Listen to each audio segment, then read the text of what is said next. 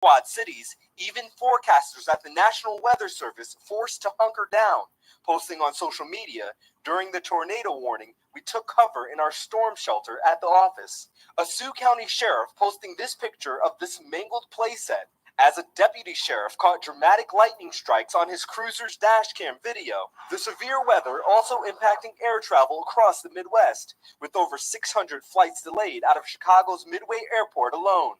All part of a severe weather system now moving east, with more rain, hail, and tornadoes possible. God controls the skies and the rain. God controls the wind. God has power over the clouds. God has power over lightning. God is in control of all things, including the weather. Through his providence, God provides for and protects his children.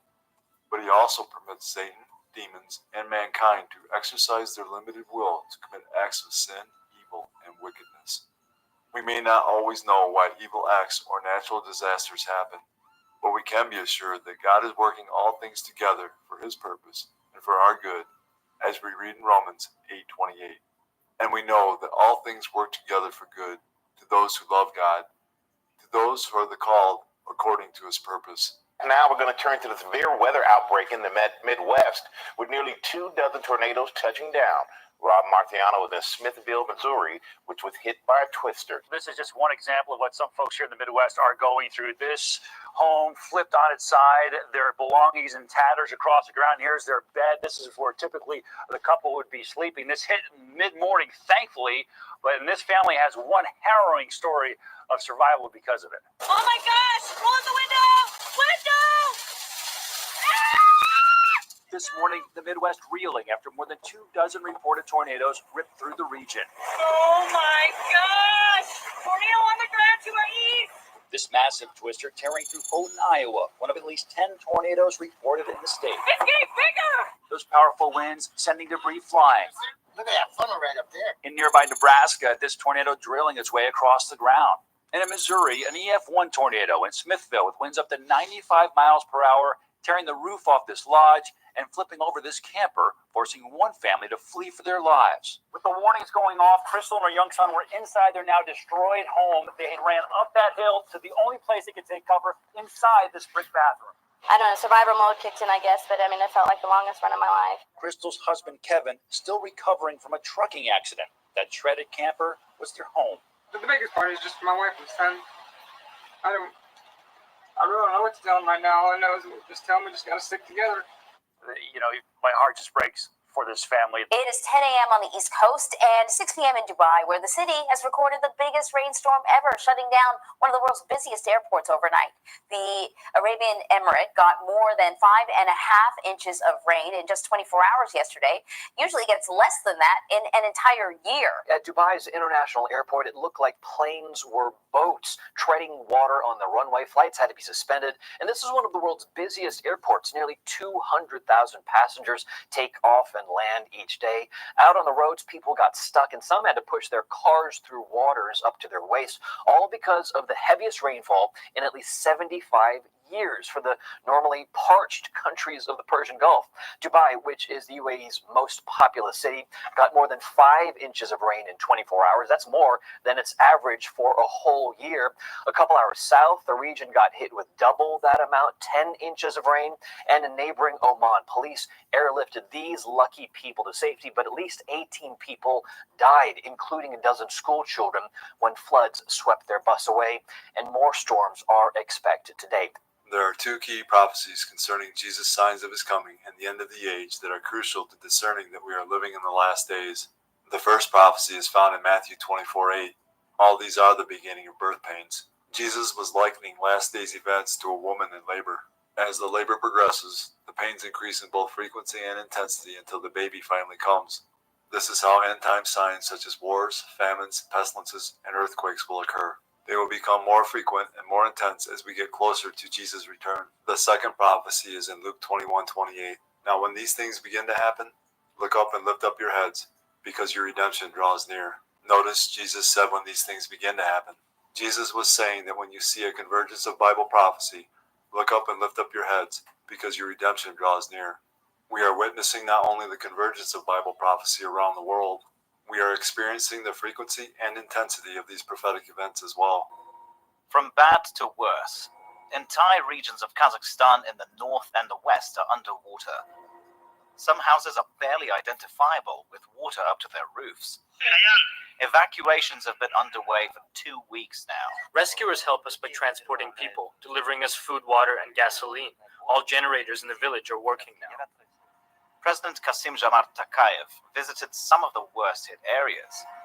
He's called on the government to limit any non-essential spending and use the money to help the people.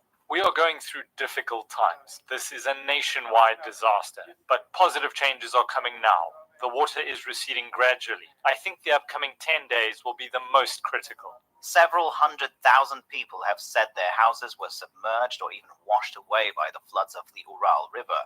It's Europe's third longest, causing extensive damage across parts of Kazakhstan and southern Russia in the past few weeks due to melting ice. Other rivers in Russia, like the Tabol in Siberia, have also burst their banks. Thousands have had to leave the area. Authorities in Russia are being criticized for not paying enough attention to forecasting water levels and responding more effectively. Extreme rainfall, flash floods, and thunderstorms have left more than 60 people dead over the past 4 days in Afghanistan and Pakistan. Heavy flooding due to seasonal monsoon rains killed at least 33 and injured 27 others by Sunday in Afghanistan, while thunderstorms and heavy rain killed at least 36 people in Pakistan. A Taliban spokesperson for the State Ministry for Natural Disaster Management confirmed that almost 20 out of Afghanistan's 34 provinces were affected by extreme monsoon rains, with 600 houses heavily damaged and 200 livestock killed. In neighboring Pakistan, the country's southwest declared a state of emergency on Monday. Authorities in the country said most of the 36 deaths were farmers who were killed by lightning strikes and collapsed houses. Activists are urging governments in Africa to declare a climate emergency and take climate action now. Climate change and droughts also have significant impacts on conflicts in Africa. Severe droughts in Africa are an existential threat to its herders and farmers who depend on rain-fed agriculture. According to the State of the Climate in Africa 2023 report, the continent is warming faster than the global average. Here's a report highlighting the vagaries of climatic changes on the continent. The wrath of climate and its vagaries are showing in Africa.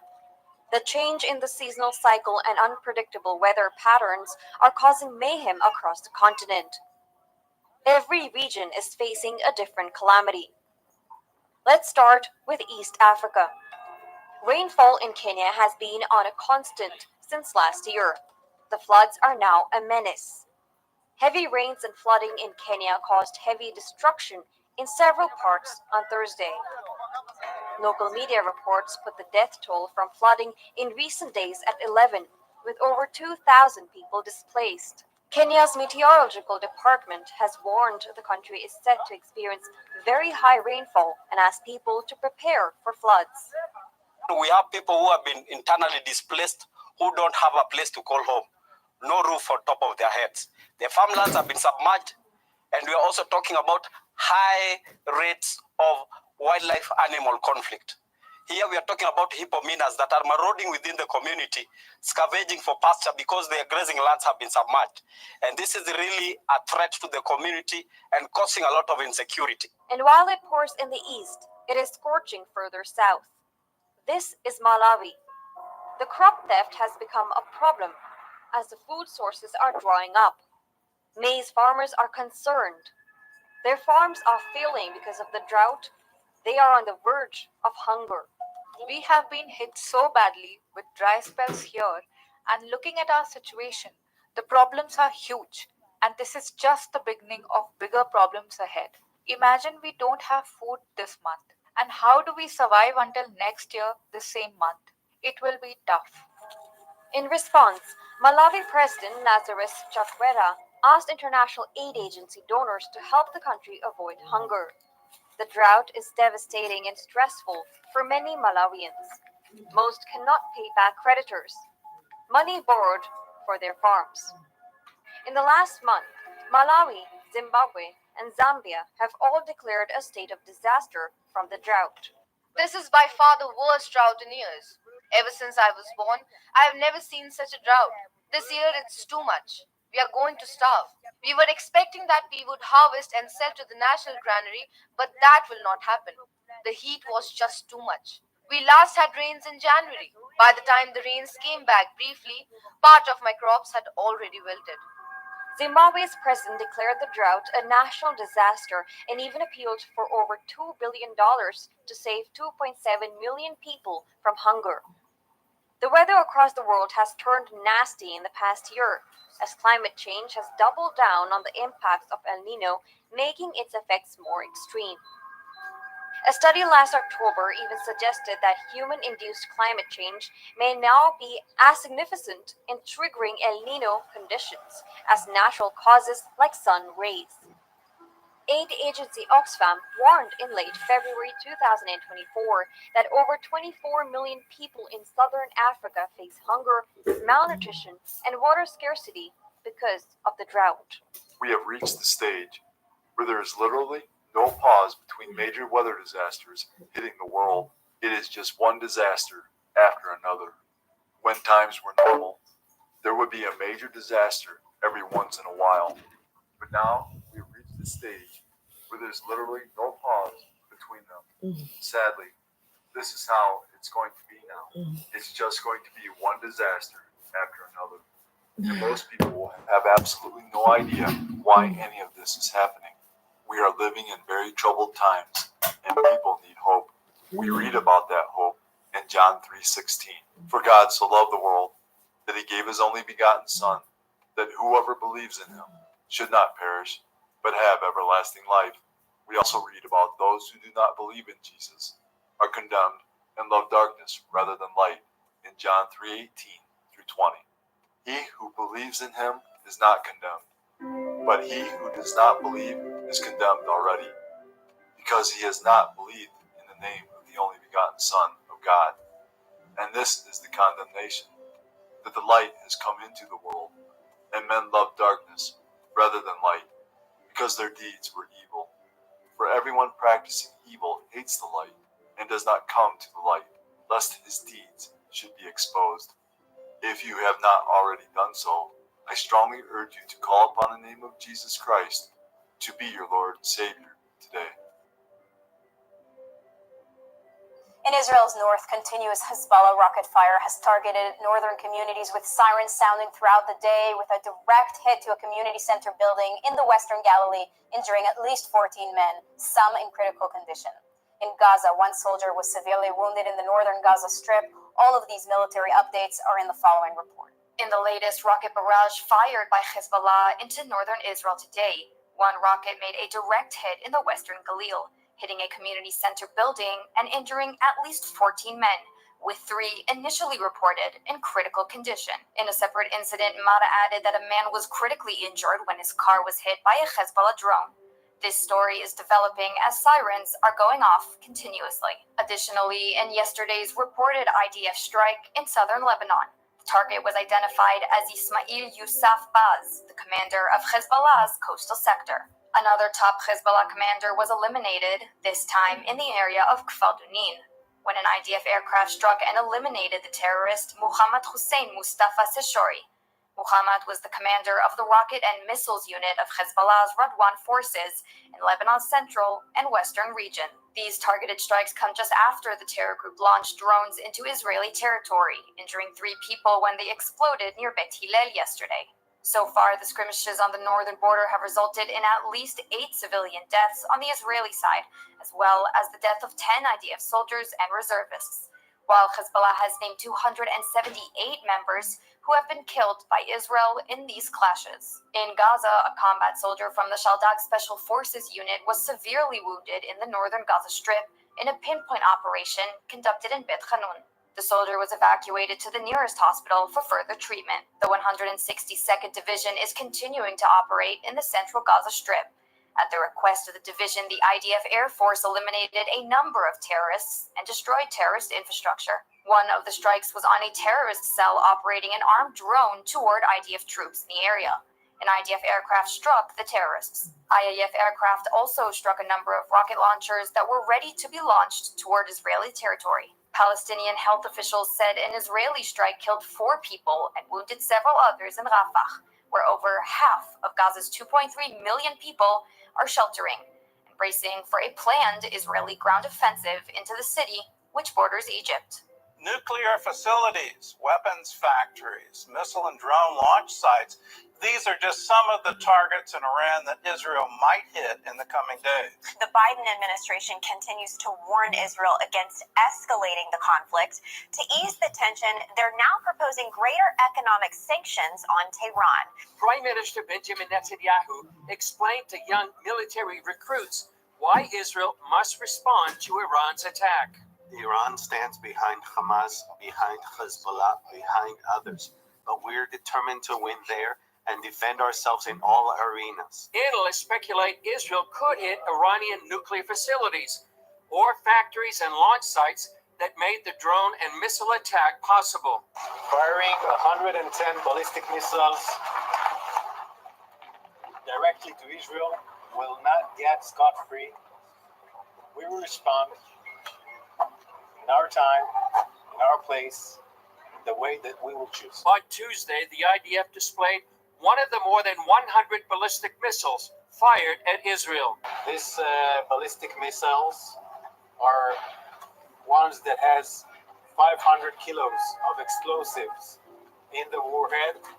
We're talking about over 110 ballistic missiles coming from Iran, aiming towards Israel. These are 60 tons of explosives directly to Israel. On the diplomatic front, the U.S. continues to pressure Israel against a retaliatory strike and has announced it's ready to apply economic sanctions against Iran's missile and drone program.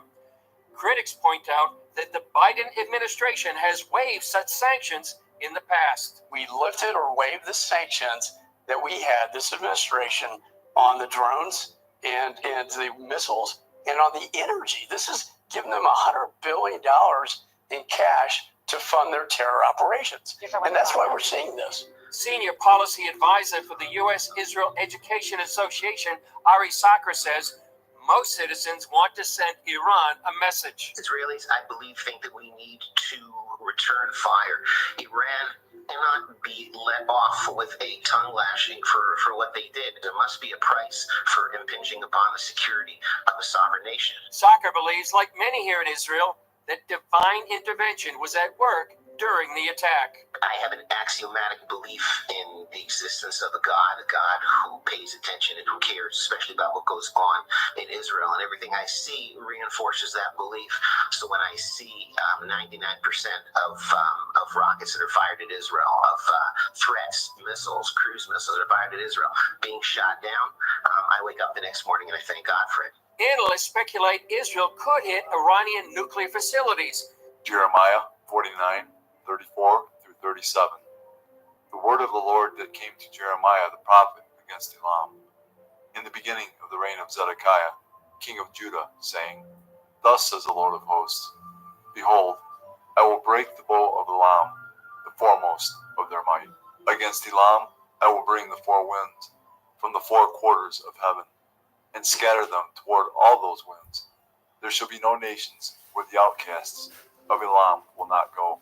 For I will cause Elam to be dismayed before their enemies, and before those who seek their life. I will bring disaster upon them, my fierce anger, says the Lord, and I will send the sword after them until I have consumed them. In this prophecy, Jeremiah predicts that Iran will be struck at the foremost place of its might, which today could infer an attack upon its nuclear program. One of Iran's most strategic and vulnerable nuclear targets is Bushehr nuclear reactor, located in the heart of ancient Elam. Jeremiah says that Iran has fiercely angered the Lord, and that provokes the Lord to cause a severe disaster inside of Iran. Israel seeks to prevent Iran from becoming a nuclear nation. Perhaps this alludes to a nuclear disaster caused from a strike upon Iran's Bushehr nuclear reactor. As a sign of his coming and the end of the age, Jesus declares, And you will hear of wars and rumors of wars. See that you are not troubled, for all these things must come to pass, But the end is not yet, for nation will rise against nation, and kingdom against kingdom. At least a dozen people have died and more are injured following a Russian missile attack on a city in northern Ukraine earlier today. That's according to Ukrainian officials. Following the attack, President Volodymyr Zelensky again called on Western allies for more air defenses. It was a morning where people were diving for cover amidst the haunting sound of 3 Russian missiles.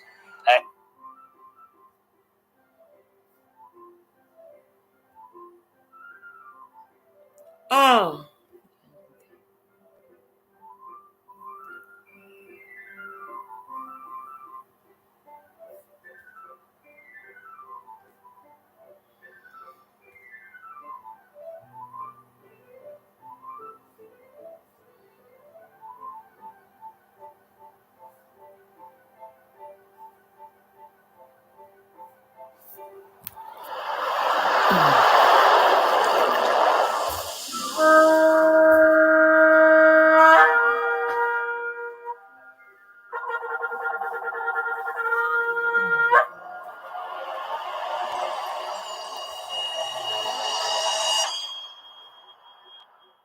Bereshit, Genesis, chapter 1. In the beginning, Elohim created the heavens and the earth. And the earth was without form and void, and darkness was upon the face of the deep. And the Ruach Elohim moved upon the face of the waters. And Elohim said, "Let there be light." And there was light. And Elohim saw the light, that it was good. And Elohim divided the light from the darkness. And Elohim called the light day, and the darkness he called night. And the evening and the morning were the first day. And Elohim said, "Let there be a firmament in the midst of the waters, and let it divide the waters from the waters." And Elohim made the firmament, and divided the waters which were under the firmament from the waters which were above the firmament. And it was so. And Elohim called the firmament heaven, and the evening and the morning were the second day. And Elohim said, "Let the waters under the heavens be gathered together unto one place, and let the dry land appear." And it was so. And Elohim called the dry land earth, and the gathering together of the waters called he seas. And Elohim saw that it was good. And Elohim said, "Let the earth bring forth grass, the herb yielding seed, and the fruit tree yielding fruit after his kind, whose seed is in itself upon the earth." And it was so. And the earth brought forth grass, and herb yielding seed after his kind, and the tree yielding fruit, whose seed was in itself after his kind. And Elohim saw that it was good. And the evening and the morning were the third day. And Elohim said, "Let there be lights in the firmament of the heavens, to divide the day from the night, and let them be for signs, and for appointed feasts, and for days and years. And let them be for lights in the firmament of the heavens, to give light upon the earth." And it was so. And Elohim made 2 great lights, the greater light to rule the day, and the lesser light to rule the night. He made the stars also. And Elohim set them in the firmament of the heavens to give light upon the earth, and to rule over the day and over the night, and to divide the light from the darkness. And Elohim saw that it was good. And the evening and the morning were the 4th day. And Elohim said, "Let the waters bring forth abundantly the moving creature that has life, and fowl that may fly above the earth in the open firmament of heaven." And Elohim created great sea monsters, and every living creature that moves, which the waters brought forth abundantly after their kind, and every winged fowl after his kind. And Elohim saw that it was good. And Elohim blessed them, saying, "Be fruitful and multiply, and fill the waters in the seas, and let fowl multiply in the earth." And the evening and the morning were the 5th day. And Elohim said, "Let the earth bring forth the living creatures after his kind, cattle and creeping thing, and beast of the earth after his kind." And it was so. And Elohim made the beast of the earth after his kind, and cattle after their kind, and everything that creeps upon the earth after his kind. And Elohim saw that it was good. And Elohim said, Let us make man in our image, after our likeness. Let them have dominion over the fish of the sea, and over the fowl of the air, and over the cattle, and over all the earth, and over every creeping thing that creeps upon the earth. So Elohim created man in his own image. In the image of Elohim created he him. Male and female created he them. And Elohim blessed them. And Elohim said unto them, Be fruitful and multiply, and replenish the earth, and subdue it, and have dominion over the fish of the sea, and over the fowl of the air, and over every living thing that moves upon the earth. And Elohim said, Behold, I have given you every herb-bearing seed which is upon the face of all the earth, and every tree in which is the fruit of a tree yielding seed. To you it shall be for food. And to every beast of the earth, and to every fowl of the air, and to everything that creeps upon the earth, wherein there is life, I have given every green herb for food. And it was so.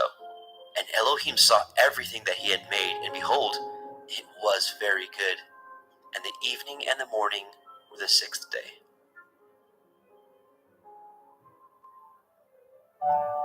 Bereshit, Genesis, chapter 2.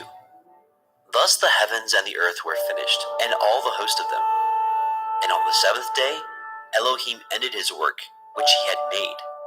And he rested on the seventh day from all his work which he had made. And Elohim blessed the seventh day, and sanctified it, because that in it he had rested from all his work which Elohim created and made. These are the generations of the heavens and of the earth, when they were created, in the day that Yahweh Elohim made the earth and the heavens. And every plant of the field before it was in the earth, and every herb of the field before it grew. For Yahweh Elohim had not caused it to rain upon the earth, and there was not a man to till the ground. But there went up a mist from the earth, and watered the whole face of the ground. And Yahweh Elohim formed the man of the dust of the ground, and breathed into his nostrils the breath of life. And the man became a living soul. And Yahweh Elohim planted a garden eastward in Eden, and there he put the man whom he had formed. And out of the ground made Yahweh Elohim to grow every tree that is pleasant to the sight and good for food, the tree of life also in the midst of the garden, and the tree of knowledge of good and evil. And a river went out of Eden to water the garden, and from thence it was parted, and became into four heads. The name of the first is Pishon, that is, which compasses the whole land of Havilah, where there is gold. And the gold of that land is good. There is Delim, and the onyx stone. And the name of the second river is Gihon. The same is it that compasses the whole land of Cush. And the name of the third river is Hiddekel, that is, which goes toward the east of Ashur. And the fourth river is Perath. And Yahweh Elohim took the man, and put him into the garden of Eden to dress it and to guard it. And Yahweh Elohim commanded he man, saying, Of every tree of the garden you may freely eat, but of the tree of the knowledge of good and evil you shall not eat of it. For in the day that you eat thereof you shall surely die. And Yahweh Elohim said, It is not good that man should be alone. I will make a helpmeet for him. And out of the ground Yahweh Elohim formed every beast of the field, and every fowl of the air, and brought them unto the man to see what he would call them. And whatsoever the man called every living creature, that was the name thereof. And the man gave names to all the cattle, and to the fowl of the air, and to every beast of the field. But for the man there was not found a helpmeet for him. And Yahweh Elohim caused a deep sleep to fall upon the man, and he slept. And he took one of his ribs, and closed up the flesh instead thereof. And the rib which Yahweh Elohim had taken from man made he a woman, and brought her unto the man. And the man said, This is now bone of my bones, and flesh of my flesh. She shall be called woman, because she was taken out of man. Therefore shall a man leave his father and his mother, and shall cleave unto his woman, and they shall be one flesh. And they were both naked, the man and his woman, and were not ashamed.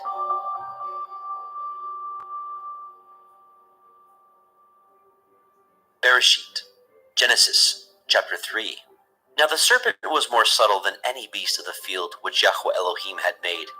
And he said unto the woman, Yea, has Elohim said, Ye shall not eat of every tree of the garden? And the woman said unto the serpent, We may eat of the fruit of the trees of the garden, but of the fruit of the tree which is in the midst of the garden, Elohim has said, Ye shall not eat of it, neither shall ye touch it, lest ye die. And the serpent said unto the woman, Ye shall not surely die, for Elohim knows that in the day ye eat thereof, then your eyes shall be opened, and ye shall be as Elohim, knowing good and evil. And when the woman saw that the tree was good for food, and that it was pleasant to the eyes, and a tree to be desired to make one wise, she took of the fruit thereof, and did eat, and gave also unto her man with her, and he did eat. And the eyes of both of them were opened, and they knew that they were naked. And they sewed fig leaves together, and made themselves aprons. And they heard the voice of Yahweh Elohim walking in the garden in the cool of the day. And the man and his woman hid themselves from the presence of Yahweh Elohim amongst the trees of the garden. And Yahweh Elohim called unto Adam and said unto him, Where are you? And he said, I heard your voice in the garden, and I was afraid, because I was naked, and I hid myself. And he said, Who told you that you were naked? Have you eaten of the tree whereof I commanded you that you should not eat? And the man said, The woman whom you gave to be with me, she gave me of the tree, and I did eat. And Yahweh Elohim said unto the woman, What is this that you have done? And the woman said, The serpent beguiled me, and I did eat. And Yahweh Elohim said unto the serpent, Because you have done this, you are cursed above all cattle, and above every beast of the field. Upon your belly shall you go, and dust shall you eat all the days of your life. And I will put enmity between you and the woman, and between your seed and her seed. It shall bruise your head, and you shall bruise his heel. Unto the woman he said, I will greatly multiply your sorrow and your conception.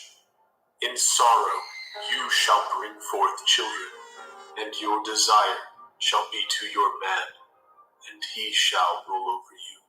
And unto Adam he said, Because you have hearkened unto the voice of your woman, and have eaten of the tree of which I commanded you, saying, You shall not eat of it. Cursed is the ground for your sake. In sorrow you shall eat of it all the days of your life. Thorns also and thistles shall it bring forth to you, and you shall eat the herb of the field. In the sweat of your face shall you eat bread, till you return unto the ground. For out of it were you taken, for dust you are, and unto dust shall you return. And Adam called his woman's name Hua, because she was the mother of all living. Unto Adam also, and to his woman did Yahweh Elohim make coats of skins, and clothed them. And Yahweh Elohim said, Behold, the man is become as one of us, to know good and evil.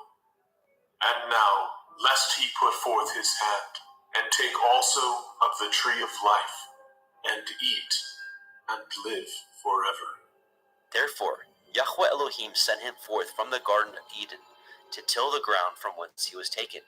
So he drove out the man, and he placed at the east of the Garden of Eden cherubim, and a flaming sword which turned every way, to guard the way of the tree of life.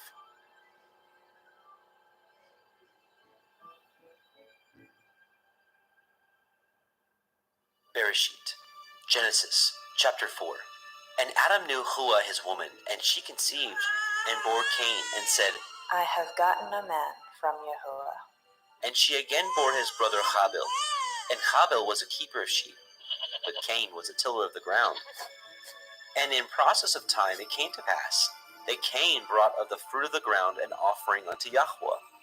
And Habil he also brought of the firstlings of his flock and of the fat thereof.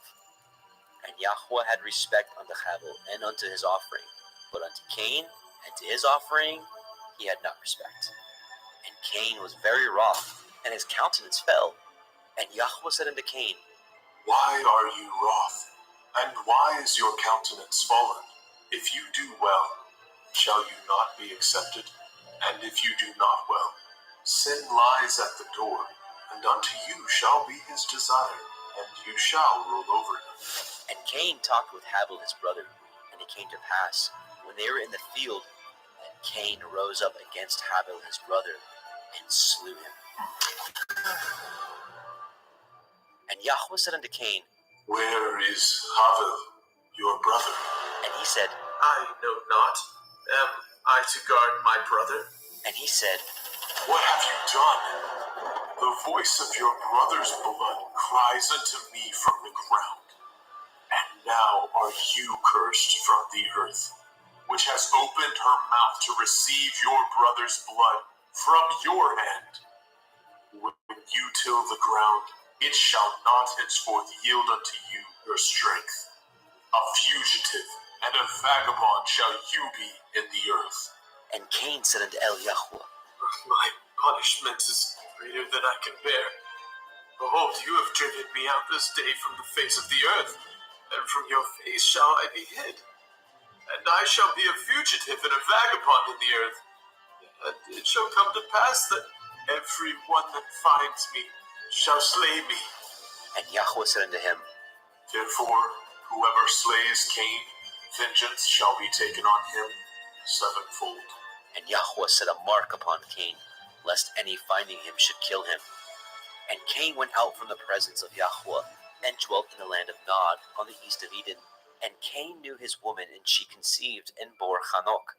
And he built a city, and called the name of the city after the name of his son, Hanok. And unto Hanok was born Irad, and Irad begat Mehujael, and Mehujael begat Methushael, and Methushael begat Lamech. And Lamech took unto him 2 women. The name of the one was Ada, and the name of the other Tillah. And Ada bore Jabal. He was the father of such as dwell in tents, and of such as have cattle. And his brother's name was Jubal.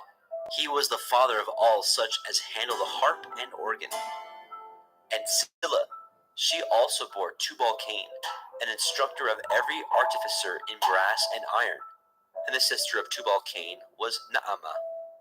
And Lamech said unto his woman, Ada and Zillah, hear my voice, ye women of Lamech, hearken unto my speech. For I have slain a man to my wounding, and a young man to my hurt. If Cain shall be avenged sevenfold, truly Lamech 70 and sevenfold. And Adam knew his woman again, and she bore a son, and called his name Seth. For Elohim, said she, has appointed me another seed, instead of Havel, whom Cain slew. And to Seth, to him also were born a son, and called his name Enosh. Then began men to call upon the name of Yahweh.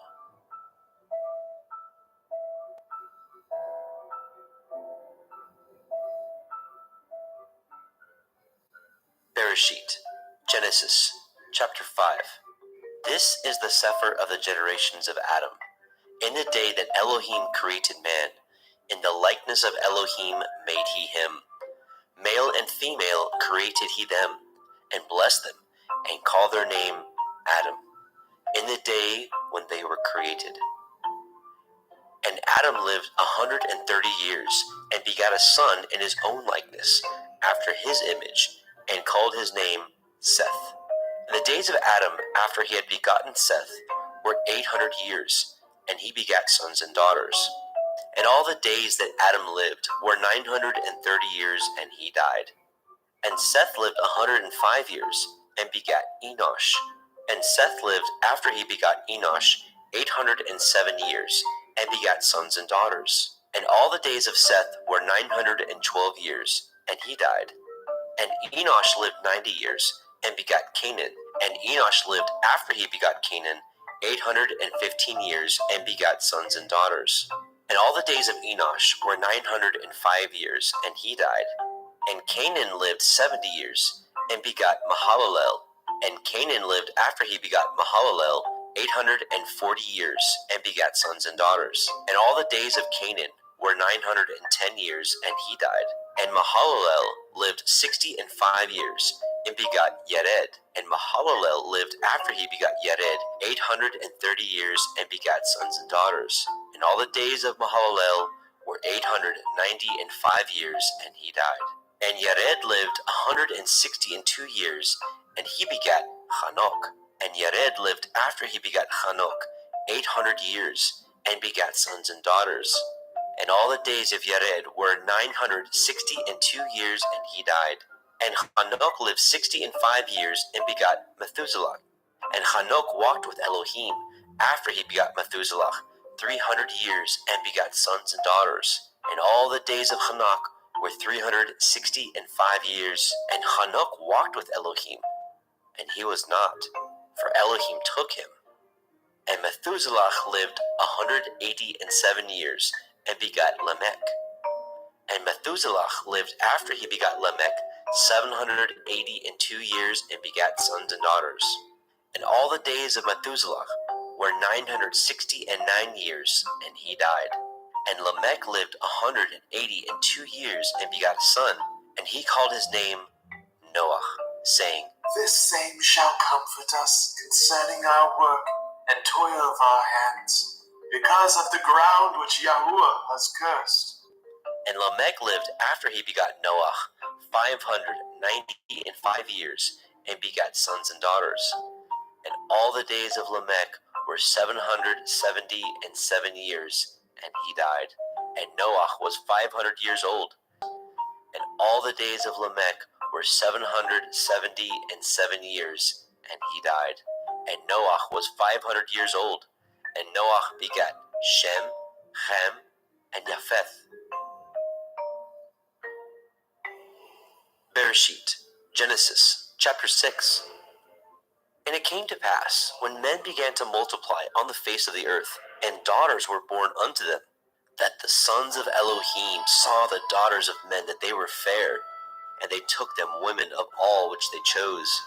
And Yahweh said, My Ruach shall not always strive with man, for that he also is flesh. Yet his days shall be 120 years. There were Nephilim in the earth in those days, and also after that, when the sons of Elohim came in unto the daughters of men, and they bore children to them, the same became giants, which were of ancient times, men of infamy. And Yahweh saw that the wickedness of man was great in the earth, and that every imagination of the thoughts of his heart was only evil continually. And Yahweh repented that he had made man on the earth, and it grieved him at his heart. And Yahweh said, I will destroy man whom I have created from the face of the earth, both man and beast, and the creeping thing, and the fowls of the air, for I repent that I have made them.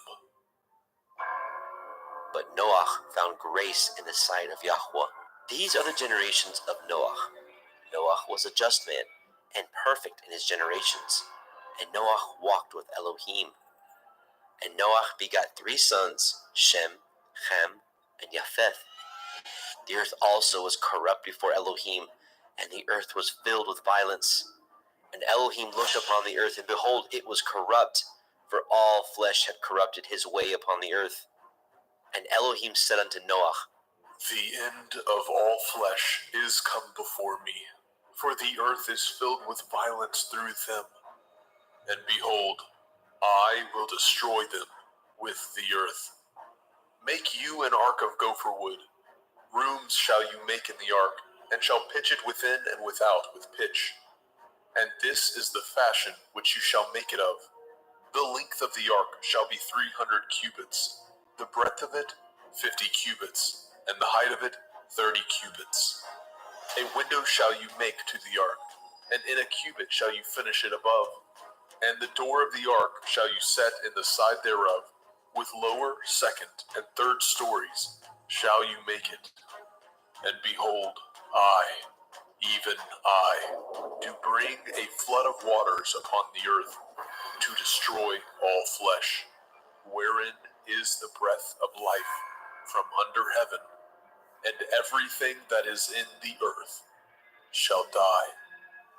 But with you will I establish my covenant, and you shall come into the ark, you and your sons, and your woman, and your sons' women with you. And of every living thing of all flesh, 2 of every sort shall you bring into the ark, to keep them alive with you. They shall be male and female, of fowls after their kind, and of cattle after their kind, of every creeping thing of the earth after his kind. 2 of every sort shall come unto you, to keep them alive. And take unto you of all food that is eaten, and you shall gather it to you, and it shall be for food for you, and for them. Thus did Noah according to all that Elohim commanded him. So did he.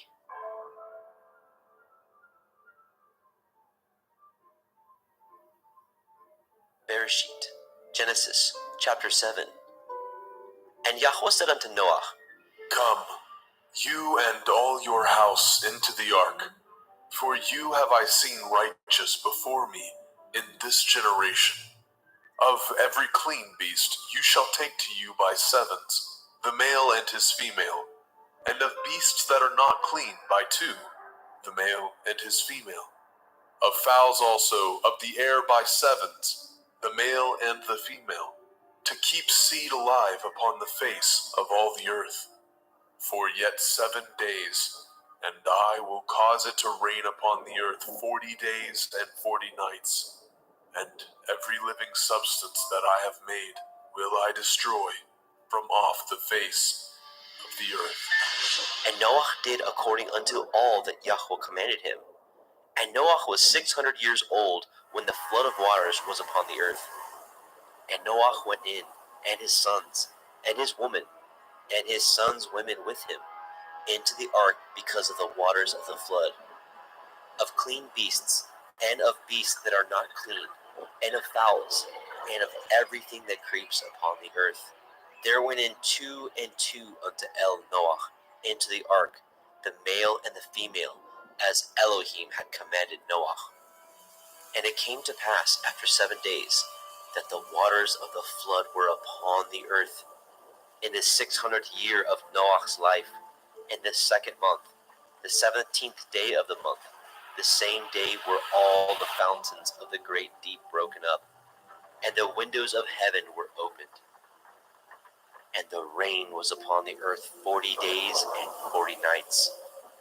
In the selfsame day entered Noah, Shem, and Ham, and Japheth, the sons of Noah, and Noah's women, and the 3 women of his sons with them into the ark. They and every beast after his kind, and all the cattle after their kind, and every creeping thing that creeps upon the earth after his kind, and every fowl after his kind, of every bird of every sort. And they went in unto Noah into the ark, 2 and 2 of all flesh, wherein is the breath of life.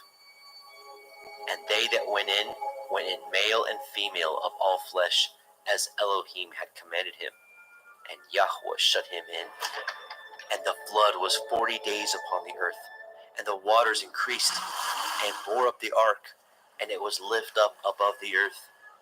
And the waters prevailed, and were increased greatly upon the earth, and the ark went upon the face of the waters. And the waters prevailed exceedingly upon the earth, and all the high hills that were under the whole heaven were covered.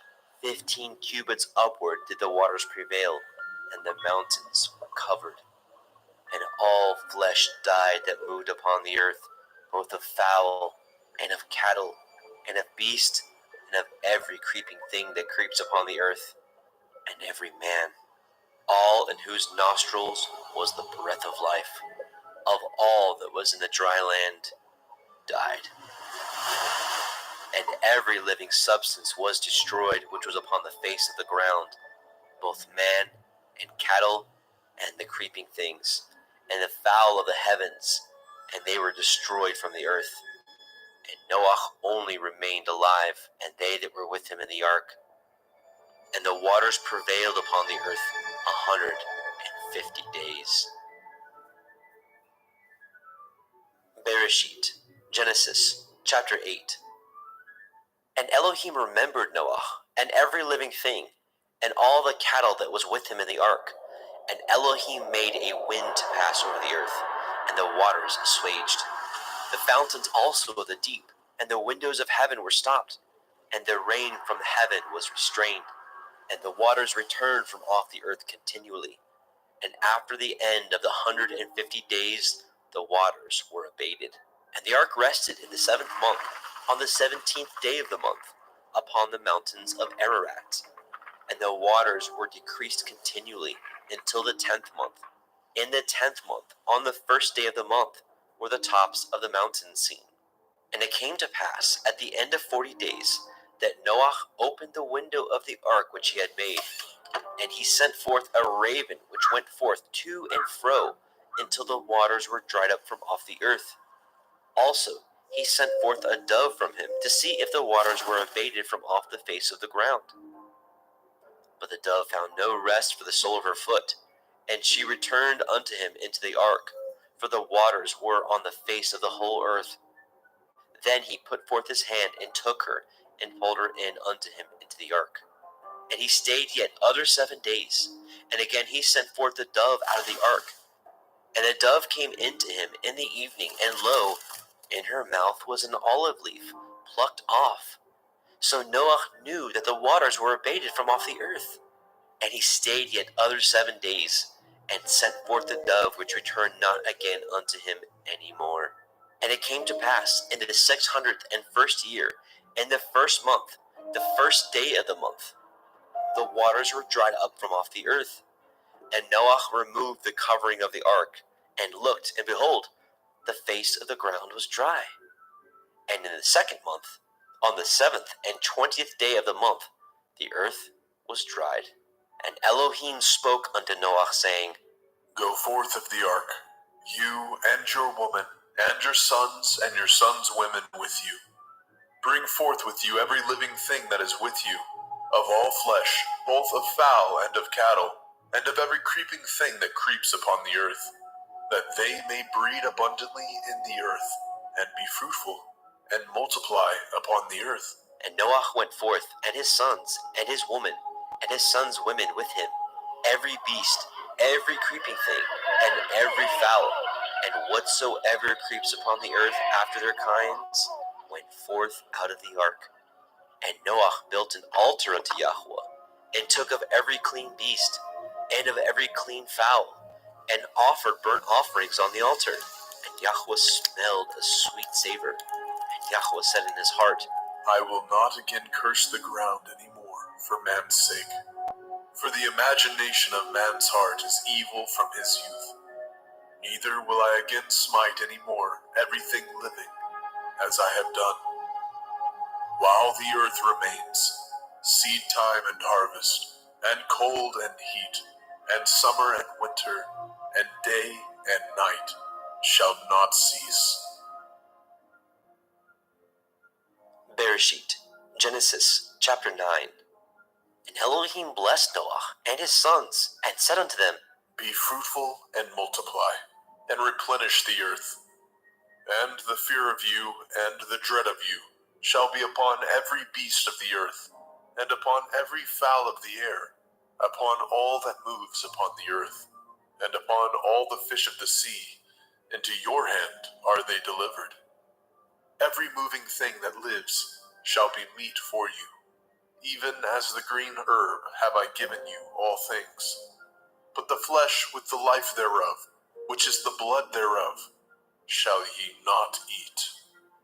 And surely your blood of your lives will I require. At the hand of every beast will I require it. And at the hand of man, at the hand of every man's brother will I require the life of man. Whoso sheds man's blood, by man shall his blood be shed. For in the image of Elohim made he man. And you, be ye fruitful, and multiply. Bring forth abundantly in the earth, and multiply therein. And Elohim spoke unto Noah, and to his sons with him, saying, And I, behold, I establish my covenant with you, and with your seed after you, and with every living creature that is with you, of the fowl, of the cattle, and of every beast of the earth with you, from all that go out of the ark, to every beast of the earth. And I will establish my covenant with you. Neither shall all flesh be cut off any more by the waters of a flood. Neither shall there any more be a flood to destroy the earth. And Elohim said, This is the sign of the covenant which I make between me and you, and every living creature that is with you, for perpetual generations. I do set my bow in the cloud, and it shall be for a sign of a covenant between me and the earth. And it shall come to pass, when I bring a cloud over the earth, that the bow shall be seen in the cloud. And I will remember my covenant, which is between me and you, and every living creature of all flesh, and the waters shall no more become a flood to destroy all flesh.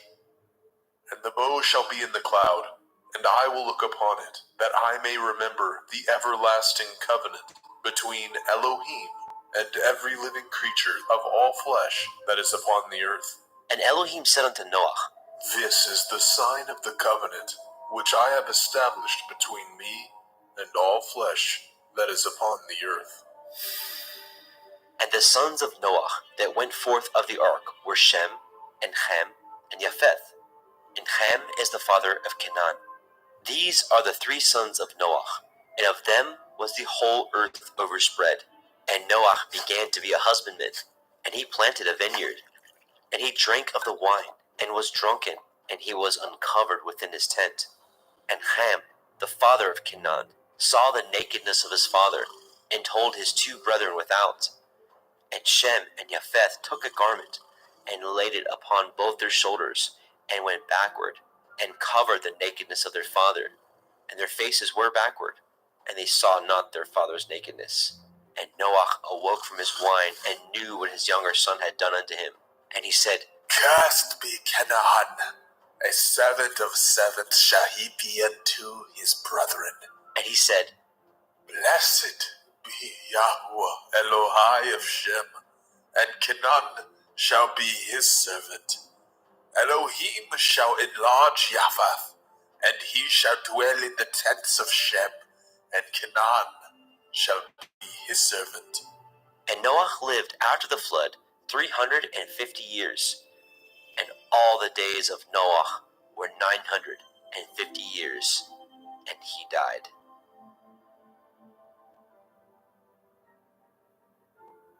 Bereshit, Genesis, chapter 10.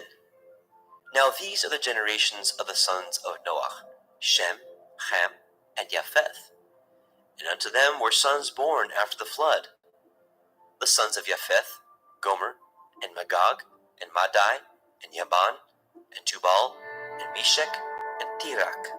And the sons of Gomer, Ashkenaz, and Riphath, and Togarma. The sons of Yaban, Elisha, and Tarshish, and Kittim, and Dodanim.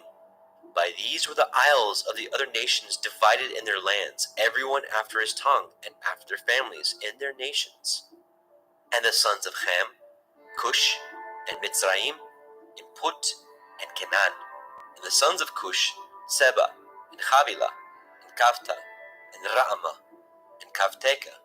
And the sons of Raamah, Sheba, and Dedan. And Cush begat Nimrod. He began to be a giant and a hunter in the earth. He was a giant and a hunter before Yahweh. Wherefore it is said, even as Nimrod, the giant hunter before Yahweh.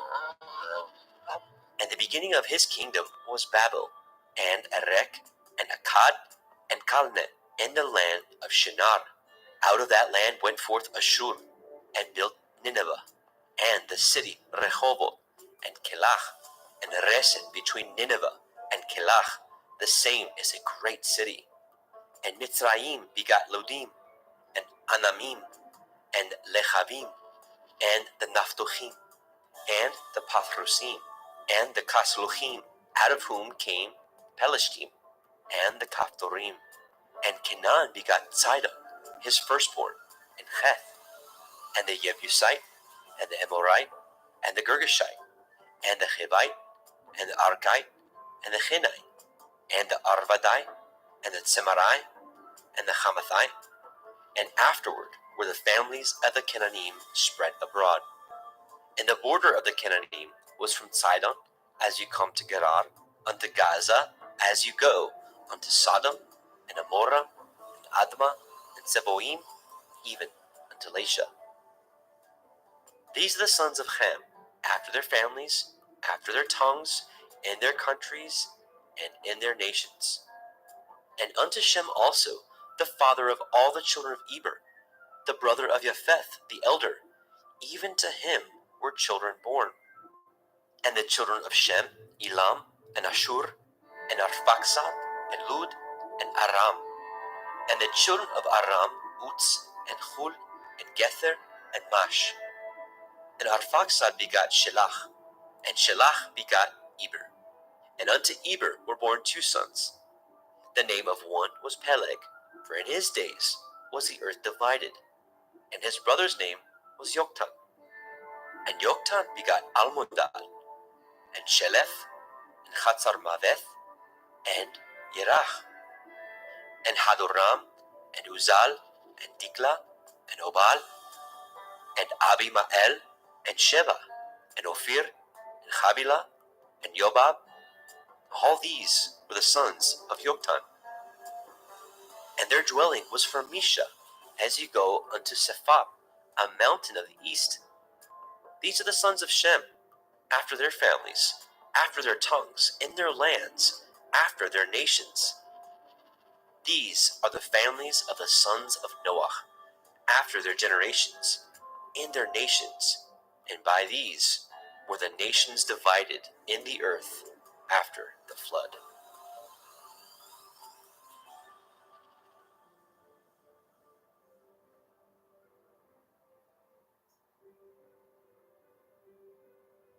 Bereshit, Genesis, chapter 11. And the whole earth was of one language and of one speech. And it came to pass, as they journeyed from the east, that they found a plain in the land of Shinar, and they dwelt there. And they said one to another, Go to, let us make brick and burn them thoroughly. And they had brick for stone, and slime had they for mortar.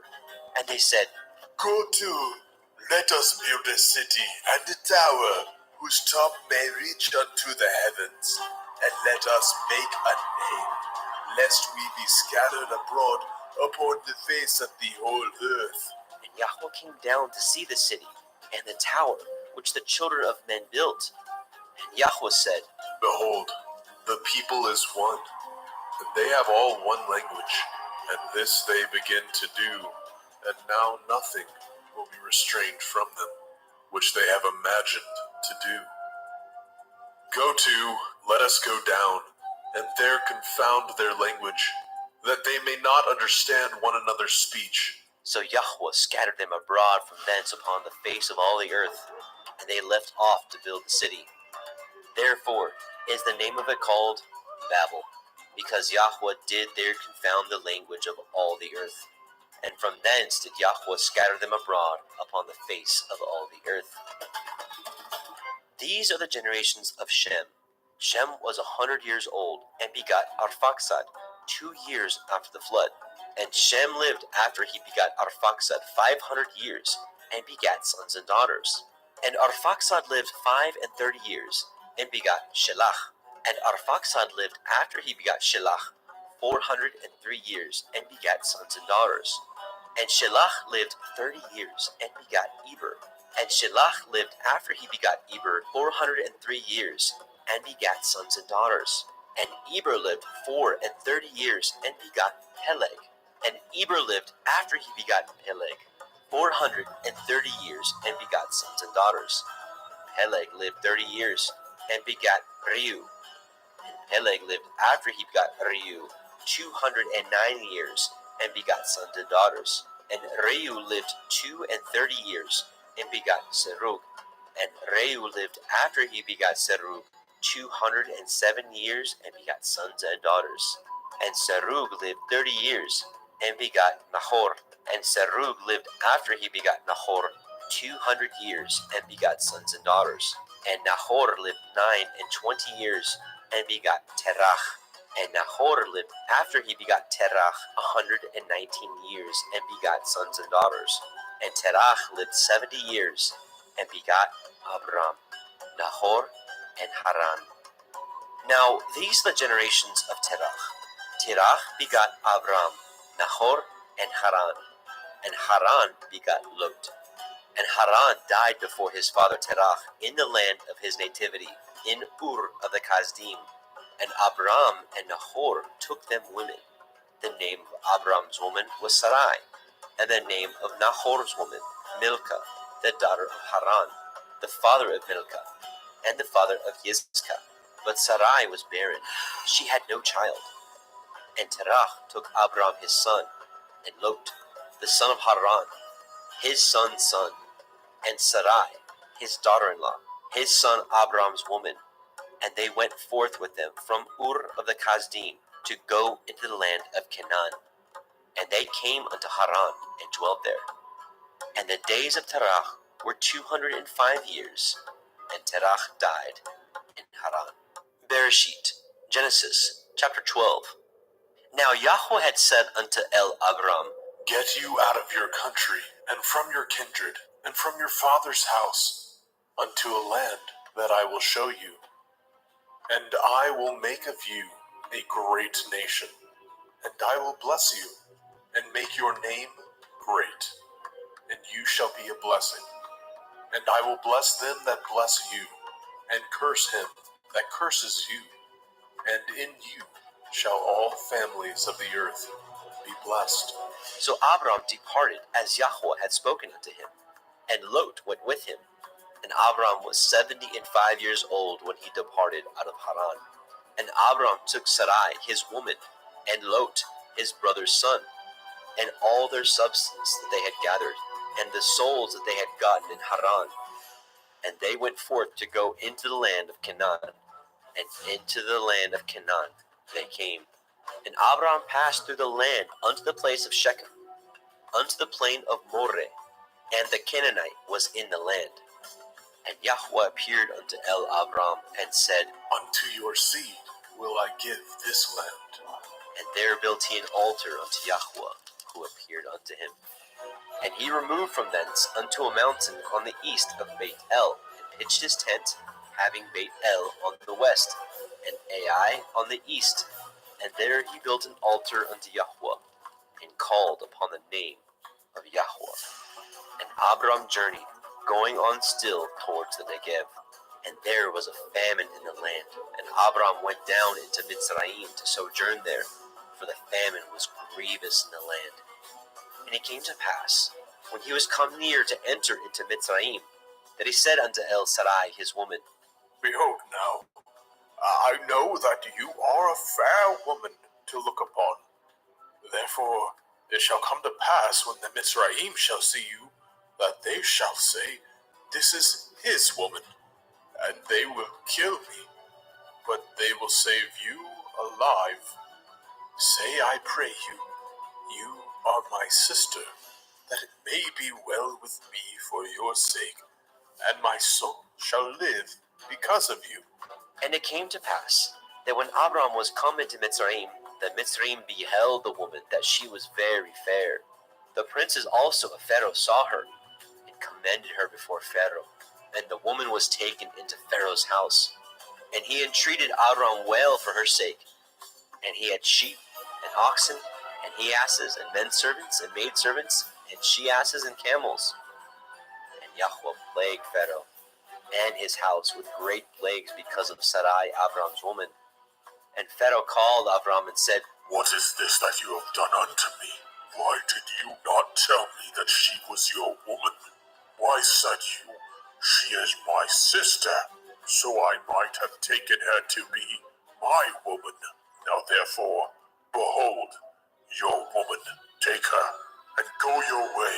And Pharaoh commanded his men concerning him, and they sent him away, and his woman, and all that he had. Bereshit, Genesis, chapter 13. And Abram went up out of Mitzrayim, he and his woman, and all that he had, and Lot with him into the Negev. And Abram was very rich in cattle, in silver, and in gold. And he went on his journeys from the Negev even to Beit El, unto the place where his tent had been at the beginning, between Beit El and Ai, unto the place of the altar which he had made there at the first. And there Abraham called on the name of Yahweh. And Lot also, which went with Abram, had flocks and herds and tents, and the land was not able to bear them, that they might dwell together, for their substance was great, so that they could not dwell together. And there was a strife between the herdsmen of Abram's cattle and the herdsmen of Lot's cattle. And the Canaanite and the Perizzite dwelled then in the land. And Abram said unto Lot, Let there be no strife, I pray you, between me and you, and between my herdsmen and your herdsmen, for we be brethren. Is not the whole land before you? Separate yourself, I pray you, from me. If you will take the left hand, then I will go to the right. Or if you depart to the right hand, then I will go to the left. And Lot lifted up his eyes, and beheld all the circle of the Yarden, that it was well watered everywhere, before Yahweh destroyed Sodom and Amorah, even as the garden of Yahweh, like the land of Mitzrayim, as ye come unto Zoar. Then Lot chose him all the circle of the Yarden, and Lot journeyed east, and they separated themselves, the one from the other. And Abram dwelt in the land of Canaan, and Lot dwelt in the cities of the circle of the Yarden, and pitched his tent toward Sodom. But the men of Sodom were wicked and sinners before Yahweh exceedingly. And Yahweh said unto Abram, after that Lot was separated from him, Lift up now your eyes, and look from the place where you are, northward, and southward, and eastward, and westward. For all the land which you see, to you will I give it, and to your seed forever. And I will make your seed as the dust of the earth, so that if a man can number the dust of the earth, then shall your seed also be numbered.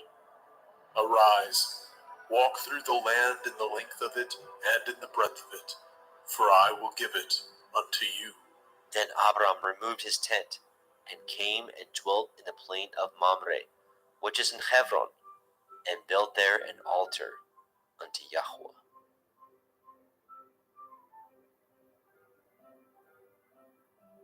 Bereshit, Genesis chapter 14. And it came to pass in the days of Amraphel, king of Shinar, Arioch, king of Elakar, Chedorlaomer, king of Elam, and Tidal, king of nations, that these made war with Bera, king of Sodom, and with Birsha, king of Amorah, Shinav, king of Admah, and Shem-Eber, king of Tseboim, and the king of Bela, which is Zoar. All these were joined together in the valley of Siddim, which is the salt sea. 12 years they served Chedorlaomer, and in the 13th year they rebelled.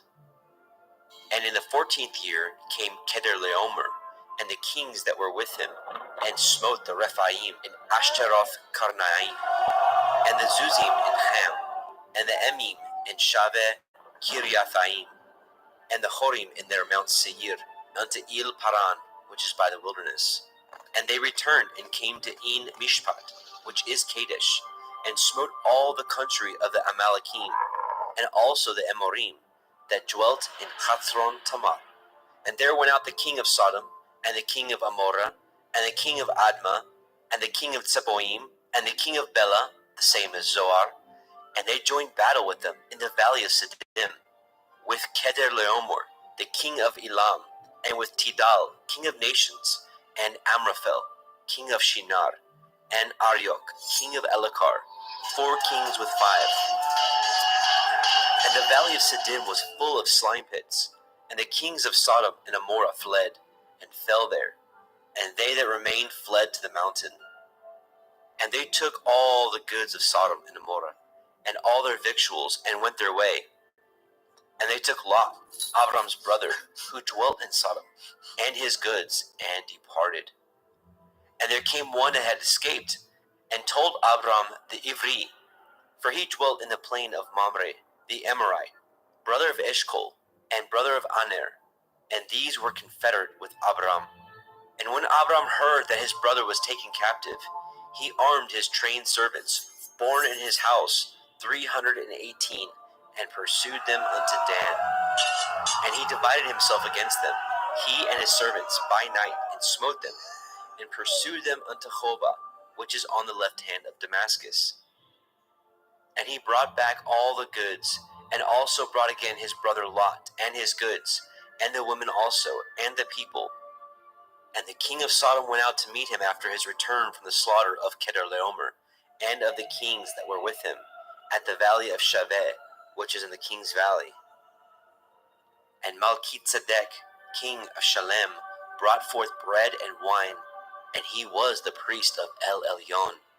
And he blessed him and said, Blessed be Avram of El Elyon, possessor of heaven and earth, and blessed be El Elyon, which has delivered your enemies into your hand. And he gave him tithes of all.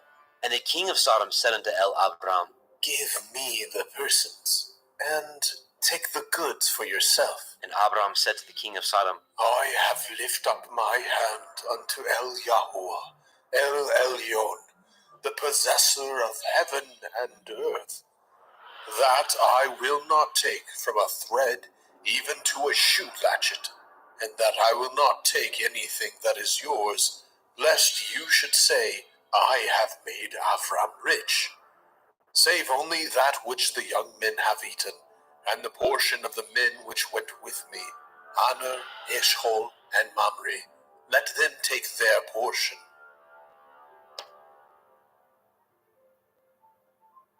Bereshit, Genesis chapter 15. After these things, the word of Yahweh came unto El Abram in a vision, saying, Fear not, Avram. I am your shield, and your exceeding great reward. And Abram said, Adonai, Yahuwah, what will you give me, seeing I go childless, and the steward of my house is this Eliezer of Damascus? And Abram said, Behold, to me you have given no seed, and lo, one born in my house is my heir. And behold, the word of Yahweh came unto him, saying, This shall not be your heir, but he that shall come forth out of your own generation shall be your heir. And he brought him forth abroad and said, Look now towards the heavens, and count the stars, if you be able to number them. And he said unto him, So shall your seed be. And he believed in Yahweh, and he counted it to him for righteousness. And he said unto him, I am Yahuwah, that brought you out of Ur of the Kasdim, to give you this land to inherit it. And he said, Adonai, Yahuwah, whereby shall I know that I shall inherit it? And he said unto him, Take me a heifer of 3 years old, and a she-goat of 3 years old, and a ram of 3 years old, and a turtle dove, and a young pigeon. And he took unto him all these, and divided them in the midst, and laid each piece one against another, but the birds he divided not. And when the fowls came down upon the carcasses, Abram drove them away. And when the sun was going down, a deep sleep fell upon Abram, and lo, a horror of great darkness fell upon him. And he said unto Abram, Know of a surety that your seed shall be a stranger in a land that is not theirs, and shall serve them, and they shall afflict them 400 years. And also that nation whom they shall serve will I judge, and afterward they shall come out with great substance, and you shall go to your fathers in peace. You shall be buried in a good old age. But in the fourth generation they shall come hither again, for the iniquity of the Amorim is not yet full. And it came to pass that when the sun went down and it was dark, behold, a smoking furnace and a burning lamp that passed between those pieces. In the same day Yahweh cut a covenant with Abram, saying, Unto your seed have I given this land, from the river of Mitzrayim unto the great river, the river Harath, the Canaanite, and the Kenizzim, and the Kadmonim, and the Hittim, and the Perizim, and the Rephaim, and the Amorim, and the Kenainim, and the Girgashim, and the Yebusim.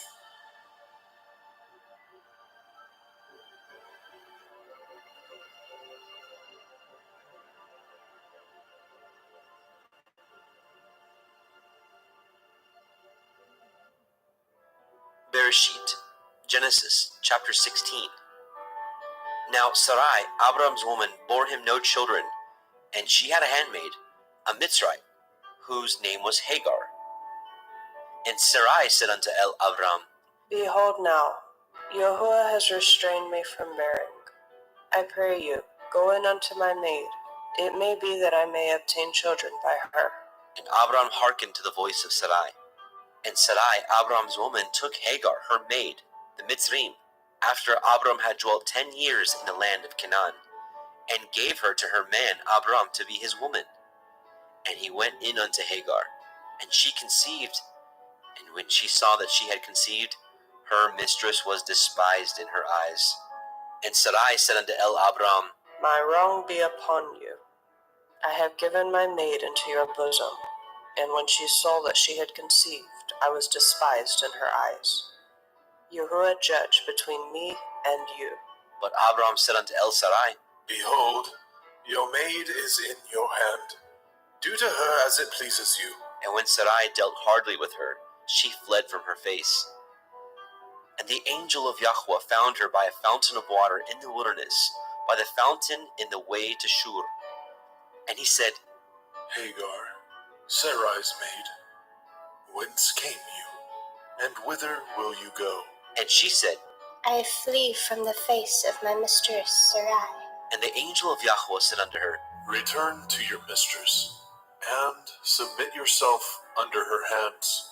And the angel of Yahweh said unto her, I will multiply your seed exceedingly, that it shall not be numbered for multitude. And the angel of Yahweh said unto her, Behold, you are with child, and shall bear a son, and shall call his name Yishmael, because Yahuwah has heard your affliction. And he will be a wild man. His hand will be against every man, and every man's hand against him. And he shall dwell in the presence of all his brethren. And she called the name of Yahweh that spoke unto her, Yuel, see me. For she said, Have I also here looked after him that sees me? Wherefore the well was called Be'er Lahai Roi. Behold, it is between Kadesh and Bered. And Hagar bore Abram a son, and Abram called his son's name which Hagar bore Ishmael. And Abram was 86 years old when Hagar bore Ishmael to Abram.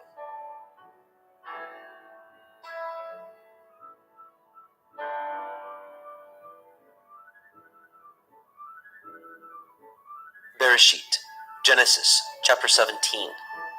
And when Abram was 90 years old and 9, Yahweh appeared to Abram and said unto him, I am El Shaddai. Walk before me and be perfect. And I will make my covenant between me and you, and will multiply you exceedingly. And Abram fell on his face, and Elohim talked with him, saying, As for me, behold, my covenant is with you, And you shall be a father of many nations. Neither shall your name any more be called Avram, but your name shall be Avraham.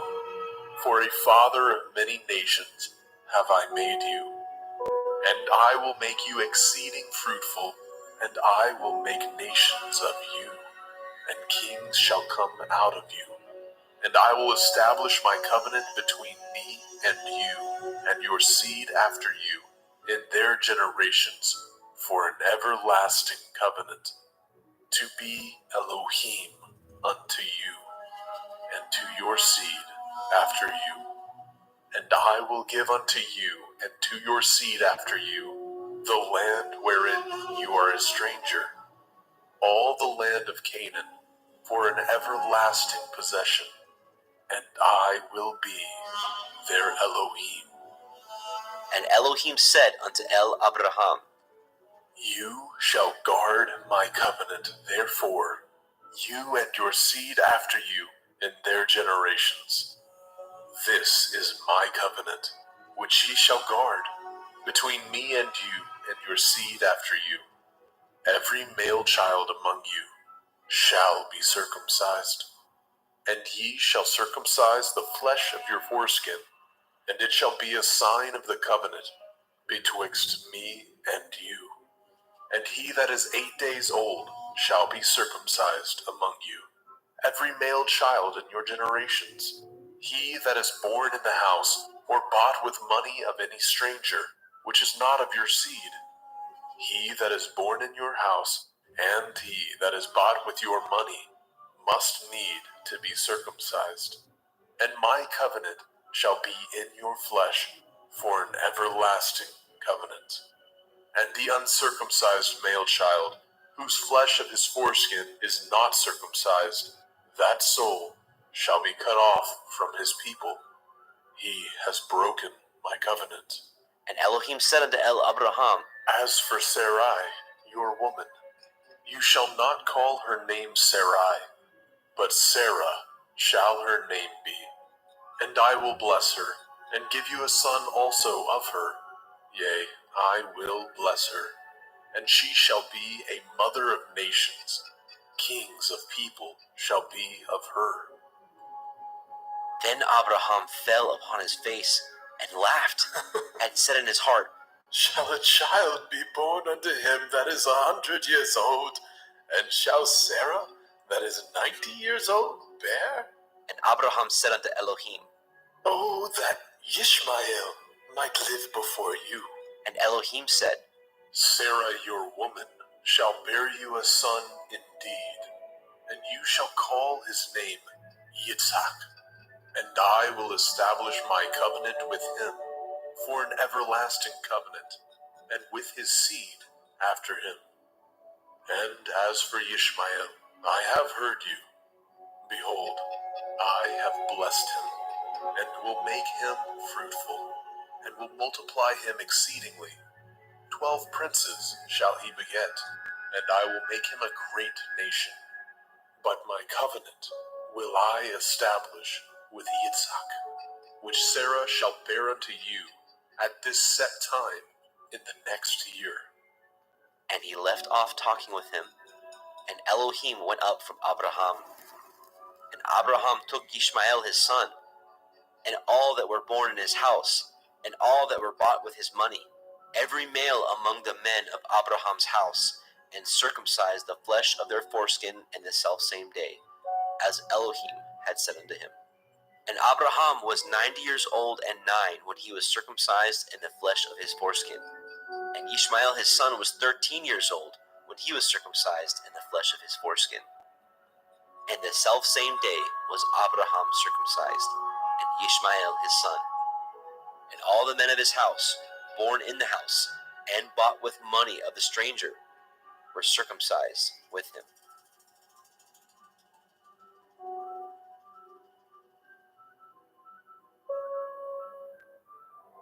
Bereshit, Genesis, chapter 18.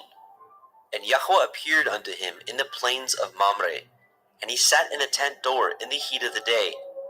And he lifted up his eyes, and looked, and lo, 3 men stood by him, And when he saw them, he ran to meet them from the tent door and bowed himself toward the ground and said, My Adonai, if now I have found favor in your sight, pass not away, I pray you, from your servant. Let a little water, I pray you, be fetched, and wash your feet, and rest yourselves under the tree. And I will fetch a morsel of bread, and comfort ye your hearts. After that ye shall pass on, for therefore are ye come to your servant. And they said, So do, as you have said. And Abraham hasted into the tent unto El Sarah, and said, Make ready quickly 3 measures of fine meal, knead it, and make cakes upon the hearth. And Abraham ran unto the herd, and fetched a calf tender and good, and gave it unto a young man, and he hastened to dress it. And he took butter and milk, and the calf which he had dressed, and set it before them. And he stood by them under the tree, and they did eat. And they said unto him, Where is Sarah, your woman? And he said, Behold, in the tent. And he said, I will certainly return unto you according to the time of life, and lo, Sarah your woman shall have a son. And Sarah heard it in the tent door, which was behind him. Now Abraham and Sarah were old and well stricken in age, and had ceased to be with Sarah after the manner of women. Therefore Sarah laughed within herself, saying, After I am waxed old, shall I have pleasure, my Lord being old also? And Yahweh said unto Abraham, Wherefore did Sarah laugh, saying, Shall I of a surety bear a child, which am old? Is anything too hard for Yahuwah? At the time appointed, I will return unto you, according to the time of life, and Sarah shall have a son. Then Sarah denied, saying, I laughed not. For she was afraid. And he said, Nay, but you did laugh. And the men rose up from thence, and looked toward Sodom. And Abraham went with them to bring them on the way. And Yahweh said, Shall I hide from Abraham that thing which I do? Seeing that Abraham shall surely become a great and mighty nation, and all the nations of the earth shall be blessed in him. For I know him, that he will command his children and his household after him, that they shall guard the way of Yahuwah, to do justice and judgment, that Yahuwah may bring upon Abraham that which he has spoken of him. And Yahweh said, Because the cry of Sodom and Gomorrah is great, and because their sin is very grievous, I will go down now, and see whether they have done altogether according to the cry of it, which is come unto me, and if not, I will know. And the men turned their faces from thence, and went toward Sodom. But Abraham stood yet before Yahweh. And Abraham drew near and said, Will you also destroy the righteous with the wicked? Perchance there be 50 righteous within the city. Will you also destroy and not spare the place for the 50 righteous that are therein? That be far from you to do after this manner, to slay the righteous with the wicked, and that the righteous should be as the wicked. That be far from you. Shall not the judge of all the earth do right? And Yahweh said, If I find in Sodom 50 righteous within the city, then I will spare all the place for their sakes. And Abraham answered and said, Behold now, I have taken it upon me to speak unto Adonai, which am but dust and ashes. Perchance there shall lack 5 of the 50 righteous. Will you destroy all the city for lack of 5? And he said, If I find there 40 and 5, I will not destroy it. And he spoke unto him yet again and said, Perchance there will be 40 found there. And he said, I will not do it for 40's sake. And he said unto him, Oh, let not Adonai be angry, and I will speak. Perchance there shall be 30 found there. And he said, I will not do it if I find 30 there. And he said, Behold now, I have taken upon me to speak unto Adonai. Perchance there shall be 20 found there. And he said, I will not destroy it for 20's sake. And he said, Oh, let not Adonai be angry, and I will speak yet but this once. Perchance 10 shall be found there. And he said, I will not destroy it for 10's sake. And Yahweh went his way as soon as he had left communing with El Abraham. And Abraham returned unto his place.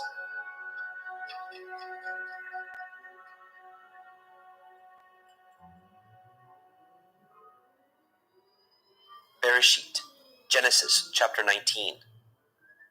And there came 2 angels to Sodom at evening, and Lot sat in the gate of Sodom.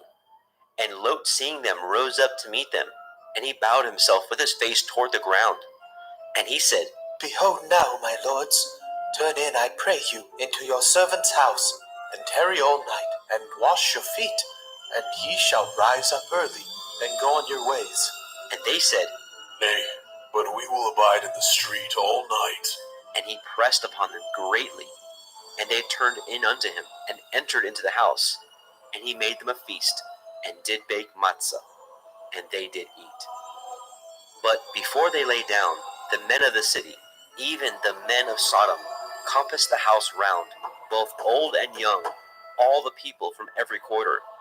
And they called unto Lot, and said unto him, Where are the men which came into you this night? Bring them out unto us, that we may know them. And Lot went out at the door unto them, and shut the door after him, and said, I pray you, brethren, do not so wickedly. Behold now, I have 2 daughters, which have not known man. Let me, I pray you, bring them out unto you, and do ye to them as is good in your eyes. Only unto these men do nothing, for therefore came they under the shadow of my roof. And they said, Stay back. And they said again, This one fellow came into sojourn, and he will need to be a judge. Now we will deal worse with you than with them. And they pressed sore upon the man, even Lot, and came near to break the door. But the men put forth their hand, and pulled Lot into the house to them, and shut the door. And they smote the men that were at the door of the house with blindness, both small and great, so that they wearied themselves to find the door. And the men said unto Lot, Have you here any besides son-in-law, and your sons, and your daughters? And whatsoever you have in the city, bring them out of this place, for we will destroy this place, because the cry of them is waxing great before the face of Yahweh, and Yahweh has sent us to destroy it. And Lot went out, and spoke unto his sons-in-law, which married his daughters, and said, Up, get you out of this place, for Yahweh will destroy this city. But he seemed as one that mocked unto his sons-in-law. And when the morning arose, then the angels hastened Lot, saying, Arise, take your woman and your 2 daughters which are here, lest you be consumed in the iniquity of the city. And while he lingered, the men laid hold upon his hand, and upon the hand of his woman, and upon the hand of his 2 daughters, Yahweh being merciful unto him. And they brought him forth, and set him without the city. And it came to pass, when they had brought them forth abroad, that he said, Escape for your life, look not behind you, neither stay in all the circle of the Yarden. Escape to the mountain, lest you be consumed. And Lot said unto them, Oh, not so, my Adonai. Behold, now your servant has found grace in your sight, and you have magnified your mercy, which you have showed unto me in saving my life. I cannot escape to the mountain, lest some evil take me, and I die. Behold now, this city is near to flee unto, and it is a little one. Oh, let me escape hither. Is it not a little one? And my soul shall live. And he said unto him, See, I have accepted you concerning this thing also, that I will not overthrow this city for which you have spoken. Make haste, escape hither, for I cannot do anything till you are come hither. Therefore, the name of the city was called Zoar. The sun was risen upon the earth when Lot entered into Zoar. Then Yahweh rained upon Sodom and upon Amorah brimstone and fire from Yahweh out of the heavens. And he overthrew those cities, and all the circle of the Yarden, and all the inhabitants of those cities, and that which grew upon the ground. But his woman looked back from behind him, and she became a pillar of salt. And Abraham got up early in the morning to the place where he stood before Yahweh, and he looked toward Sodom and Amorah, and toward all the land of the circle of the Yarden, and beheld, and lo, the smoke of the country went up as the smoke of a furnace. And it came to pass, when Elohim destroyed the cities of the circle of the Yarden, that Elohim remembered Abraham, and sent Lot out of the midst of the overthrow, when he overthrew the cities in which Lot dwelt. And Lot went up out of Zoar, and dwelt in the mountain, and his 2 daughters with him, for he feared to dwell in Zoar, and he dwelt in a cave, he and his 2 daughters. And the firstborn said unto the younger, Our father is old, and there is not a man in the earth to come in unto us after the manner of all the earth. Come, let us make our father drink wine, and we will lie with him, that we may preserve seed of our father. And they made their father drink wine that night. And the firstborn went in, and lay with her father. And he perceived not when she lay down, nor when she arose. And it came to pass on the morrow, that the firstborn said unto the younger, Behold, I lay yesternight with my father. Let us make him drink wine this night also, and go in and lie with him, that we may preserve seed of our father. And they made their father drink wine that night also. And the younger arose and lay with him. And he perceived not when she lay down, nor when she arose.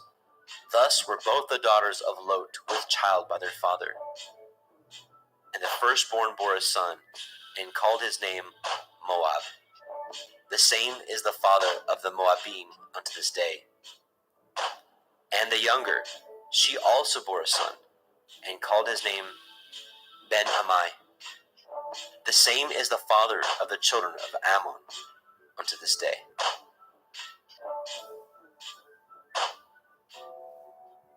Bereshit, Genesis, chapter 20. And Abraham journeyed from thence toward the country of the Negev, and dwelt between Kadesh and Shur, and sojourned in Gerar. And Abraham said of El-Sarah his woman, She is my sister. And Abimelech king of Gerar sent, and took Sarah. But Elohim came to Abimelech in a dream by night, and said to him, Behold, you are but a dead man, for the woman which you have taken, for she is a man's woman. But Abimelech had not come near her. And he said, Adonai, will you slay also a righteous nation? Said he not unto me, She is my sister? And she, even she herself said, He is my brother? In the integrity of my heart and innocence of my hands have I done this. And Elohim said unto him in a dream, Yea, I know that you did this in the integrity of your heart, for I also withheld you from sinning against me. Therefore suffered I you not to touch her. Now therefore restore the man his woman, for he is a prophet, and he shall pray for you, and you shall live. And if you restore her not, know you that you shall surely die, you and all that are yours. Therefore Abimelech rose early in the morning, and called all his servants, and told all these things in their ears. And the men were sore afraid. Then Abimelech called Abraham, and said unto him, What have you done unto us, and what have I offended you, that you have brought on me and on my kingdom a great sin? You have done deeds unto me that ought not to be done. And Abimelech said unto Abraham, What saw you that you have done this thing? And Abraham said, Because I thought surely the fear of Elohim is not in this place, and they will slay me for my woman's sake. And yet, indeed, she is my sister. She is the daughter of my father, but not the daughter of my mother, and she became my woman. And it came to pass, when Elohim caused me to wander from my father's house, that I said unto her, This is your kindness which you shall show unto me. At every place whither we shall come, say of me, He is my brother. And Abimelech took sheep, and oxen, and men servants, and women servants, and gave them unto Abraham, and restored him Sarah his woman. And Abimelech said, Behold, my land is before you. Dwell where it pleases you. And unto Sarah he said, Behold, I have given your brother 1,000 pieces of silver. Behold, he is to you a covering of the eyes unto all that are with you, and with all other. Thus she was reproved. So Abraham prayed unto Elohim, and Elohim healed Abimelech, and his woman, and his maidservants, and they bore children. For Yahweh had fast closed up all the wombs of the house of Abimelech, because of Sarah, Abraham's woman.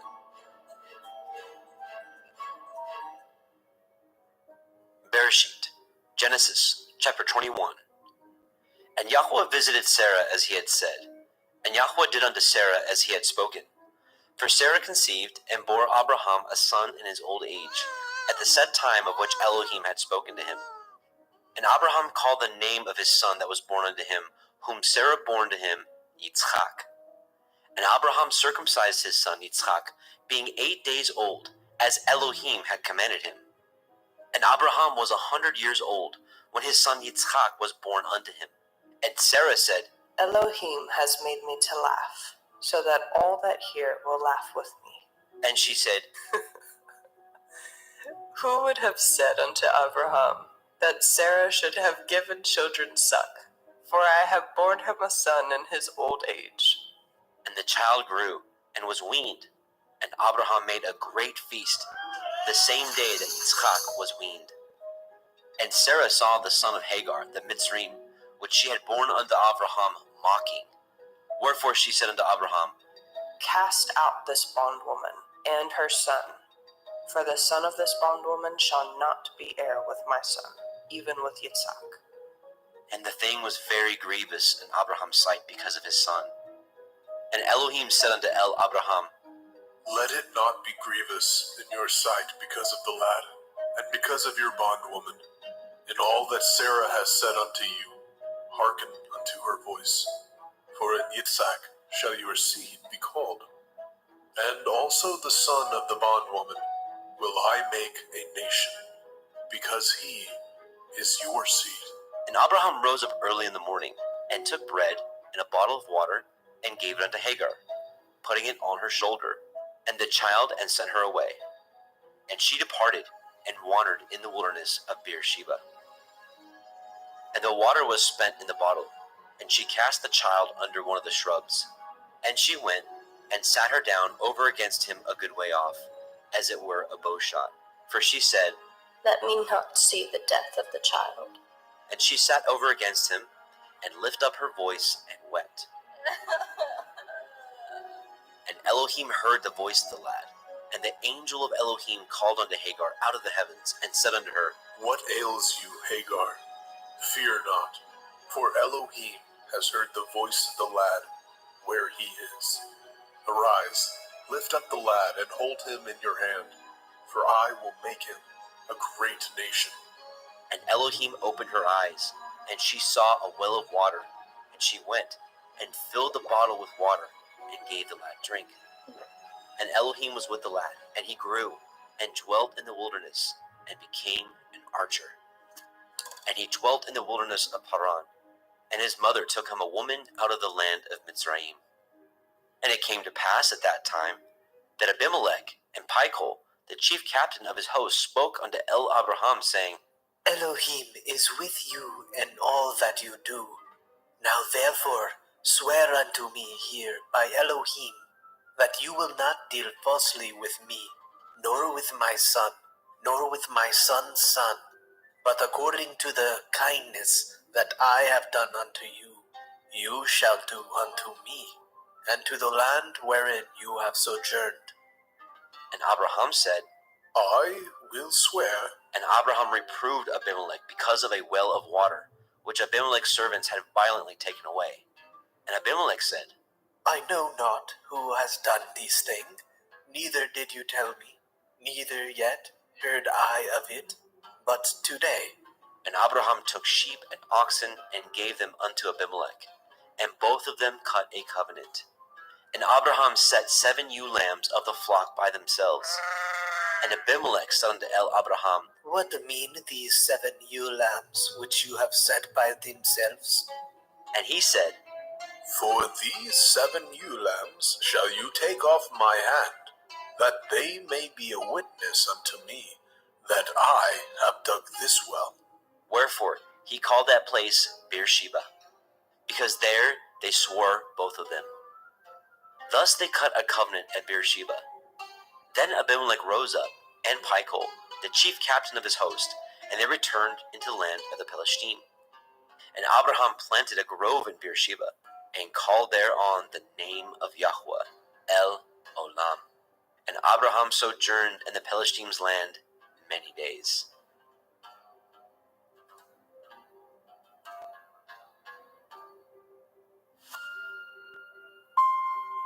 Bereshit, Genesis chapter 22.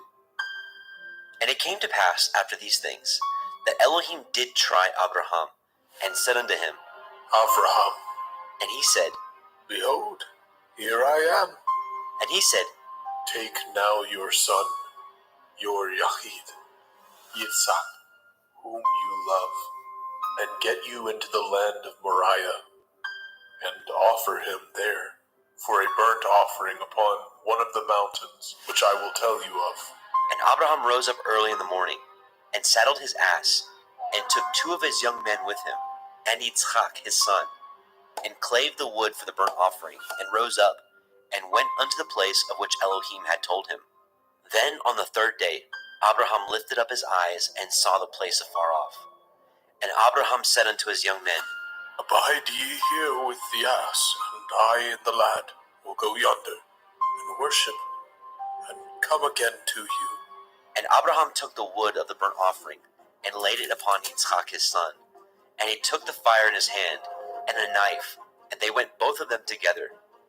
And Yitzchak spoke unto Abraham his father, and said, My father. And he said, Here am I, my son. And he said, Behold the fire and the wood, but where is the lamb for a burnt offering? And Abraham said, My son, Elohim will provide himself a lamb for a burnt offering. So they went both of them together. And they came to the place which Elohim had told him of, and Abraham built an altar there, and laid the wood in order, and bound Yitzchak his son, and laid him on the altar upon the wood.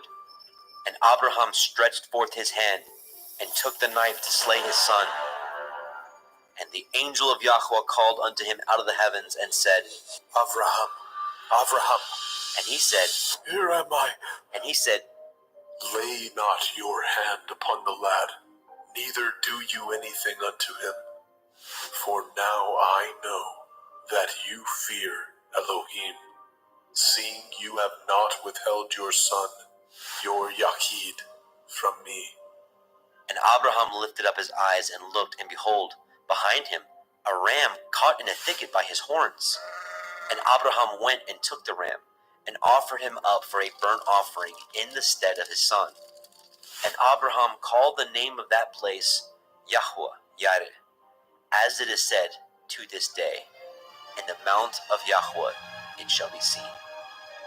And the angel of Yahweh called unto Abraham out of the heavens the 2nd time, and said, By myself have I sworn, says Yahuwah, for because you have done this thing, and have not withheld your son, your Yachid, that in blessing I will bless you, and in multiplying I will multiply your seed as the stars of heaven, and as the sand which is upon the seashore, and your seed shall possess the gate of his enemies.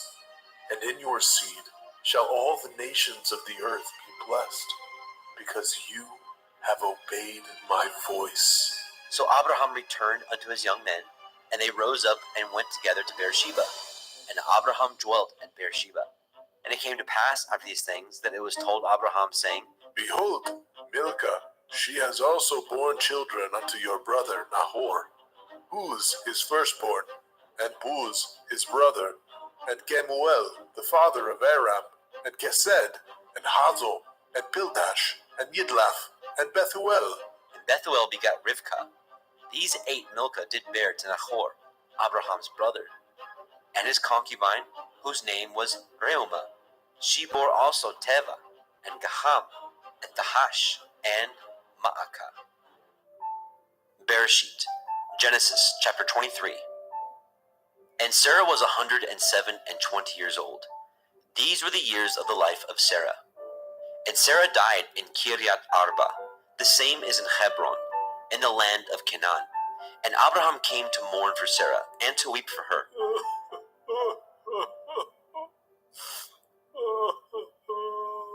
And Abraham stood up from before his dead, and spoke unto the sons of Heth, saying, I am a stranger and a sojourner with you. Give me a possession of a burying place with you, that I may bury my dead out of my sight. And the children of Heth answered Abraham, saying unto him, Hear us, my lord. You are a mighty prince among us. In the choice of our sepulchres bury your dead. None of us shall withhold from you his sepulchre, but that you may bury your dead. And Abraham stood up, and bowed himself to the people of the land, even to the children of Heth. And he communed with them, saying, If it be your mind that I should bury my dead out of my sight, hear me, and entreat from me to Ephron, the son of Zohar, that he may give me the cave of Machpelah, which he has, which is in the end of his field. For as much money as it is worth he shall give it me, for a possession of a burying place amongst you. And Ephron dwelt among the children of Heth. And Ephron the Hittite answered Abraham in the audience of the children of Heth, even all that went in the gate of his city, saying, Nay, my lord, hear me. The field I give you, and the cave that is therein I give it you. In the presence of the sons of my people give I it you. Bury your dead. And Abraham bowed down himself before the people of the land. And he spoke unto Ephron in the audience of the people of the land, saying, But if you will give it, I pray you, hear me. I will give you money for the field. Take it of me, and I will bury my dead there. And Ephron answered Abraham, saying unto him, My lord, hearken unto me. The land is worth 400 shekels of silver. What is that betwixt me and you? Bury therefore your dead. And Abraham hearkened unto Ephron. And Abraham weighed to Ephron the silver, which he had named in the audience of the sons of Heth, 400 shekels of silver, current money with the merchant. And the field of Ephron, which was in Machpelah, which was before Mamre, the field and the cave which was therein, and all the trees that were in the field, that were in all the borders round about, were made sure unto Abraham for a possession in the presence of the children of Heth, before all that went in at the gate of his city.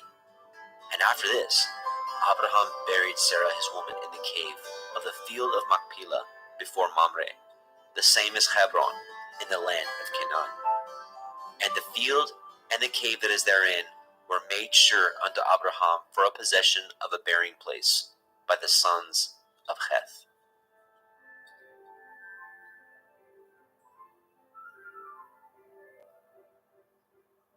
Bereshit, Genesis chapter 24.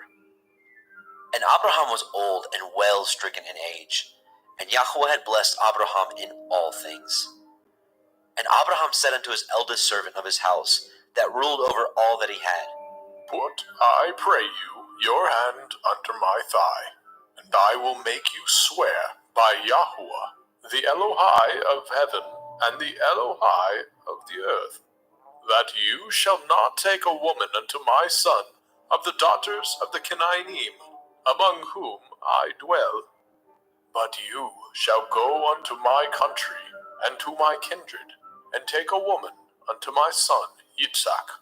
And the servant said unto him, Perchance the woman will not be willing to follow me unto this land.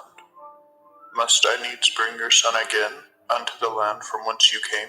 And Abraham said unto him, Beware that you bring not my son thither again. Yahuwah Elohai of heaven, which took me from my father's house, and from the land of my kindred, and which spoke unto me, and that swore unto me, saying, Unto your seed will I give this land. He shall send his angel before you, and you shall take a woman unto my son from thence. And if the woman will not be willing to follow you, then you shall be clear from this my oath. Only bring not my son thither again.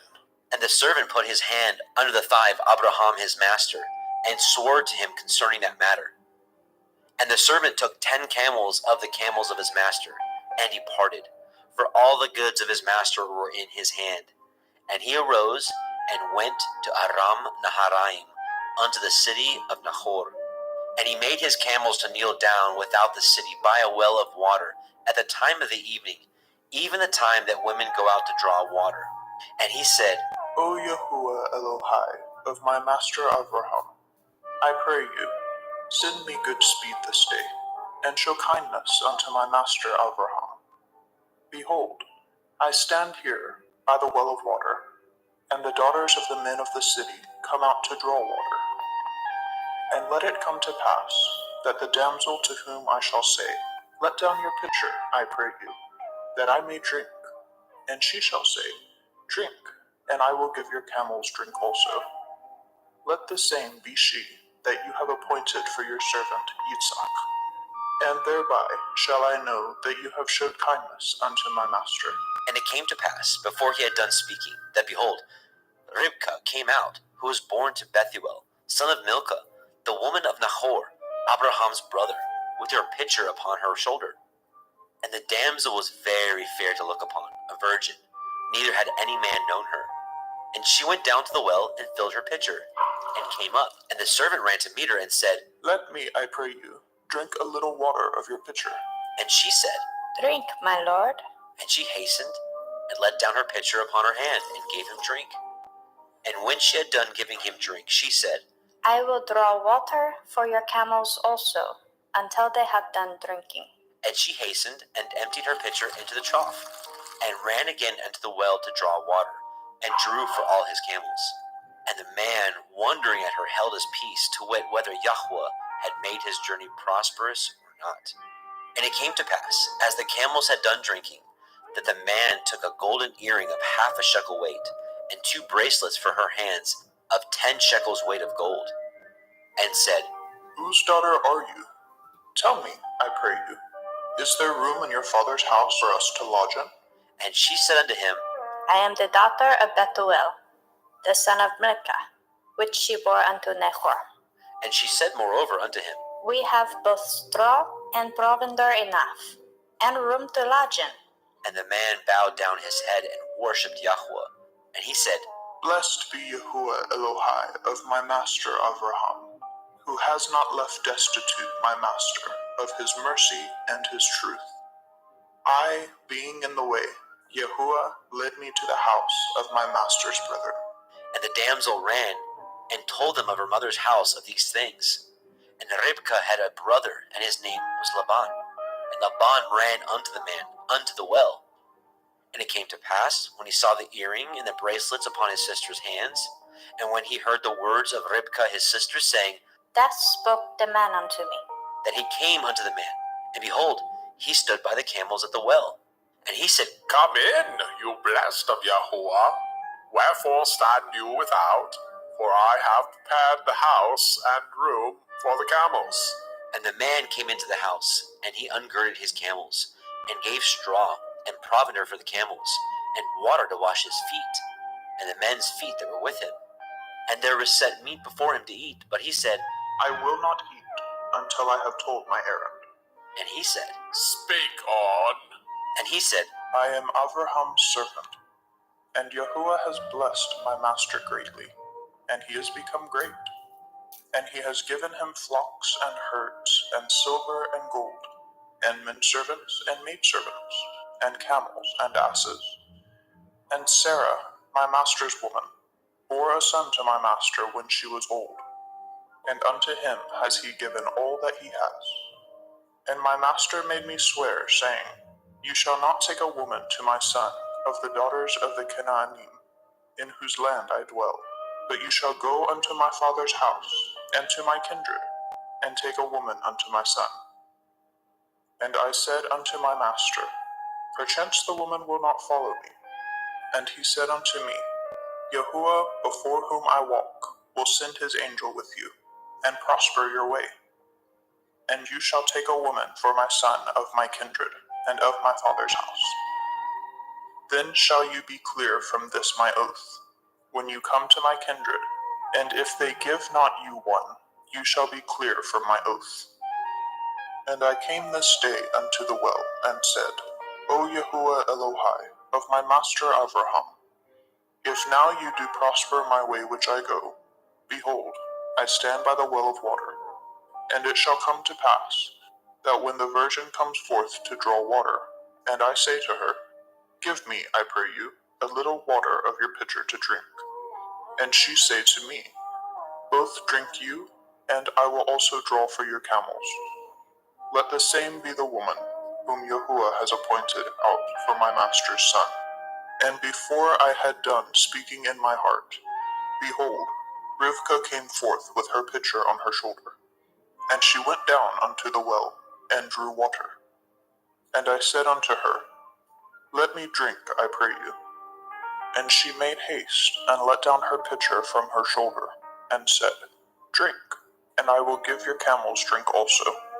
So I drank, and she made the camels drink also. And I asked her and said, Whose daughter are you? And she said, The daughter of Bethuel, Nahor's son, whom Milcah bore unto him. And I put the earring upon her face, and the bracelets upon her hands. And I bowed down my head and worshipped Yahuwah, and blessed Yahuwah Elohai of my master Abraham, which had led me in the right way to take my master's brother's daughter unto his son. And now, if ye will deal kindly and truly with my master, tell me, and if not, tell me, that I may turn to the right hand or to the left. Then Laban and Bethuel answered and said, The thing proceeds from Yahuwah. We cannot speak unto you bad or good. Behold, Rivkah is before you. Take her and go, and let her be your master's son's woman, as Yahuwah has spoken. And it came to pass that when Abraham's servant heard their words, he worshipped Yahweh, bowing himself to the earth. And the servant brought forth jewels of silver and jewels of gold and raiment, and gave them to Ribkah. And he gave also to her brother and to her mother precious things. And they did eat and drink, and the men that were with him, and tarried all night. And they rose up in the morning, and he said, Send me away unto my master. And her brother and her mother said, Let the damsel abide with us a few days, at the least 10. After that she shall go. And he said unto them, Hinder me not, seeing Yahuwah has prospered my way. Send me away, that I may go to my master. And they said, We will call the damsel, and inquire at her mouth. And they called Ribkah, and said unto her, Will you go with this man? And she said, I will go. And they sent away Ribkah their sister, and her nurse, and Abraham's servant, and his men. And they blessed Ribkah, and said unto her, You are our sister. Be the mother of thousands of millions, and let your seed possess the gate of those which hate them. And Ribkah arose, and her damsels, and they rode upon the camels, and followed the man. And the servant took Ribkah, and went his way. And Yitzchak came from the way of the well of Beer Lachairoi, for he dwelt in the country of the Negeb. And Yitzchak went out to meditate in the field in the evening. And he lifted up his eyes, and saw, and behold, the camels were coming. And Ribka lifted her eyes, and when she saw Yitzchak, she lighted off the camel. For she had said unto the servant, What man is this that walks in the field to meet us? and the servant had said, It is my master. Therefore she took a veil and covered herself. And the servant told Yitzchak all the things that he had done. And Yitzchak brought her into his mother Sarah's tent, and took Ribka, and she became his woman, and he loved her. And Yitzchak was comforted after his mother's death. Bereshit, Genesis chapter 25. And again Abraham took a woman, and her name was Keturah. And she bore him Zimran, and Yokshan, and Medan, and Midian, and Yishbak, and Shuach. And Yokshan begat Sheba, and Dedan. And the sons of Dedan were Ashurim, and Letushim, and Leumim. And the sons of Midian, Ephah, and Epher, and Chanok, and Abidah, and Eldaah.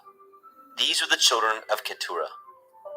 And Abraham gave all that he had unto Yitzchak, but unto the sons of the concubines which Abraham had, Abraham gave gifts, and sent them away from Yitzchak his son, while he yet lived, eastward into the east country. And these are the days of the years of Abraham's life which he lived, 160 years. Then Abraham gave up his ruach, and died in a good old age, an old man and full of years, and was gathered to his people. And his sons Yitzchak and Ishmael buried him in the cave of Machpelah, in the field of Ephron, the son of Zohar, the Hittite, which is before Mamre, the field which Abraham purchased of the sons of Heth. There was Abraham buried, and Sarah his woman. And it came to pass, after the death of Abraham, that Elohim blessed his son Yitzchak, and Yitzchak dwelt by the well Be'er Lahai-roi. Now these are the generations of Ishmael, Abraham's son, whom Hagar, the Mitzrayim, Sarah's handmaid, bore unto Abraham. And these are the names of the sons of Ishmael, by their names, according to their generations. The firstborn of Ishmael, Nebaioth, and Kedar, and Adbeel, and Mibsam, and Mishma, and Duma, and Masaah, Hadar, and Tima, Yetur, Naphish, and Kedemah. These are the sons of Ishmael, and these are their names, by their towns and by their castles, 12 princes according to their nations. And these are the years of the life of Ishmael, 137 years. And he gave up his ruach and died, and was gathered unto his people. And they dwelt from Havilah unto Shur, that is before Mitzrayim, as you go toward Ashura. And he died in the presence of all his brethren. And these are the generations of Yitzchak, Abraham's son. Abraham begat Yitzchak, and Yitzchak was 40 years old when he took Ribka to be his woman, the daughter of Bethuel, the Aramite, of Padan Aram, the sister unto Laban, the Aramite. And Yitzchak entreated Yahweh for his woman, because she was barren, and Yahweh was entreated of him. And Ribka his woman conceived. And the children struggled together within her. And she said, If it be so, why am I thus? And she went to inquire of Yahweh. And Yahweh said unto her, 2 nations are in your womb, and 2 manner of people shall be separated from your generation. And the one people shall be stronger than the other people, and the elder shall serve the younger. And when her days to be delivered were fulfilled, behold, there were twins in her womb. And the first came out red all over like a hairy garment, and they called his name Esau. And after that came his brother out, and his hand took hold on Esau's heel, and his name was called Jacob. And Yitzchak was 80 years old when she bore them. And the boys grew, and Esau was a cunning hunter, a man of the field, and Jacob was an upright man, dwelling in tents. And Yitzchak loved Esau, because he did eat of his venison, but Ribka loved Jacob. And Jacob sought pottage, and Esau came from the field, and he was faint.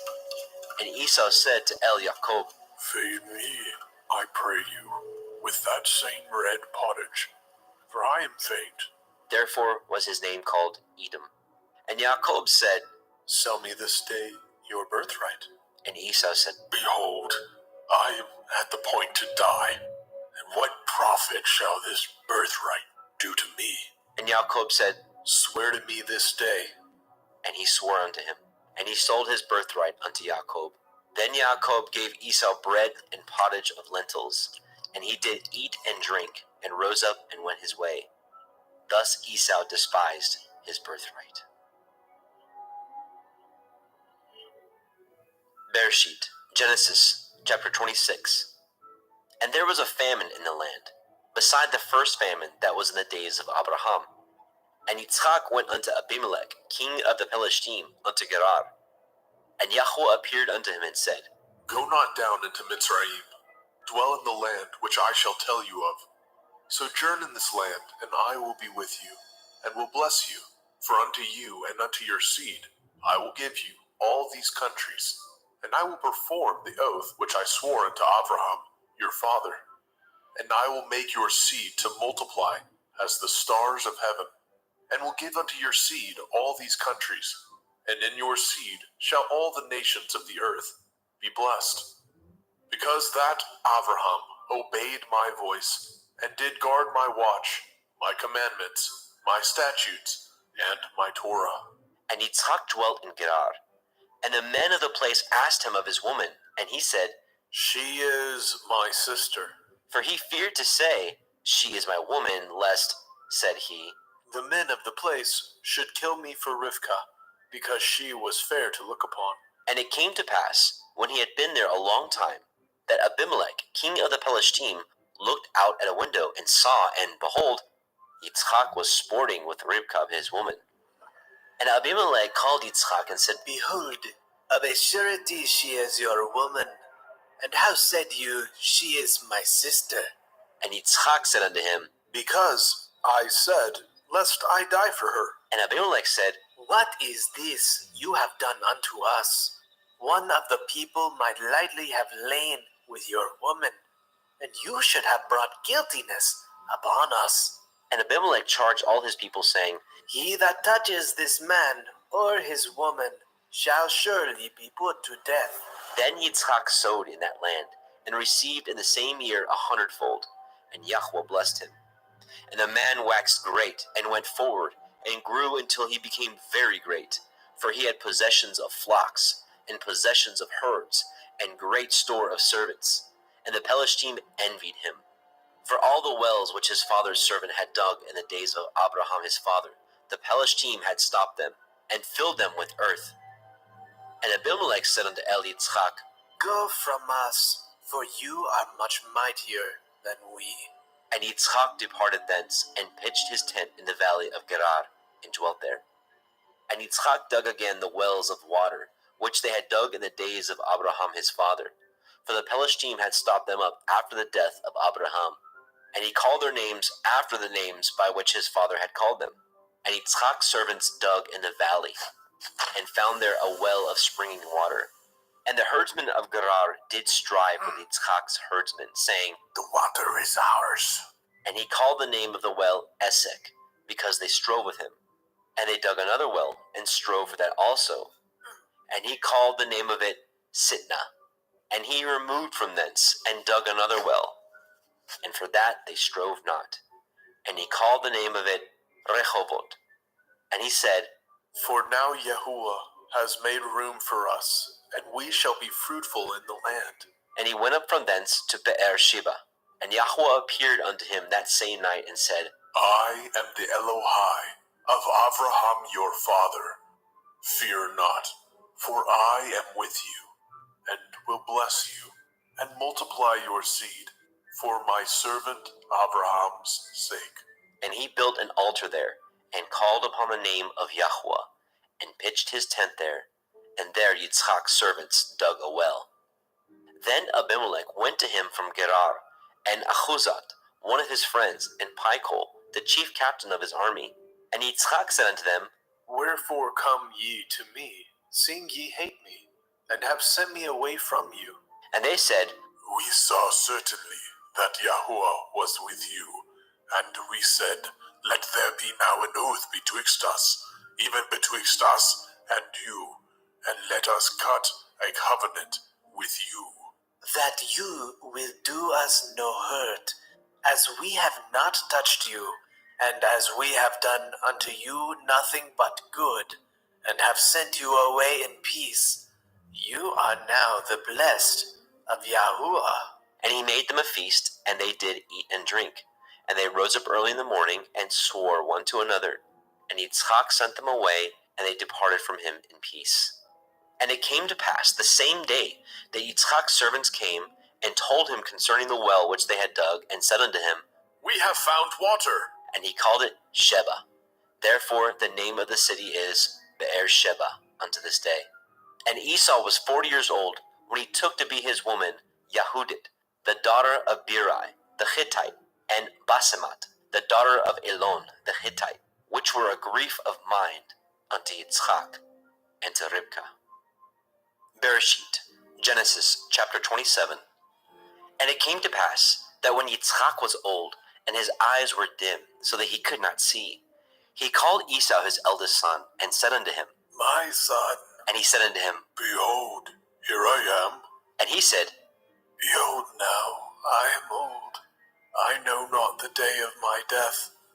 Now therefore take, I pray you, your weapons, your quiver and your bow, and go out to the field, and take me some venison, and make me savory meat such as I love, and bring it to me, that I may eat, that my soul may bless you before I die. And Ribkah heard when Yitzchak spoke to Esau his son. And Esau went to the field to hunt for venison, and to bring it. And Ribkah spoke unto Jacob her son, saying, Behold, I heard your father speak unto Esau, your brother, saying, Bring me venison, and make me savory meat, that I may eat, and bless you before Yahuwah, before my death. Now therefore, my son, obey my voice, according to that which I command you. Go now to the flock, and fetch me from thence 2 good kids of the goats, and I will make them savory meat for your father, such as he loves. And you shall bring it to your father, that he may eat, and that he may bless you before his death. And Jacob said to Ribkah his mother, Behold, Esau my brother is a hairy man, and I am a smooth man. My father perchance will fill me, and I shall seem to him as a deceiver, and I shall bring a curse upon me, and not a blessing. And his mother said unto him, Upon me be your curse, my son. Only obey my voice, and go fetch me them. And he went and fetched, and brought them to his mother. And his mother made savory meat, such as his father loved. And Ribkah took goodly raiment of her eldest son Esau, which were with her in the house, and put them upon Jacob her younger son. And she put the skins of the kids of the goats upon his hands, and upon the smooth of his neck. And she gave the savory meat, and the bread, which she had prepared, into the hand of her son Jacob. And he came unto his father, and said, My father. And he said, Here I am.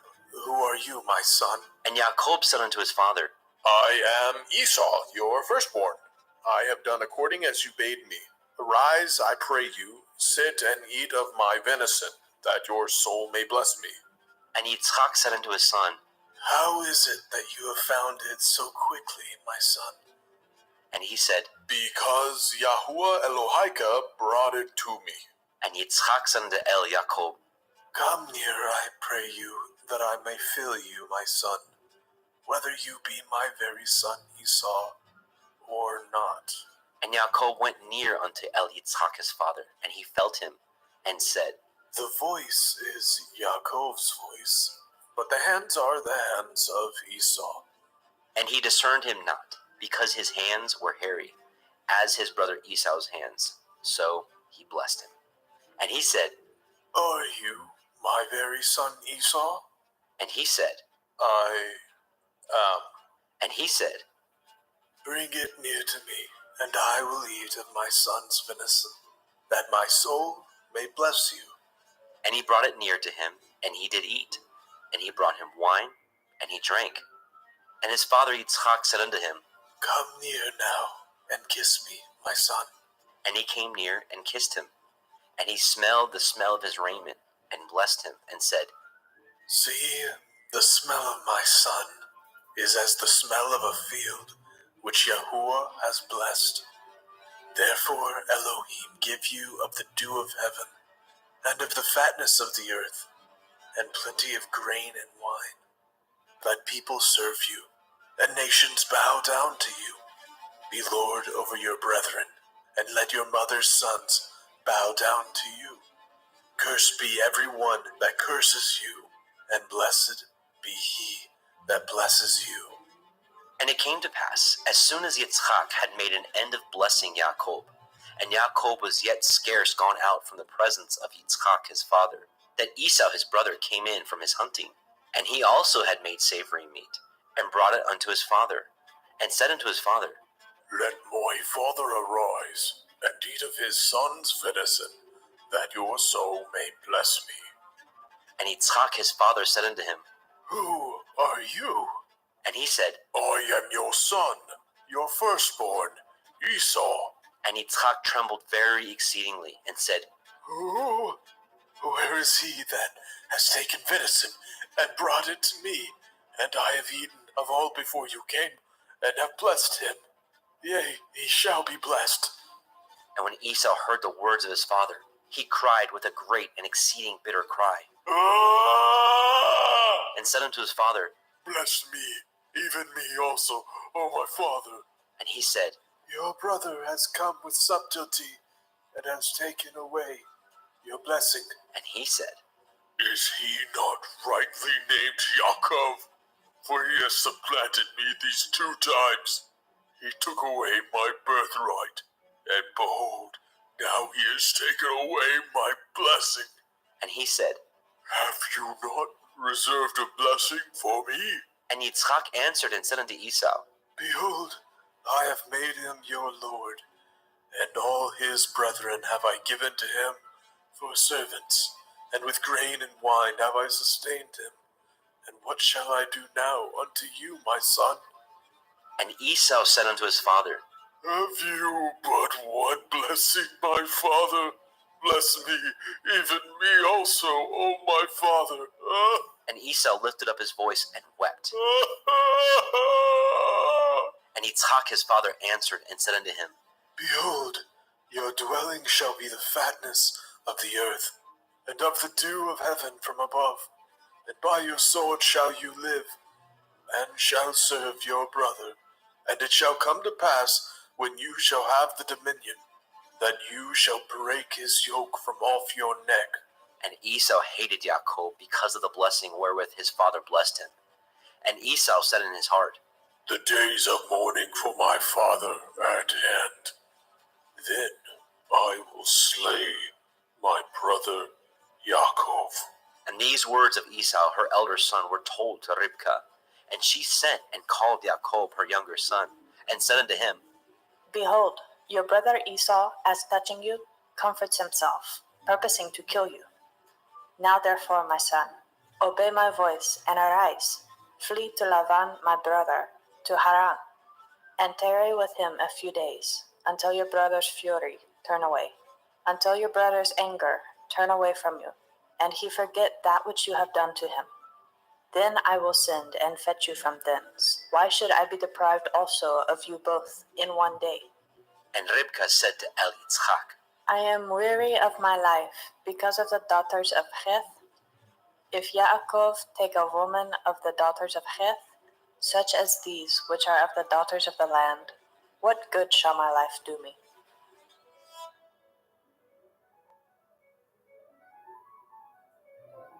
Bereshit, Genesis chapter 28. And Yitzchak called Yaakov, and blessed him, and charged him, and said unto him, You shall not take a woman of the daughters of Canaan. Arise, go to Padan Aram, to the house of Bethuel, your mother's father, and take you a woman from thence of the daughters of Laban, your mother's brother, and El Shaddai bless you, and make you fruitful, and multiply you, that you may be a multitude of people. and give you the blessing of Abraham to you, and to your seed with you, that you may inherit the land wherein you are a stranger, which Elohim gave unto Abraham. And Yitzchak sent away Yaakov, and he went to Padan Aram unto Laban, son of Bethuel, the Aramite, the brother of Ribkah, Yaakov's and Esau's mother. When Esau saw that Yitzchak had blessed Yaakov, and sent him away to Padan Aram, to take him a woman from thence, and that as he blessed him, he gave him a charge, saying, You shall not take a woman of the daughters of Canaan. And that Yaakov obeyed his father and his mother, and was gone to Padan Aram. And Esau, seeing that the daughters of Canaan pleased not Yitzchak his father, then went Esau unto El Ishmael, and he took unto the woman which he had, Mahalat, the daughter of Ishmael, Abraham's son, the sister of Nebaioth, to be his woman. And Yaakov went out from Beersheba, and went toward Haran. And he lighted upon a certain place, and tarried there all night, because the sun was set. He took of the stones of that place, and put them for his pillows, and lay down in that place to sleep. And he dreamed, and behold, a ladder set up on the earth, and the top of it reached to heaven. And behold, the angels of Elohim ascending and descending on it.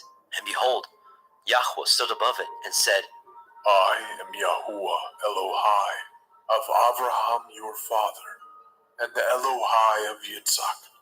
The land whereon you lie, to you will I give it, and to your seed. And your seed shall be as the dust of the earth, and you shall spread abroad to the west, and to the east, and to the north, and to the south. And in you, and in your seed, shall all the families of the earth be blessed. And behold, I am with you, and will guard you in all the places whither you go, and will bring you again into this land. For I will not leave you until I have done that which I have spoken to you of. And Yaakov awoke out of his sleep, and he said, Surely Yahuwah is in this place, and I knew it not. And he was afraid, and said, How dreadful is this place! This is none other but the house of Elohim, and this is the gate of heaven. And Yaakov arose up early in the morning, and took the stone that he had put for his pillows, and set it up for a pillar, and poured oil upon the top of it. And he called the name of that place Beit El, but the name of that city was called Luz at the first. And Yaakov vowed a vow, saying, If Elohim will be with me, and will guard me in this way that I go, and will give me bread to eat, and raiment to put on, so that I come again to my father's house in peace, then shall Yahuwah be my Elohim, and this stone which I have set for a pillar shall be Elohim's house, and of all that you shall give me, I will surely give the 10th unto you.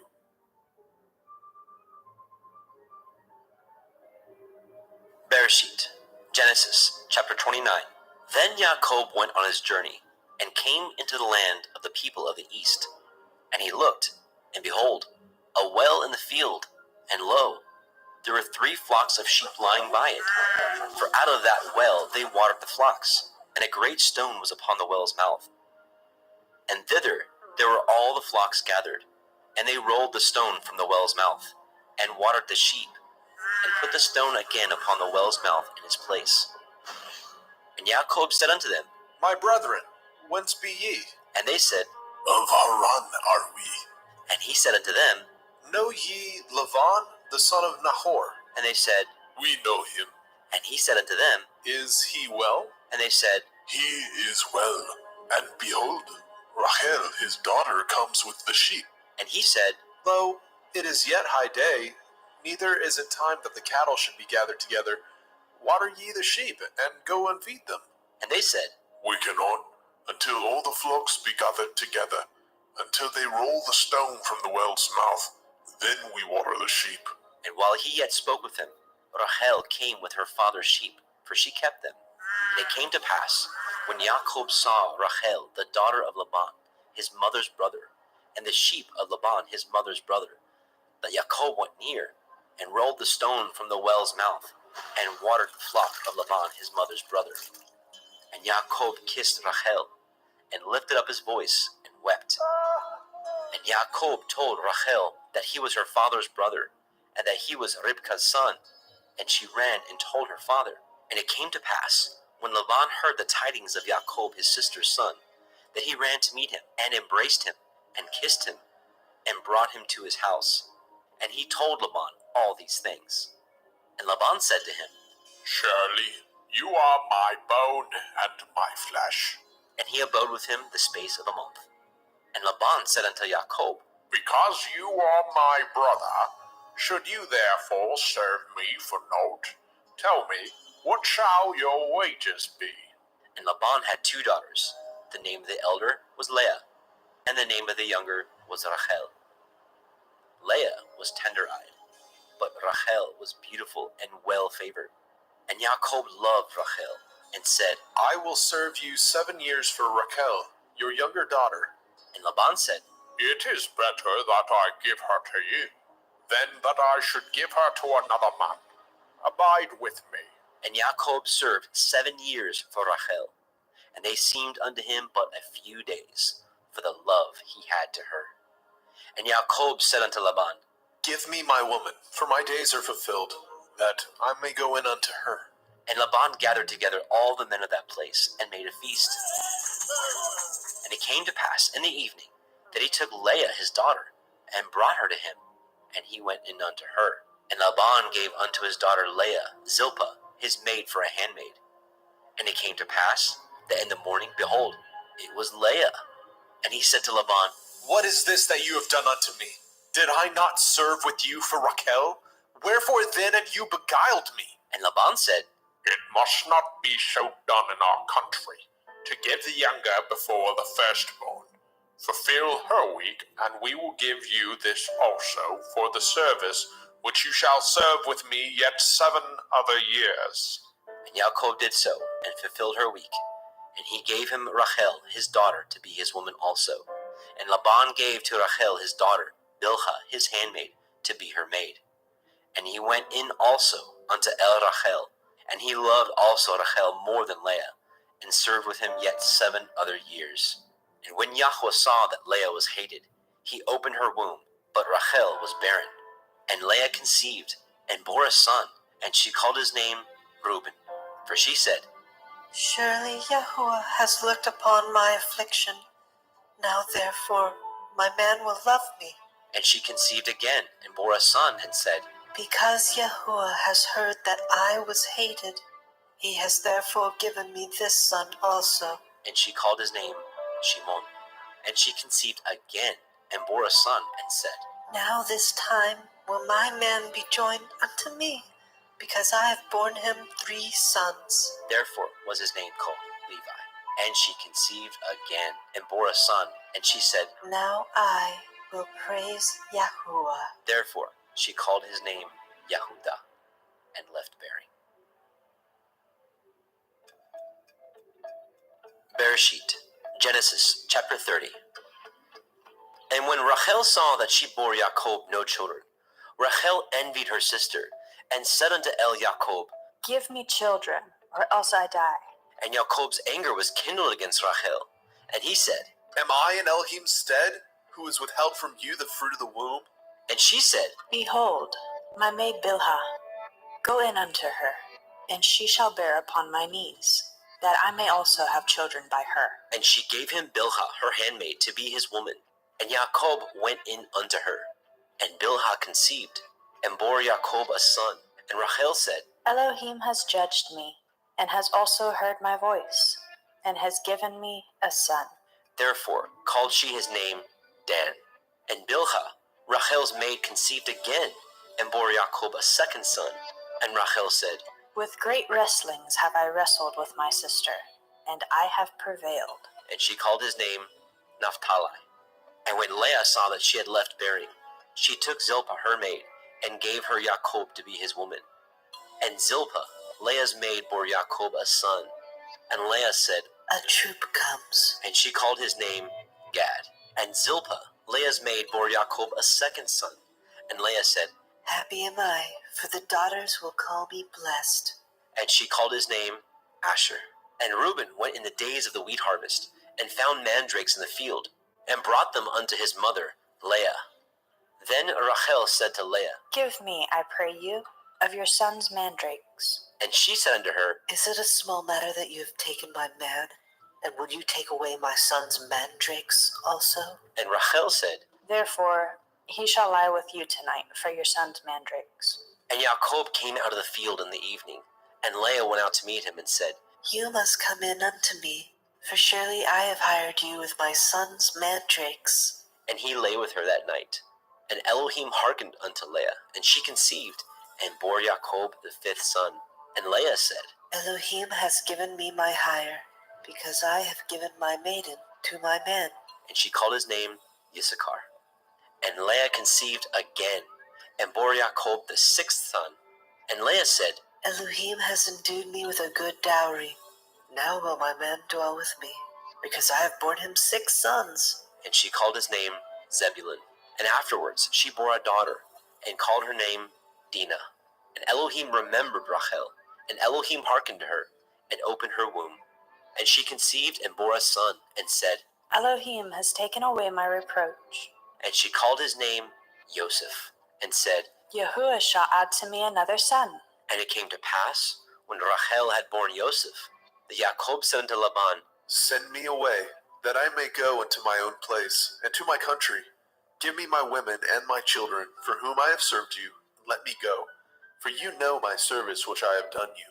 And Laban said unto him, I pray you, if I have found favor in your eyes, tarry.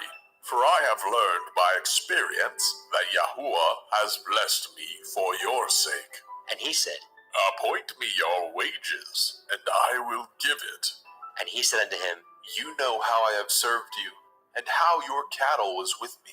For it was little which you had before I came, and it is now increased unto a multitude. And Yahuwah has blessed you since my coming. And now, when shall I provide for my own house also? And he said, What shall I give you? And Jacob said, You shall not give me anything.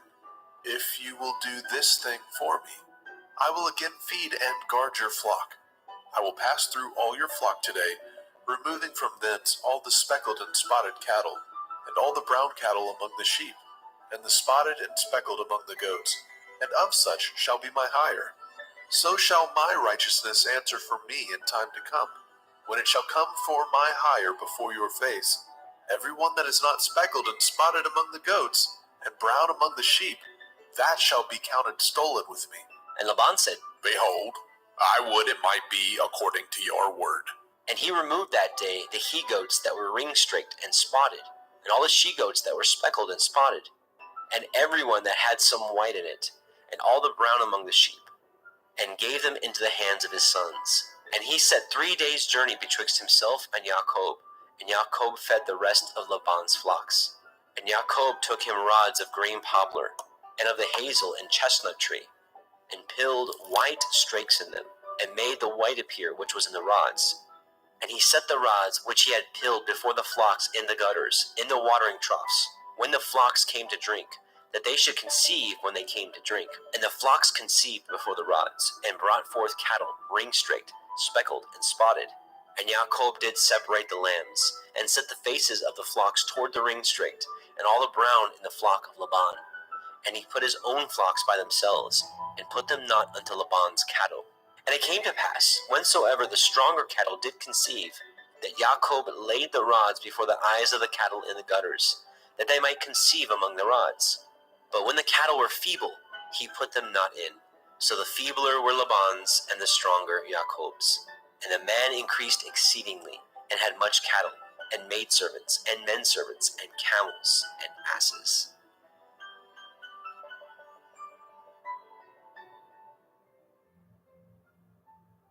Bereshit, Genesis chapter 31. And he heard the words of Laban's son, saying, Yaakov has taken away all that was our father's, and of that which was our father's has he gotten all his glory. And Jacob beheld the countenance of Laban, and behold, it was not towards him as before. And Yahweh said unto El Jacob, Return unto the land of your fathers, and to your kindred, and I will be with you. And Jacob sent and called Rachel and Leah to the fields unto his flock, and said unto them, I see your father's countenance, that it is not towards me as before, but the Elohim of my father has been with me. And ye know that with all my power I have served your father. And your father has deceived me and changed my wages 10 times, but Elohim suffered him not to hurt me. If he said thus, the speckled shall be your wages, then all the cattle bore speckled. And if he said thus, the ring-straked shall be your hire, then bore all the cattle ring-straked. Thus Elohim has taken away the cattle of your father and given them to me. And it came to pass at the time that the cattle conceived, that I lifted up my eyes, and I saw in a dream, and behold, the rams which leaped upon the cattle were ring-straked, speckled, and grizzled. And the angel of Elohim spoke unto me in a dream, saying, Yaakov. And I said, Here I am. And he said, Lift up now your eyes, and see, all the rams which leapt upon the cattle are ring-straked, speckled, and grizzled. For I have seen all that Laban does unto you. I am the Elohim of Bethel, where you anointed the pillar, and where you vowed a vow unto me. Now arise, get you out of this land, and return unto the land of your kindred. And Rachel and Leah answered and said unto him, Is there yet any portion or inheritance for us in our father's house? Are we not counted of him strangers? For he has sold us, and has quite devoured also our money. For all the riches which Elohim has taken from our father, that is ours, and our children's. Now then, whatsoever Elohim has said unto you, do. Then Jacob rose up, and set his sons and his women upon camels, and carried away all his cattle, and all his goods which he had gotten, the cattle of his getting, which he had gotten in Padan Aram, for to go to El-Yitzchak his father, in the land of Canaan. And Laban went to shear his sheep, and Rachel had stolen the teraphim that were her father's. And Jacob stole away unawares to Laban the Aramite, in that he told him not that he fled. So he fled with all that he had, and he rose up, and passed over the river, and set his face toward the Mount Gilead. And it was told Laban on the 3rd day that Jacob was fled. And he took his brethren with him, and pursued after him 7 days' journey, and they overtook him in the Mount Gilead. And Elohim came to Laban the Aramite in a dream by night, and said unto him, Take heed that you speak not to Yaakov, either good or bad. Then Laban overtook Jacob. Now Jacob had pitched his tent in the mount, and Laban with his brethren pitched in the Mount Gilead. And Laban said to Jacob, What have you done, that you have stolen away unawares to me, and carried away my daughters as captives, taken with the sword? Wherefore did you flee away secretly, and steal away from me, and did not tell me, that I might have sent you away with mirth, and with songs, with tabret, and with harp? And have not suffered me to kiss my sons and daughters? You have now done foolishly in so doing. It is in the power of my hand to do you hurt.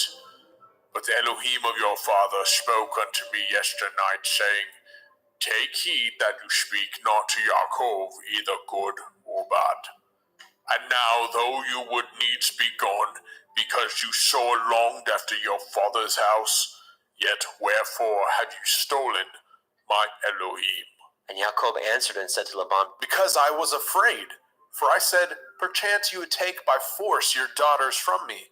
With whomsoever you find your Elohim, let him not live, before our brethren discern what is yours with me, and take it to you. For Jacob knew not that Rachel had stolen them. And Laban went into Jacob's tent, and into Leah's tent, and into the 2 maidservants' tents, but he found them not. Then he went out of Leah's tent, and entered into Rachel's tent. Now Rachel had taken the teraphim, and put them in the camel's furniture, and sat upon them. And Laban searched all the tent, but found them not. And she said to her father, Let it not displease my lord that I cannot rise up before you, for the custom of women is upon me. And he searched, but found not the teraphim. And Jacob was wroth, and chode with Laban. And Jacob answered and said to Laban, What is my transgression? What is my sin, that you have so hotly pursued after me. Whereas you have searched all my stuff, what have you found of all your household stuff? Set it here before my brethren and your brethren, that they may judge betwixt us both. This 20 years have I been with you. Your ewes and your she-goats have not cast their young, and the rams of your flock have I not eaten. That which was torn of beasts I brought not unto you. I bore the loss of it. Of my hand did you require it, whether stolen by day or stolen by night. Thus I was in the day the drought consumed me, and the frost by night, and my sleep departed from my eyes.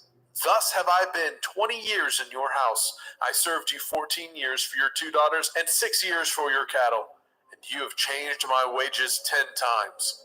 Except the Elohai of my father, the Elohai of Abraham, and the fear of Yitzhak had been with me, surely you had sent me away now empty.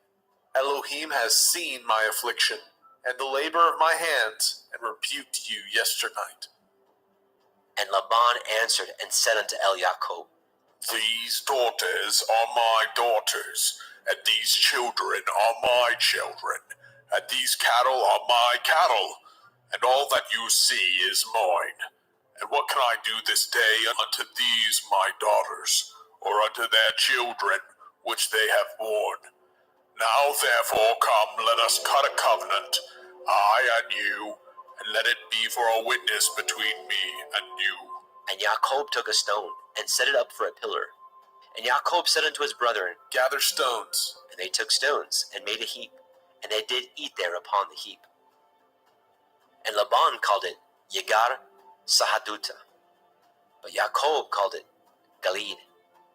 And Laban said, This heap is a witness between me and you this day.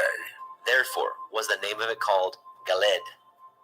And Mitzpah, for he said, Yahuwah watch between me and you, when we are absent from one another. If you shall afflict my daughters, or if you shall take other women beside my daughters, no man is with us. See, Elohim is witness betwixt me and you. And Laban said to Yaakov, Behold this heap, and behold this pillar, which I have cast betwixt me and you. This heap be witness, and this pillar be witness, that I will not pass over this heap to you, and that you shall not pass over this heap and this pillar unto me for harm. The Elohai of Abraham and the Elohai of Nahor, the Elohai of their father, judge betwixt us. And Yaakov swore by the fear of his father Yitzchak. Then Yaakov offered sacrifice upon the mount, and called his brethren to eat bread. And they did eat bread, and tarried all night in the mount. And early in the morning Laban rose up, and kissed his sons and his daughters, and blessed them. And Laban departed, and returned unto his place. Bereshit, Genesis chapter 32. And Yaakov went on his way, and the angels of Elohim met him. And when Yaakov saw them, he said, This is Elohim's host. And he called the name of that place Machanaim.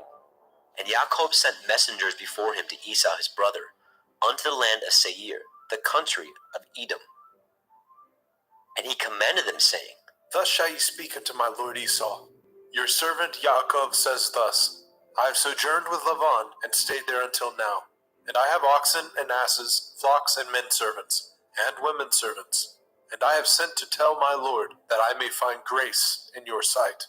And the messengers returned to Yaakov, saying, We came to your brother Esau, and also he comes to meet you, and 400 men with him. Then Yaakov was greatly afraid and distressed, and he divided the people that was with him, and the flocks, and the herds, and the camels into 2 bands, and said, If Esau come to the one company, and smite it, then the other company which is left shall escape. And Yaakov said, O Elohai of my father Abraham, and Elohai of my father Yitzhak, Yahuwah which said unto me, Return unto your country and to your kindred, and I will deal well with you. I am not worthy of the least of all the mercies, and of all the truth which you have showed unto your servant. For with my staff I passed over this Yarden, and now I am become 2 bands. Deliver me, I pray you, from the hand of my brother, from the hand of Esau. for I fear him, lest he will come and smite me, and the mother with the children. And you said, I will surely do you good, and make your seed as the sand of the sea, which cannot be numbered for multitude. And he lodged there that same night, and took of that which came to his hand a present for Esau his brother, 200 she-goats, and 20 he-goats, 200 ewes, and 20 rams, 30 milch camels with their colts, 40 kine, and 10 bulls, 20 she-asses, and 10 foals. And he delivered them into the hands of his servants, every drove by themselves, and said unto his servants, Pass over before me, and put a space betwixt drove and drove.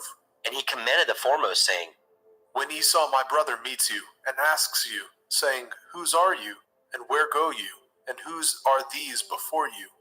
Then you shall say, They be your servant Jacob's. It is a present sent unto my lord Esau, and behold, also, he is behind us. And so commanded he the second, and the third, and all that followed the drove, saying, On this manner shall ye speak unto Esau when ye find him, and say ye moreover, Behold, your servant Jacob is behind us. For he said, I will appease him with the present that goes before me, and afterward I will see his face. Perchance he will accept of me. So went the present over before him, and himself lodged that night in the company. And he rose up that night, and took his 2 women, and his 2 women servants, and his 11 sons, and passed over the ford Jabbok. And he took them, and sent them over the brook, and sent over that he had. And Jacob was left alone, and there wrestled a man with him until the breaking of the day. And when he saw that he prevailed not against him, he touched the hollow of his thigh, and the hollow of Jacob's thigh was out of joint, as he wrestled with him. And he said, Let me go, for the day breaks. And he said, I will not let you go, except you bless me. And he said unto him, What is your name? And he said, Jacob. And he said, Your name shall be called no more Jacob, but Yasharel.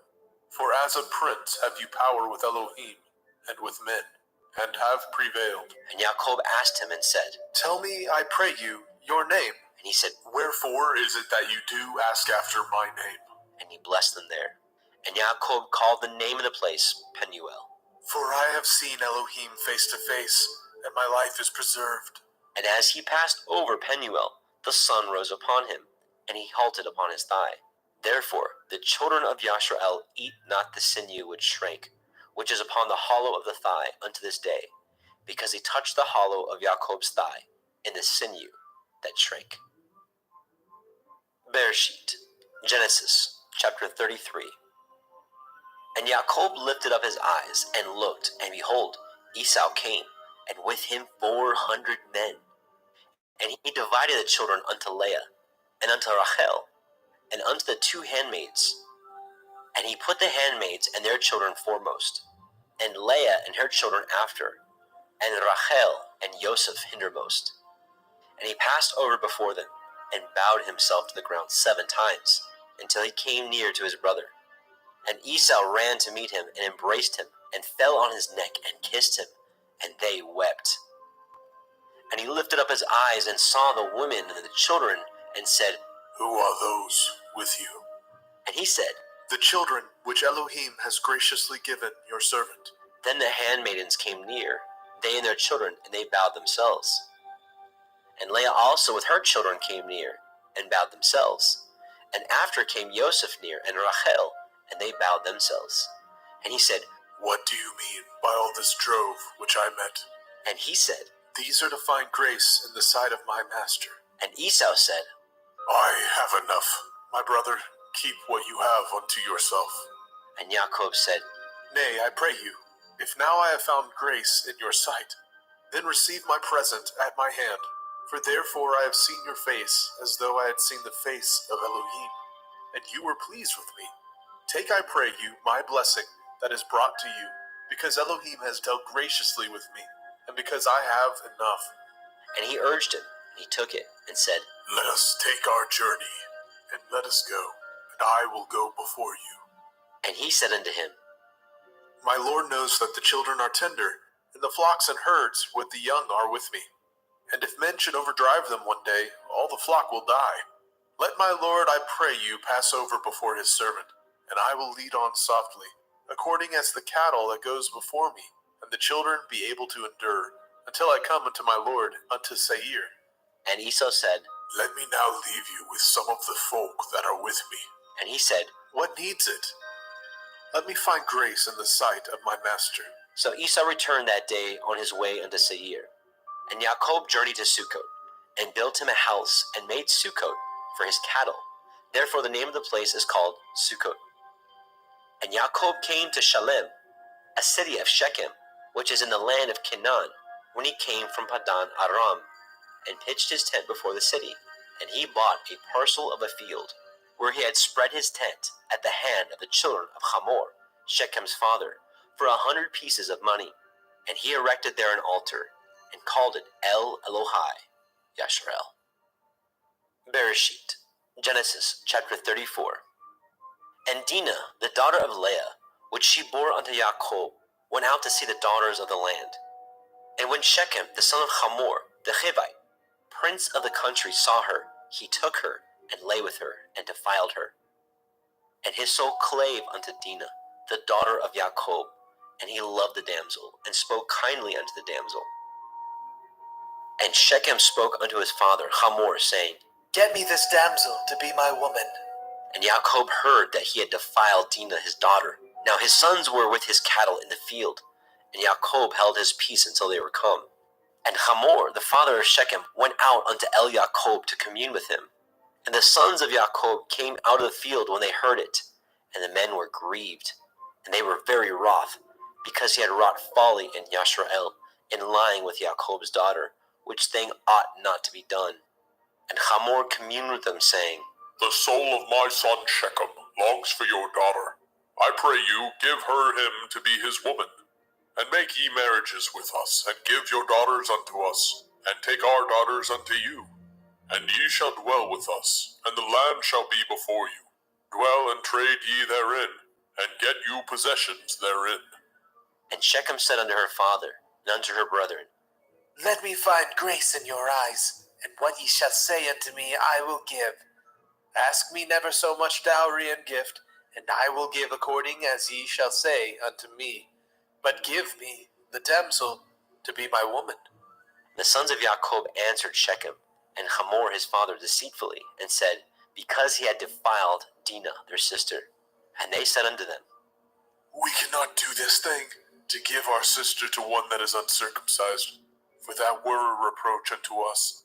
But in this we will consent unto you, if ye will be as we be, that every male of you be circumcised. Then will we give our daughters unto you, and we will take your daughters unto us, and we will dwell with you, and we will become one people. But if ye will not hearken unto us to be circumcised, then we will take our daughter, and we will be gone. And their words pleased Hamor and Shechem, Hamor's son.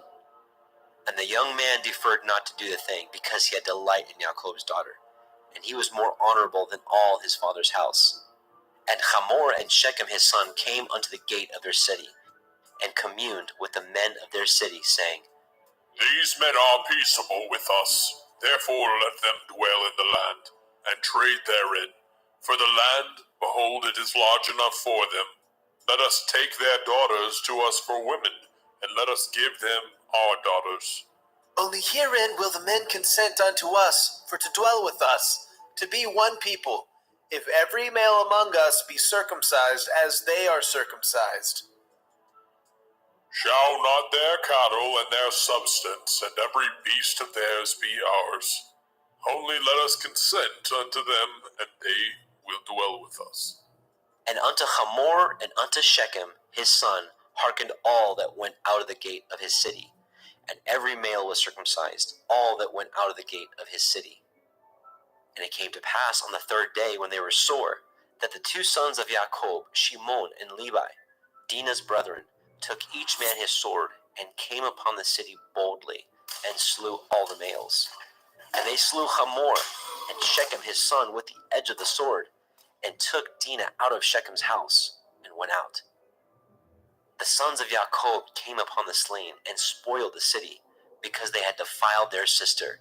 They took their sheep, and their oxen, and their asses, and that which was in the city, and that which was in the field, and all their wealth, and all their little ones, and their women they took captive, and spoiled even all that was in the house.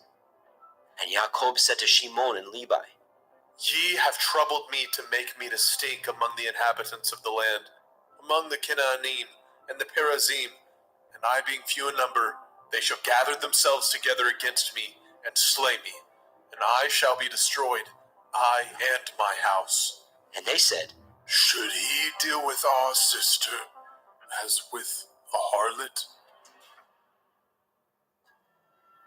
Bereshit, Genesis chapter 35. And Elohim said unto Jacob, Arise, go up to Bethel, and dwell there, and make there an altar unto Elohim, that appeared unto you when you fled from the face of Esau your brother. Then Jacob said unto his household, and to all that were with him, Put away the strange Elohai that are among you, and be clean, and change your garments, and let us arise, and go up to Bethel, and I will make there an altar unto Elohim, who answered me in the day of my distress, and was with me in the way which I went. And they gave unto Jacob all the strange Elohai which were in their hand, and all their earrings which were in their ears. And Jacob hid them under the oak which was by Shechem. And they journeyed, and the terror of Elohim was upon the cities that were round about them, and they did not pursue after the sons of Jacob. So Jacob came to Luz, which is in the land of Canaan, that is, Beit El, he and all the people that were with him. And he built there an altar, and called the place Beit El, because there Elohim appeared unto him, when he fled from the face of his brother. But Deborah, Ribkah's nurse, died, and she was buried beneath Beit El under an oak, and the name of it was called Alon Bakut. And Elohim appeared unto Jacob again, when he came out of Padan Aram, and blessed him. And Elohim said unto him, Your name is Yaakov. Your name shall not be called any more Yaakov, but Yasharel shall be your name. And he called his name Yasharel. And Elohim said unto him, I am El Shaddai. Be fruitful and multiply. A nation and a company of nations shall be of you, and kings shall come out of your loins. And the land which I gave Abraham and Yitzhak, to you I will give it, and to your seed after you will I give the land. And Elohim went up from him in the place where he talked with him. And Jacob set up a pillar in the place where he talked with him, even a pillar of stone. And he poured a drink offering thereon, and he poured oil thereon. And Yaakov called the name of the place where Elohim spoke with him, Beit El. And they journeyed from Beit El, and there was but a little way to come to Ephrathah. And Rachel travailed, and she had hard labor. And it came to pass, when she was in hard labor, that the midwife said unto her, Fear not, you shall have this son also. And it came to pass, as her soul was in departing, for she died, that she called his name Ben-Oni, but his father called him Benjamin. And Rachel died, and was buried in the way to Ephrathah, which is Beit Lechem. And Jacob set a pillar upon her grave, that is the pillar of Rachel's grave unto this day. And Yasharel journeyed, and spread his tent beyond Migdal Eder. And it came to pass, when Yasharel dwelt in that land, that Reuben went and lay with Bilhah his father's concubine, and Yasharel heard it. Now the sons of Jacob were 12, the sons of Leah, Reuben, Jacob's firstborn, and Shimon, and Levi, and Yehudah, and Issachar, and Zebulun. The sons of Rachel, Yosef, and Benjamin. And the sons of Bilhah, Rachel's handmaid, Dan, and Naphtali. And the sons of Zilpah, Leah's handmaid, Gad, and Asher. These are the sons of Jacob, which were born to him in Padan Aram. And Yaakov came unto Yitzchak his father, unto Mamre, unto Kiryat Arba, which is Hebron, where Abraham and Yitzchak sojourned. And the days of Yitzchak were 180 years.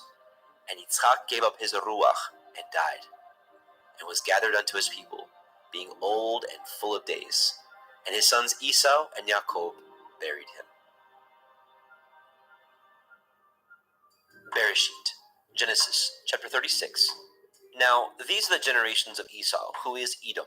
Esau took his woman of the daughters of Canaan, Ada, the daughter of Elon the Hittite, and Aholibama, the daughter of Anna, the daughter of Zibon the Hittite, and Basemah, Ishmael's daughter, sister of Nebaioth. And Adah bore to Esau Eliphaz. And Basmat bore Reuel. And Aholibama bore Yaish, and Ya'alam, and Korach. These are the sons of Esau, which were born unto him in the land of Canaan. And Esau took his women, and his sons, and his daughters, and all the persons of his house, and his cattle, and all his beasts, and all his substance, which he had got in the land of Canaan, and went into the country from the face of his brother Jacob. For their riches were more than they might dwell together, and the land wherein they were strangers could not bear them because of their cattle. Thus dwelt Esau in Mount Seir. Esau is Edom. And these are the generations of Esau, the father of the Edomim, in Mount Seir. These are the names of Esau's sons: Eliphaz, the son of Adah, the woman of Esau; Reuel, the son of Basemat, the woman of Esau. And the sons of Eliphaz were Teman, Omar, Zepho, Gatam, and Kenaz. And Timnah was the concubine to Eliphaz, Esau's son, and she bore to Eliphaz Amalek. These are the sons of Adah, Esau's woman. And these are the sons of Reuel, Nahat, and Zerach, Shammah, and Mizah. These are the sons of Basemat, Esau's woman. And these were the sons of Aholibama, the daughter of Anah, the daughter of Tzibon, Esau's woman. And she bore to Esau Yaish, and Ya'alam, and Korach.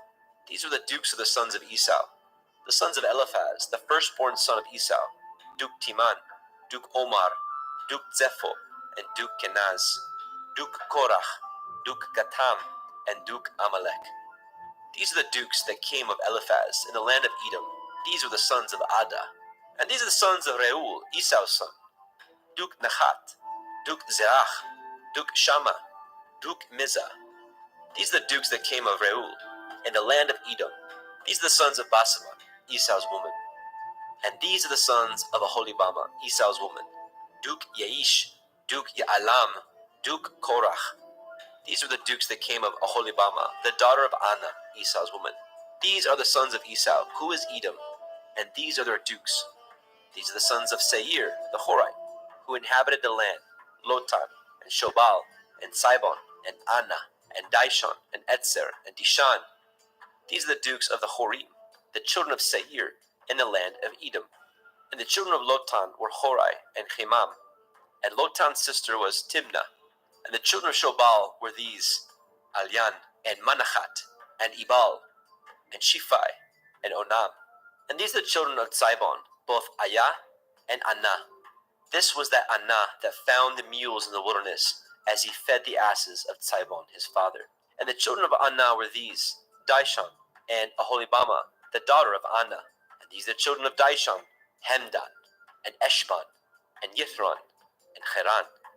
The children of Etzer are these: Bilhan, and Zaavan, and Akan. The children of Dishon are these: Uts, and Aran. These are the dukes that came of the Horim: Duke Lotan, Duke Shobal, Duke Tzibon, and Duke Anah. Duke Dishon, Duke Etzer, Duke Dishan. These are the dukes that came of the Horite, among their dukes in the land of Seir. And these are the kings that reigned in the land of Edom, before there reigned any king over the children of Yasharel. And Bela, the son of Beor, reigned in Edom, and the name of his city was Dinhaba. And Bela died, and Yobab, the son of Zerach of Botzra, reigned in his stead. And Yobab died, and Husham of the land of the Timani reigned in his stead. And Husham died, and Hadad, the son of Bedad, who smote Midian in the field of Moab, reigned in his stead. And the name of his city was Abit.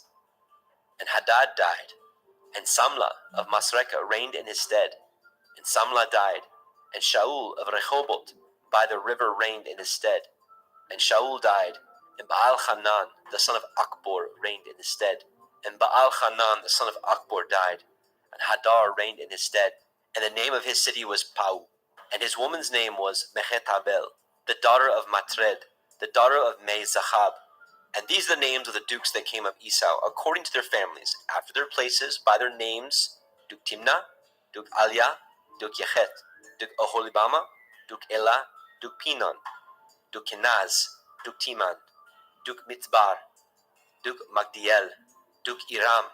These be the dukes of Edom, according to their habitations, in the land of their possession. He is Esau, the father of the Edomim. Bereshit, Genesis, chapter 37. And Jacob dwelt in the land wherein his father was a stranger, in the land of Canaan. These are the generations of Jacob. Joseph, being 17 years old, was feeding the flock with his brethren, and the lad was with the sons of Bilhah, and the sons of Zilpah, his father's women. And Joseph brought unto his father their evil report.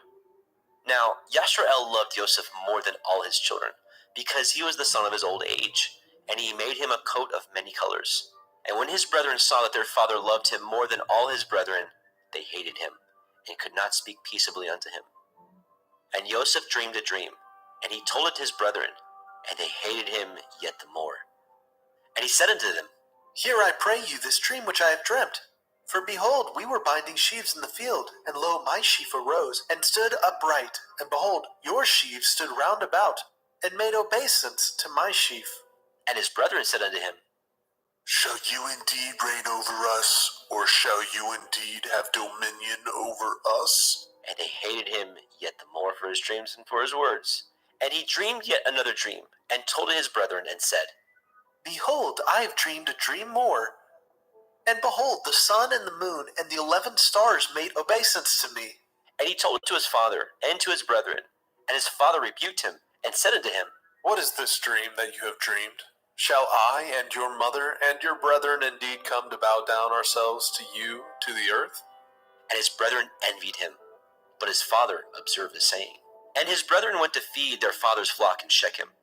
And Yashrael said unto Elioseph, Do not your brethren feed the flock in Shechem? Come, and I will send you unto them. And he said to him, Here am I.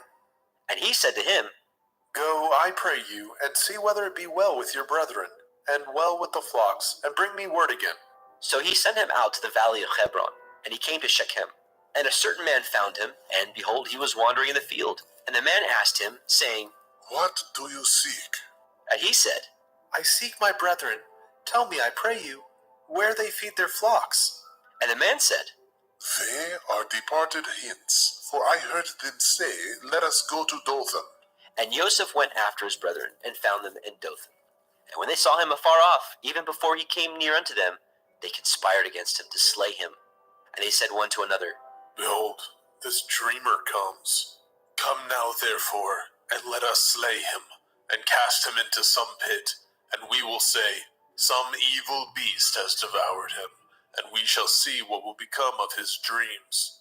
And Reuben heard it, and he delivered him out of their hands, and said, Let us not kill him. And Reuben said unto them, Shed no blood, but cast him into this pit that is in the wilderness, and lay no hand upon him, that he might rid him out of their hands, to deliver him to his father again. And it came to pass, when Joseph was come unto his brethren, that they stripped Joseph out of his coat of many colors that was on him. And they took him, cast him into a pit, and the pit was empty. There was no water in it, and they sat down to eat bread. And they lifted up their eyes and looked, and behold, a company of Ishmaelim came from Gilead, with their camels bearing spicery and balm and myrrh, going to carry it down to Mitzrayim. And Yahudah said unto his brethren, What profit is it if we slay our brother, and conceal his blood? Come, let us sell him to the Ishmaelim, and let not our hands be upon him, for he is our brother and our flesh. And his brethren were content. Then there passed by Midianim merchantmen, and they drew and lifted up Joseph out of the pit, and sold Joseph to the Ishmaelim for 20 pieces of silver. And they brought Joseph into Mitzrayim. And Reuben returned into the pit, and behold, Joseph was not in the pit. And he rent his clothes. And he returned to his brethren and said, The child is not, and I, whither shall I go? And they took Joseph's coat, and killed a kid of the goats, and dipped the coat in the blood. And he sent the coat of many colors. And they brought it to their father, and said, This we have found. Know whether it be your son's coat or no. And he knew it, and said, It is my son's coat. An evil beast has devoured him. Joseph is without doubt rent in pieces. And Jacob rent his clothes, and put sackcloth upon his loins, and mourned for his son many days. And all his sons and all his daughters rose up to comfort him, but he refused to be comforted. And he said, For I will go down into Sheol unto my son, mourning. Thus his father wept for him. And the Midianim sold him into Mitzrayim unto Potiphar, an officer of Pharaoh's, and a captain of the guard. Bereshit, Genesis chapter 38. And it came to pass at that time that Yehuda went down from his brethren and turned into a certain Adullamite, whose name was Hira. And Yehuda saw there a daughter of a certain Canaanite, whose name was Shuach, and he took her and went in unto her. And she conceived and bore a son, and he called his name And she conceived again and bore a son, and called his name Onan. And she yet again conceived and bore a son, and called his name Shelach. And he was at Keziv when she bore him. And Yehuda took a woman for his firstborn, whose name was Tamar. And Yehuda's firstborn, was wicked in the sight of Yahweh, and Yahweh slew him. And Yehuda said unto Onan, Go into your brother's woman, and marry her, and raise up seed to your brother. And Onan knew that the seed should not be his, and it came to pass, when he went in unto his brother's woman, that he spilled it on the ground, lest that he should give seed to his brother. And the thing which he did displeased Yahweh, wherefore he slew him also. Then said Yehuda to Tamar his daughter-in-law, Remain a widow at your father's house, till Shelach my son be grown. For he said, Lest, perchance, he die also, as his brethren did. And Tamar went and dwelt in her father's house.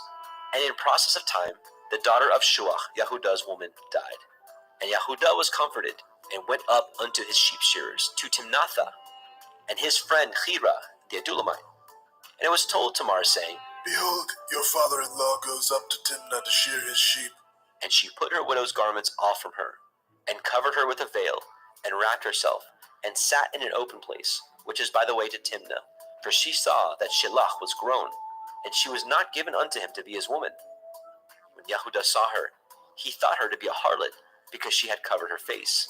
And he turned unto her by the way, and said, Go to, I pray you, let me come in unto you. For he knew not that she was his daughter-in-law. And she said, What will you give me, that you may come in unto me? And he said, I will send you a kid from the flock. And she said, Will you give me a pledge till you send it? And he said, What pledge shall I give you? And she said, Your signet, your bracelets, and your staff that is in your hand. And he gave it her, and came in unto her, and she conceived by him.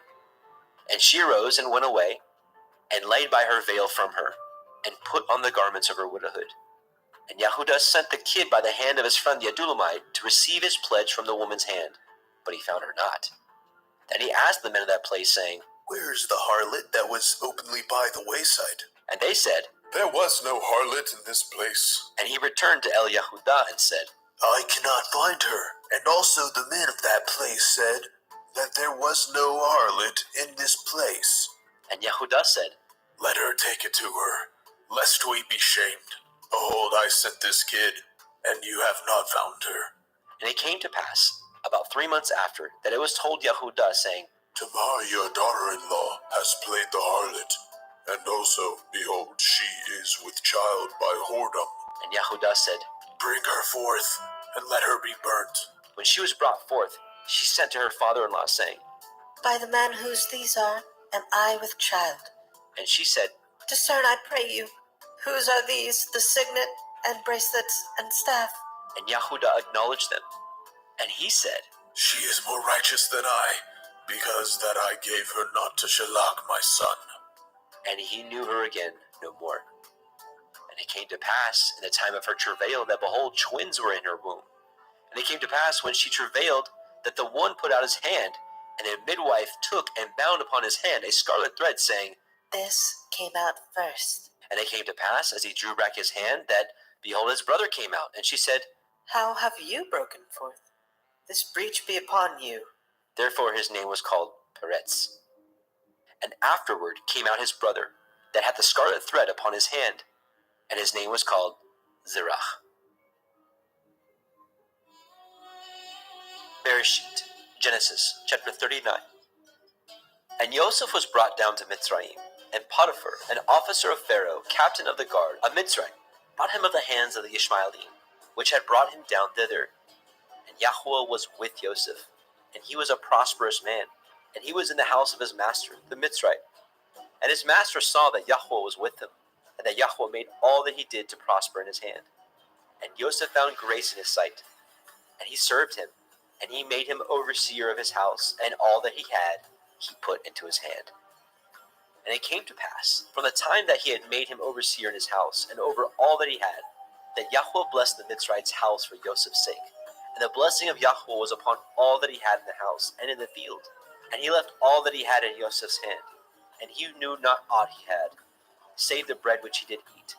And Joseph was a goodly person and well favored. And it came to pass after these things, that his master's woman cast her eyes upon Joseph. And she said, Lie with me.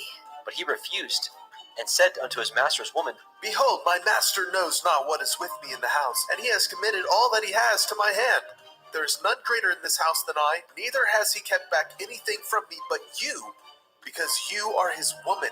How then can I do this great wickedness and sin against Elohim? And it came to pass, as she spoke to Joseph day by day, that he hearkened not unto her, to lie by her, or to be with her. And it came to pass about this time that Joseph went into the house to do his business, and there was none of the men of the house there within. And she caught him by his garment, saying, Lie with me. And he left his garment in her hand, and fled, and got him out. And it came to pass, when she saw that he had left his garment in her hand, and was fled forth, that she called unto the men of her house, and spoke unto them, saying, See, he has brought in an Ephraim unto us to mock us. He came in unto me to lie with me, and I cried with a loud voice. And it came to pass, when he heard that I lifted up my voice and cried, that he left his garment with me, and fled, and got him out. And she laid up his garment by her, until his master came home. And she spoke unto him according to these words, saying, The Ephraim servant which you have brought unto us came in unto me to mock me. And it came to pass, as I lifted up my voice and cried, that he left his garment with me and fled out. And it came to pass, when his master heard the words of his woman, which she spoke unto him, saying, After this did your servant to me, that his wrath was kindled. And Joseph's master took him, and put him into the prison, a place where the king's prisoners were bound. And he was there in prison.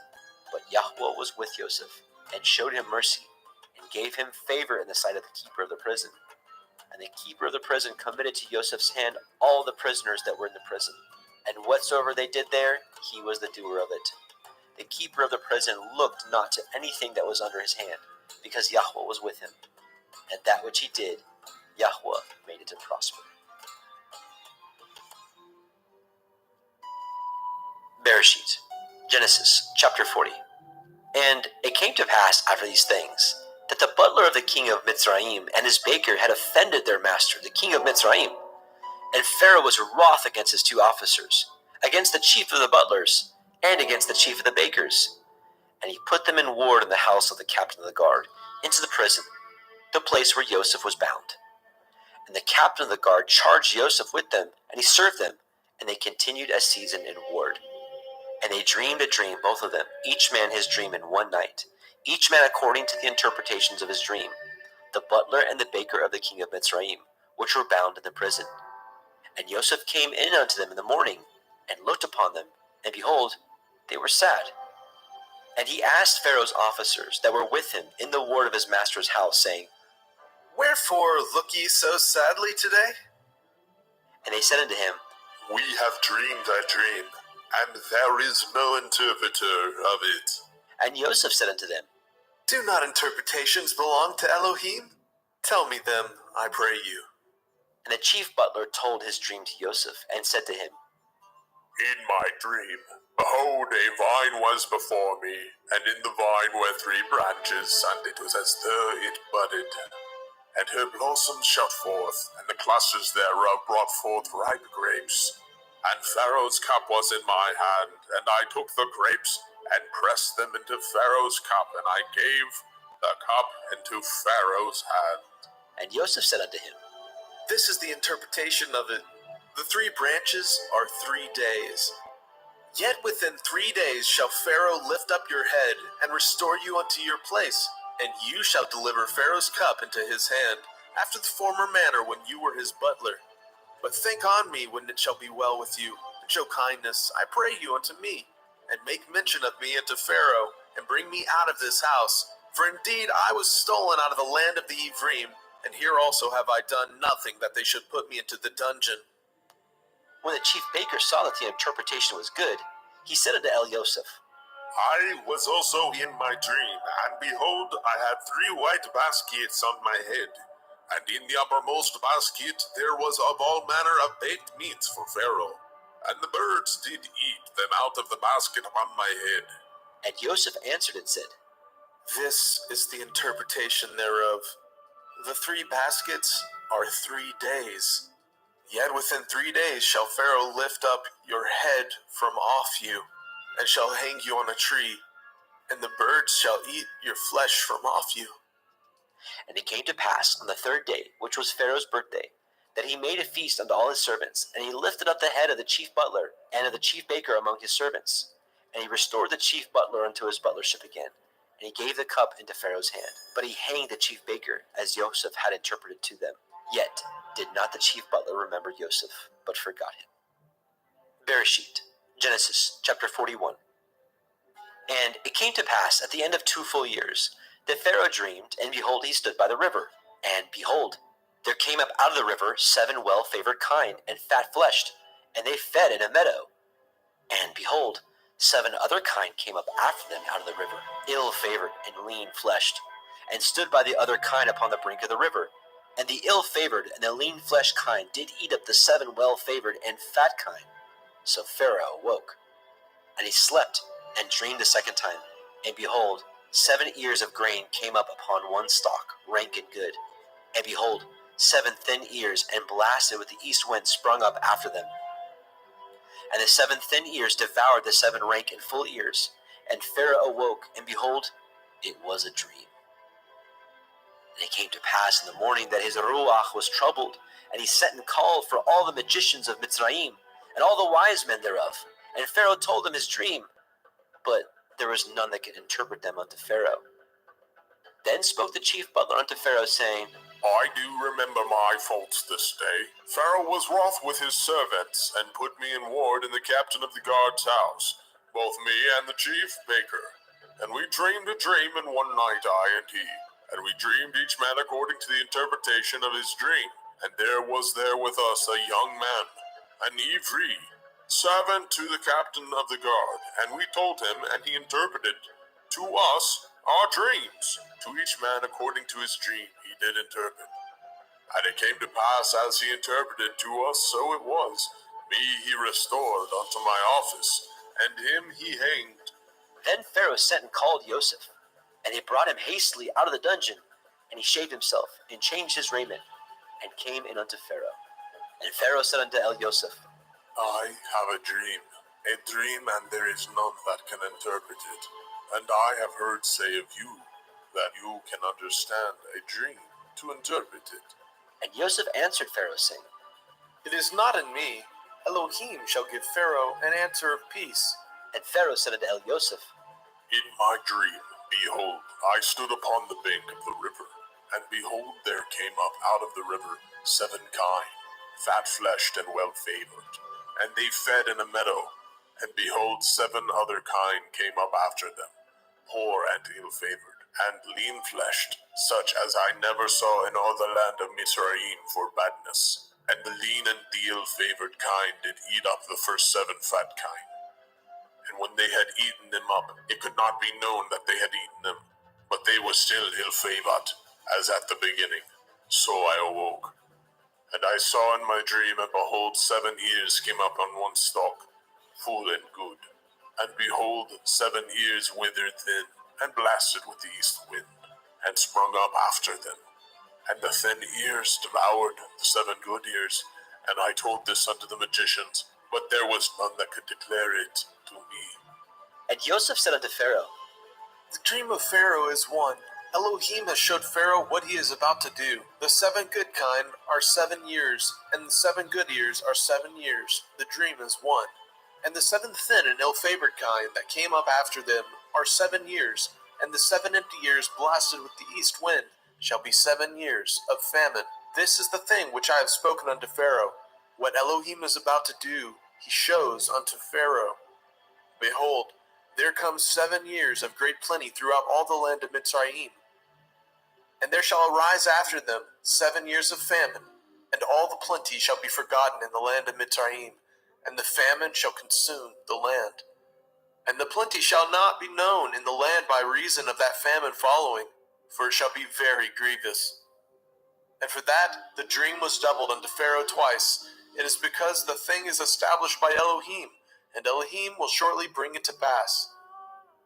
Now therefore let Pharaoh look out a man discreet and wise, and set him over the land of Mitzrayim.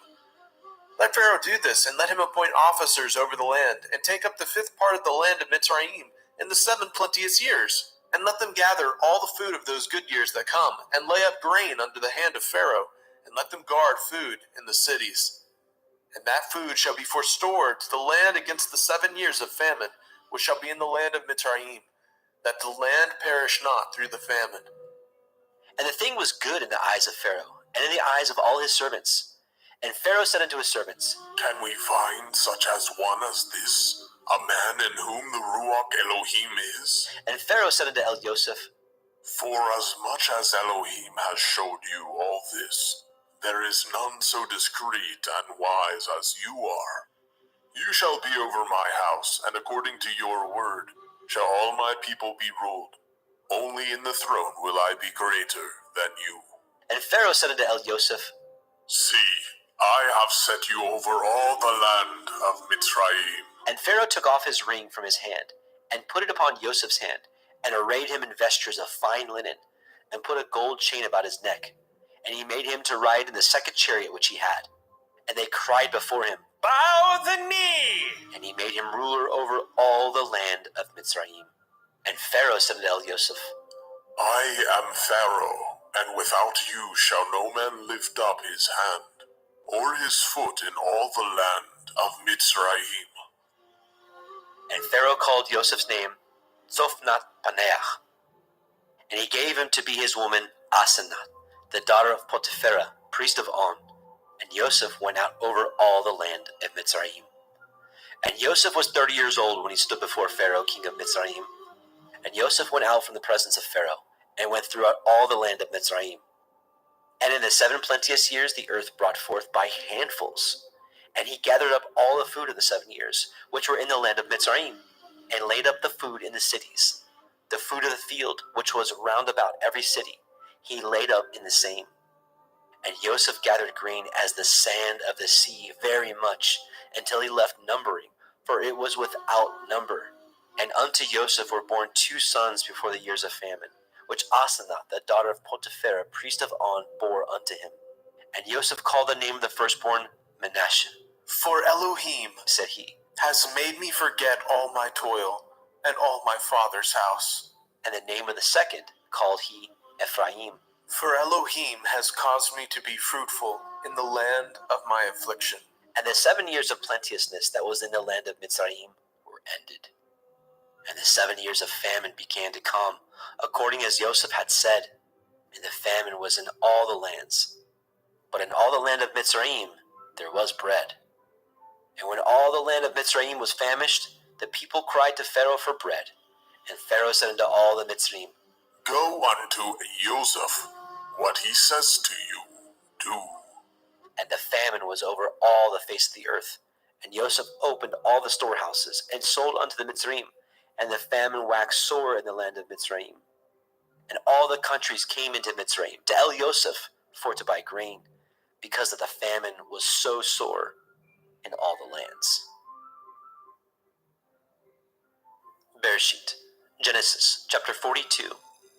Now, when Yaakov saw that there was grain in Mitzrayim, Yaakov said unto his sons, Why do ye look one upon another? And he said, Behold, I have heard that there is grain in Mitzrayim. Get you down thither, and buy for us from thence, that we may live and not die.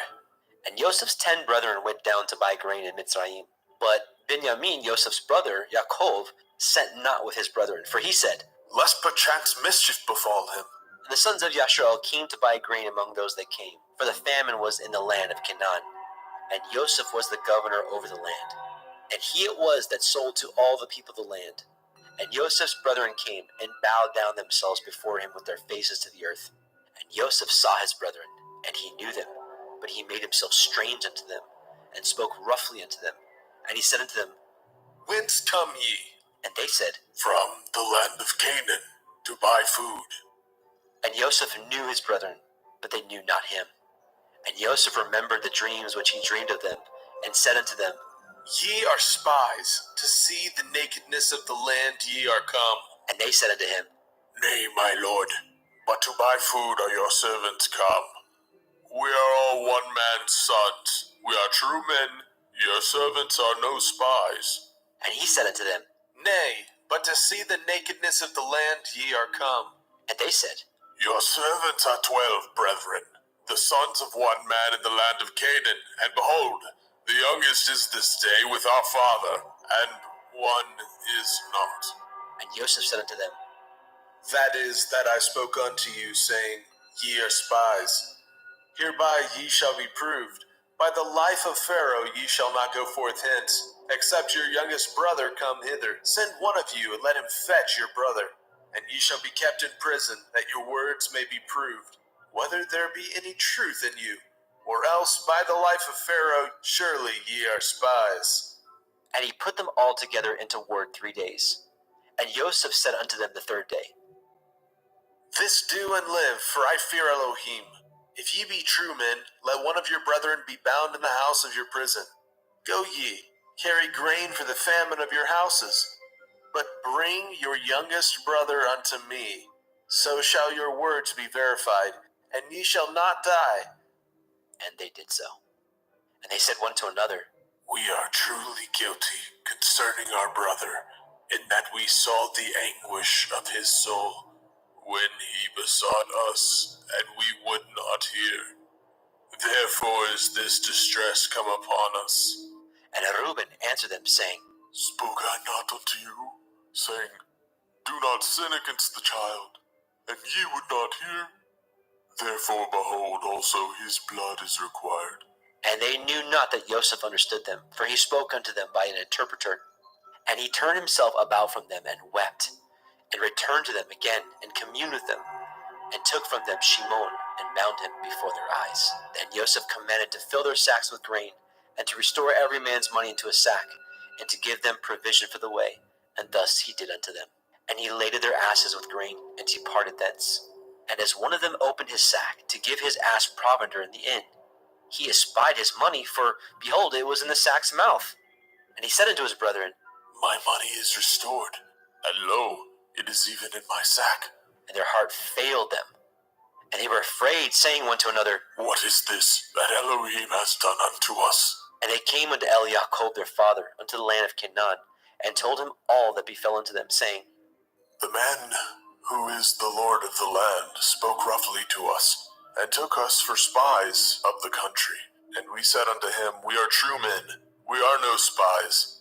We be 12 brethren, sons of our father. One is not, and the youngest is this day with our father in the land of Canaan. And the man, the Lord of the country, said unto us, Hereby shall I know that ye are true men. Leave one of your brethren here with me, and take food for the famine of your households, and be gone. And bring your youngest brother unto me. Then shall I know that ye are no spies, but that ye are true men. So will I deliver you and your brother, and ye shall traffic in the land. And it came to pass, as they emptied their sacks, that behold, every man's bundle of money was in his sack. And when both they and their father saw the bundles of money, they were afraid. And Yaakov their father said unto them, Me have you bereaved of my children. Joseph is not, and Shimon is not, and ye will take Benjamin away. All these things are against me. And Reuben spoke unto his father, saying, Slay my 2 sons, if I bring him not to you. Deliver him into my hand, and I will bring him to you again. And he said, My son shall not go down with you, for his brother is dead, and he is left alone. If mischief befall him by the way in which ye go, then ye shall bring down my gray hairs with sorrow to Sheol.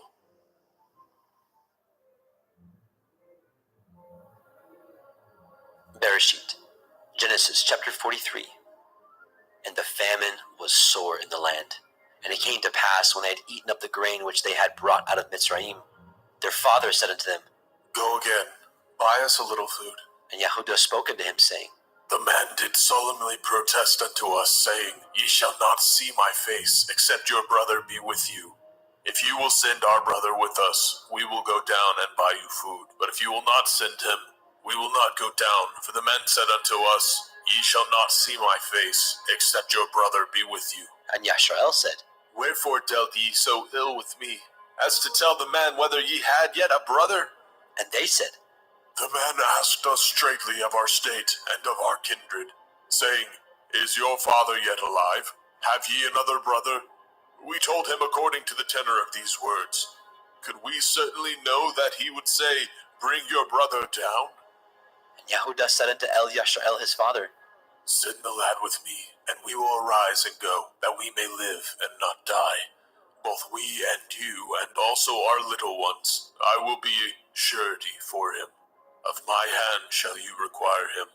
If I bring him not unto you, and set him before you, then let me bear the blame forever. For except we had lingered, surely now we had returned this second time. And their father Yashrael said unto them, If it must be so now, do this, take of the best fruits of the land in your vessels, and carry down the man a present, a little balm and a little honey, spices and myrrh, nuts and almonds, and take double money in your hand. And the money that was brought again in the mouth of your sacks, carry it again in your hand. Perchance it was an oversight. Take also your brother, and arise, go again unto the man. And El Shaddai give you mercy before the man, that he may send away your brother and Benjamin. If I be bereaved of my children, I am bereaved. And the men took that present, and they took double money in their hand, and Benjamin, and rose up, and went down to Mitzrayim, and stood before Yosef. And when Yosef saw Benjamin with them, he said to the ruler of his house, Bring these men home, and slay, and make ready, for these men shall dine with me at noon. And the man did as Yosef bade, and the man brought the men into Yosef's house. And the men were afraid, because they were brought into Yosef's house. And they said, Because of the money that was returned in our sacks at the first time are we brought in, that he may seek occasion against us, and fall upon us, and take us for bondmen and our asses.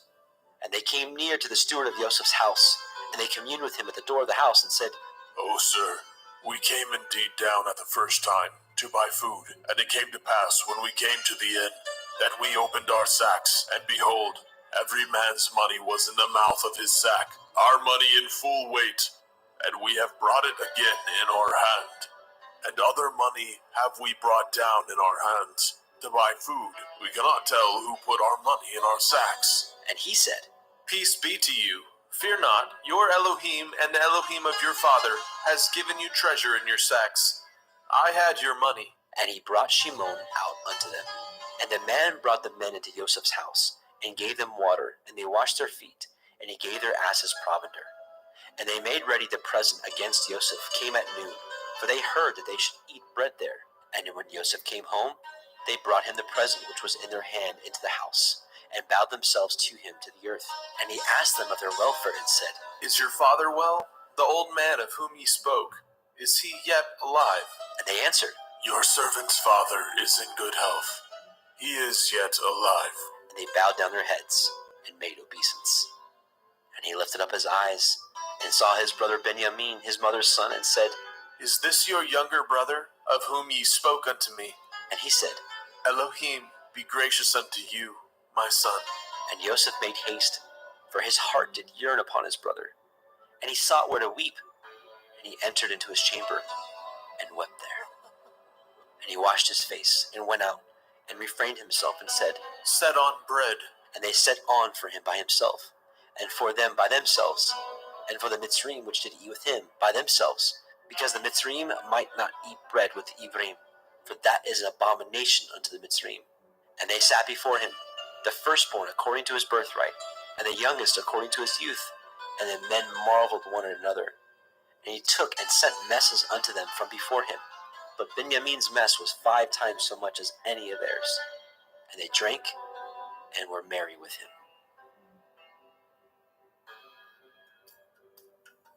Bereshit, Genesis, chapter 44. And he commanded the steward of his house, saying, Fill these men's sacks with food as much as they can carry, and put every man's money in his sack's mouth, and put my cup, the silver cup, in the sack's mouth of the youngest, and his grain money. And he did according to the word that Joseph had spoken. As soon as the morning was light, the men were sent away, and their asses. And when they were gone out of the city, and not yet afar off, Joseph said unto his steward, Up, follow after the men, and when you do overtake them, say unto them, Wherefore have ye rewarded evil for good?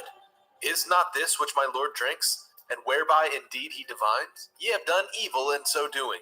And he overtook them, and he spoke unto them these same words. And they said unto him, Wherefore says my Lord these words? Far be it from your servants should do according to this thing. Behold, the money which we found in our sack's mouth, we brought again unto you out of the land of Canaan. How then should we steal out of your Lord's house silver or gold? With whomsoever your servant it be found, let him die, and we also will be my Lord's bondmen. And he said, Now also let it be according to your words. He with whom it is found shall be my servant, and ye shall be blameless. Then they speedily took down every man his sack to the ground, and opened every man his sack. And he searched, and began at the eldest, and left the youngest. And the cup was found in Benjamin's sack. Then they rent their clothes, and laded every man his ass, and returned to the city. And Yehudah and his brethren came to Joseph's house, for he was yet there, and they fell before him on the ground. And Joseph said unto them, What deed is this that ye have done? Know ye not that such a man as I can certainly divine? And Yehudah said, What shall we say unto my Lord? What shall we speak? Or how shall we clear ourselves? Elohim has found out the iniquity of your servants. Behold, we are my Lord's servants, both we and he also with whom the cup is found. And he said, Far be it that I should do so, but the man in whose hand the cup is found, he shall be my servant. And as for you, get you up in peace unto your father. Then Yehudah came near unto him and said, O my Lord, let your servant, I pray you, speak a word in my Lord's ears, and let not your anger burn against your servant, for you are even as Pharaoh, my Lord, asked his servant, saying, Have ye a father or a brother? And we said unto my Lord, We have a father, an old man, and a child of his old age, a little one, and his brother is dead, and he alone is left of his mother, and his father loves him. And you said unto your servants, Bring him down unto me, that I may set my eyes upon him. And we said unto my Lord, The lad cannot leave his father, for if he should leave his father would die. And you said unto your servants, Except your youngest brother come down with you, ye shall see my face no more. And it came to pass, when we came up unto your servant my father, we told him the words of my Lord. And our father said, Go again and buy us a little food. And we said, We cannot go down. If our youngest brother be with us, then will we go down. For we may not see the man's face, except our youngest brother be with us. And your servant my father said unto us, Ye know that my woman bore me 2 sons, and the one went out from me. And I said, Surely he is torn in pieces, and I saw him not since. And if ye take this also from me, and mischief befall him, ye shall bring down my gray hairs with sorrow to Sheol. Now therefore, when I come to your servant my father, and the lad be not with us, seeing that his life is bound up in the lad's life, it shall come to pass, when he sees that the lad is not with us, that he will die. And your servant shall bring down the gray hairs of your servant our father with sorrow to Sheol. For your servant became surety for the lad unto my father, saying, If I bring him not unto you, then I shall bear the blame to my father forever. Now therefore I pray you, let your servant abide instead of the lad, a bondman to my Lord, and let the lad go up with his brethren. For how shall I go up to my father, and the lad be not with me, lest perchance I see the evil that shall come on my father?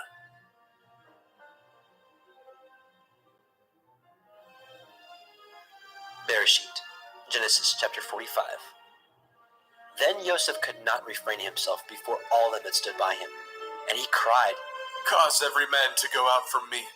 And there stood no man with him, while Joseph made himself known unto his brethren.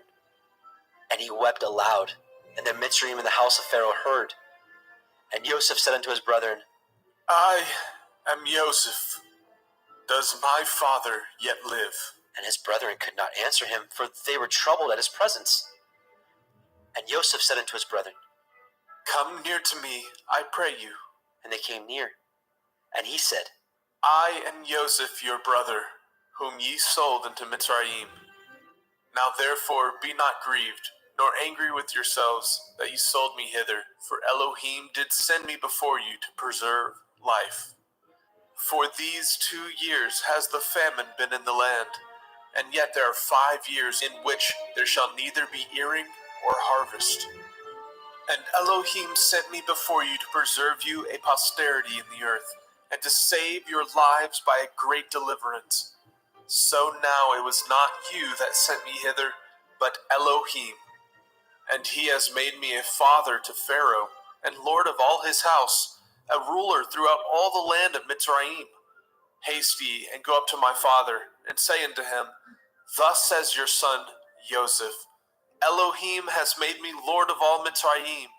Come down unto me, tarry not, and you shall dwell in the land of Goshen, and you shall be near unto me, you and your children, and your children's children, and your flocks, and your herds, and all that you have. And there will I nourish you, for yet there are 5 years of famine, lest you and your household, and all that you have, come to poverty. And behold, your eyes see, and the eyes of my brother Benjamin, that it is my mouth that speaks unto you. And ye shall tell my father all my glory in Mitzrayim, and all that ye have seen, and ye shall haste and bring down my father hither. And he fell upon his brother Benjamin's neck, and wept. And Benjamin wept upon his neck. Moreover, he kissed all his brethren, and wept upon them. And after that, his brethren talked with him. And the fame thereof was heard in Pharaoh's house, saying, Joseph's brethren are come. And it pleased Pharaoh well, and his servants. And Pharaoh said unto Joseph, Say unto your brethren, This do ye, lade your beasts, and go, get you unto the land of Canaan, and take your father and your households, and come unto me, and I will give you the good of the land of Mitzrayim, and ye shall eat the fat of the land. Now you are commanded, this do ye, take you wagons out of the land of Mitzrayim for your little ones, and for your women, and bring your father, and come. Also regard not your stuff, for the good of all the land of Mitzrayim is yours. And the children of Yashrael did so. And Joseph gave them wagons, according to the commandment of Pharaoh, and gave them provision for the way. To all of them he gave each man changes of raiment. But to Benjamin he gave 300 pieces of silver, and 5 changes of raiment. And to his father he sent after this manner, 10 asses laden with the good things of Mitzrayim, and 10 she-asses laden with grain and bread and meat for his father by the way. So he sent his brethren away, and they departed. And he said unto them, See that ye fall not out by the way. And they went up out of Mitzrayim, and came into the land of Canaan unto Jacob their father, and told him, saying, Joseph is yet alive, and he is governor over all the land of Mitzrayim. And Jacob's heart fainted, for he believed them not. And they told him all the words of Joseph which he had said unto them. And when he saw the wagons which Joseph had sent to carry him, the ruach of Jacob their father revived. And Yashrael said, It is enough. Joseph my son is yet alive. I will go and see him before I die.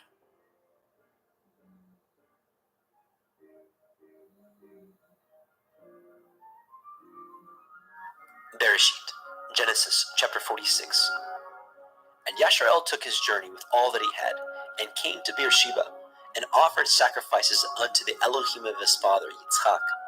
And Elohim spoke unto Yashrael in the visions of the night, and said, Yaakov, Yaakov. And he said, Here am I. And he said, I am El, the Elohai of your father. Fear not to go down into Mitzrayim, for I will there make of you a great nation. I will go down with you into Mitzrayim, and I will also surely bring you up again. And Joseph shall put his hand upon your eyes. And Jacob rose up from Beersheba, and And the sons of Yashrael carried Yaakov their father, and their little ones, and their women, in the wagons which Pharaoh had sent to carry him.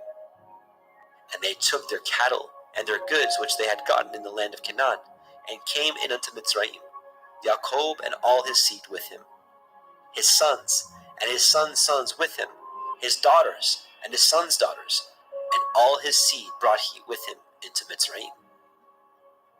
And these are the names of the children of Yashrael, which came into Mitzrayim: Yaakov and his sons, Reuben, Yaakov's firstborn, and the sons of Reuben, Chanok, and Palu, and Chethron, and Carmi, and the sons of Shimon, Yemuel, and Yamin, and Ohad, and Yakin, and Sochar, and Shaul, the son of the Canaanite woman, and the sons of Levi, Gershon, Kohath, and Merari, and the sons of Yehudah, and Onan, and Shelach, and Peretz, and Zerach.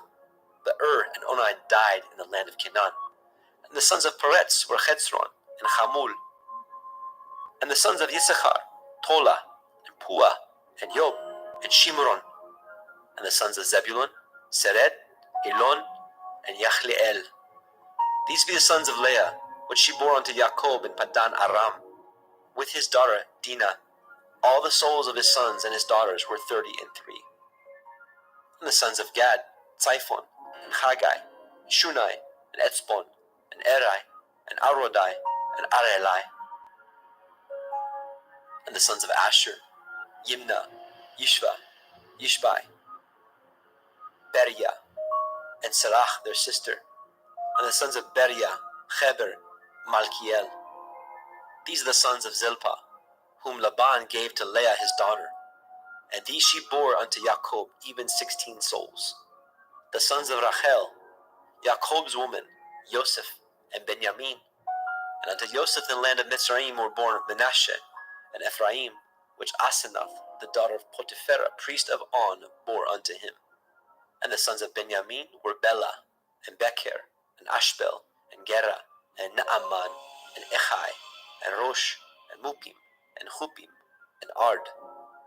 These are the sons of Rachel, which were born unto Jacob. All the souls were 14. And the sons of Dan, Hushim. And the sons of Naphtali, Yachzeel, Gunai, Yetzer, and Shilem. These are the sons of Bilhah, which Laban gave unto Rachel his daughter. And she bore these unto Jacob. All the souls were 7.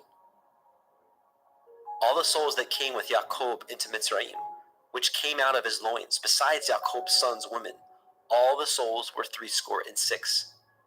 And the sons of Joseph, which were born him in Mitzrayim, were 2 souls. All the souls of the house of Jacob, which came into Mitzrayim, were 10. And he sent Yehudah before him unto El Yosef, to direct his face unto Goshen. And they came into the land of Goshen. And Yosef made ready his chariot, and went up to meet Yashrael his father, to Goshen, and presented himself unto him. And he fell on his neck, and wept on his neck a good while.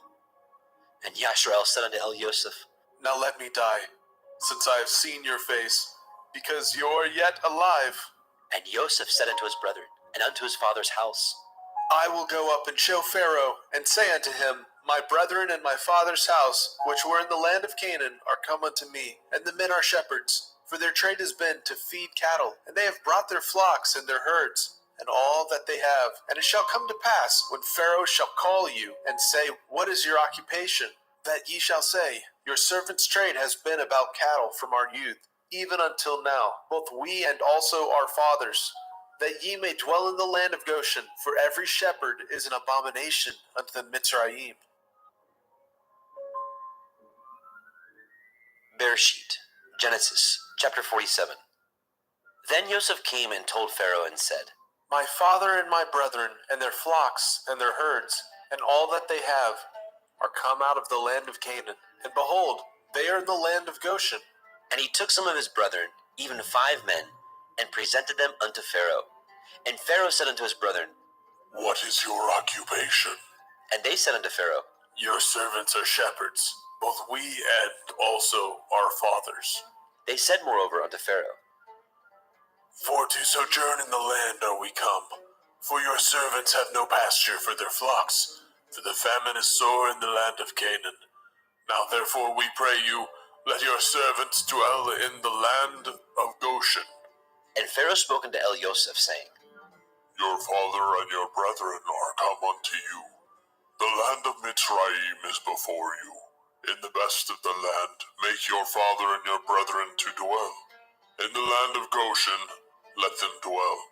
And if you know any men of activity among them, then make them rulers over my cattle. And Joseph brought in Yaakov his father, and set him before Pharaoh. And Yaakov blessed Pharaoh. And Pharaoh said unto Yaakov, How old are you? And Yaakov said unto Pharaoh, The days of the years of my pilgrimage are 130 years. Few and evil have the days of the years of my life been, and have not attained unto the days of the years of the life of my fathers, in the days of their pilgrimage. And Yaakov blessed Pharaoh, and went out from before Pharaoh. And Joseph placed his father and his brethren, and gave them a possession in the land of Mitzrayim, in the best of the land, in the land of Ramesses, as Pharaoh had commanded. And Joseph nourished his father and his brethren, and all his father's household, with bread according to their families. And there was no bread in all the land, for the famine was very sore, so that the land of Mitzrayim and all the land of Canaan fainted by reason of the famine.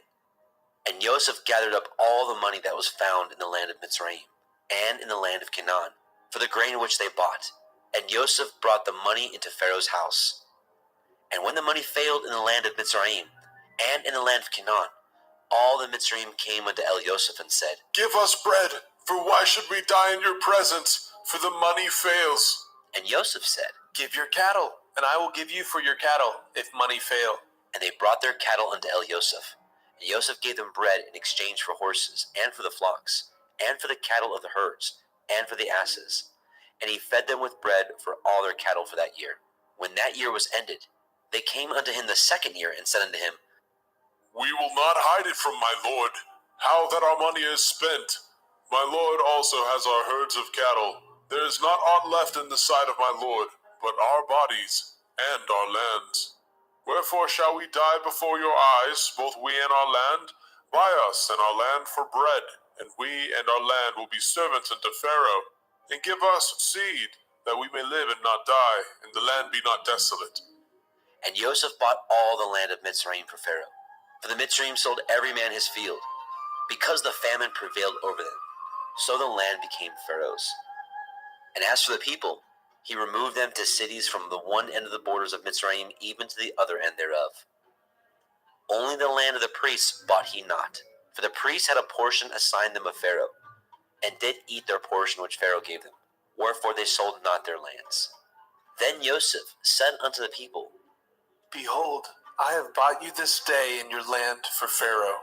Lo, here is seed for you, and ye shall sow the land. And it shall come to pass in the increase that ye shall give the 5th part unto Pharaoh, and 4 parts shall be your own, for seed of the field, and for your food, and for them of your household, and for food of your little ones. And they said, You have saved our lives. Let us find grace in the sight of my lord, and we will be Pharaoh's servants. And Joseph made it a law over the land of Mitzrayim unto this day, that Pharaoh should have the 5th part, except the land of the priests only, which became not Pharaoh's.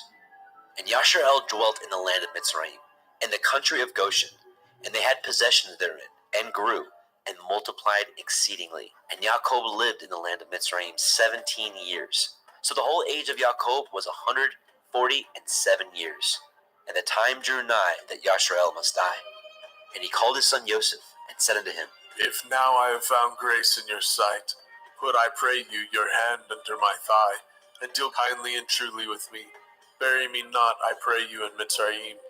But I will lie with my fathers, and you shall carry me out of Mitzrayim, and bury me in their burying place. And he said, I will do as you have said. And he said, Swear unto me. And he swore unto him. And Yasharel bowed himself upon the bed's head.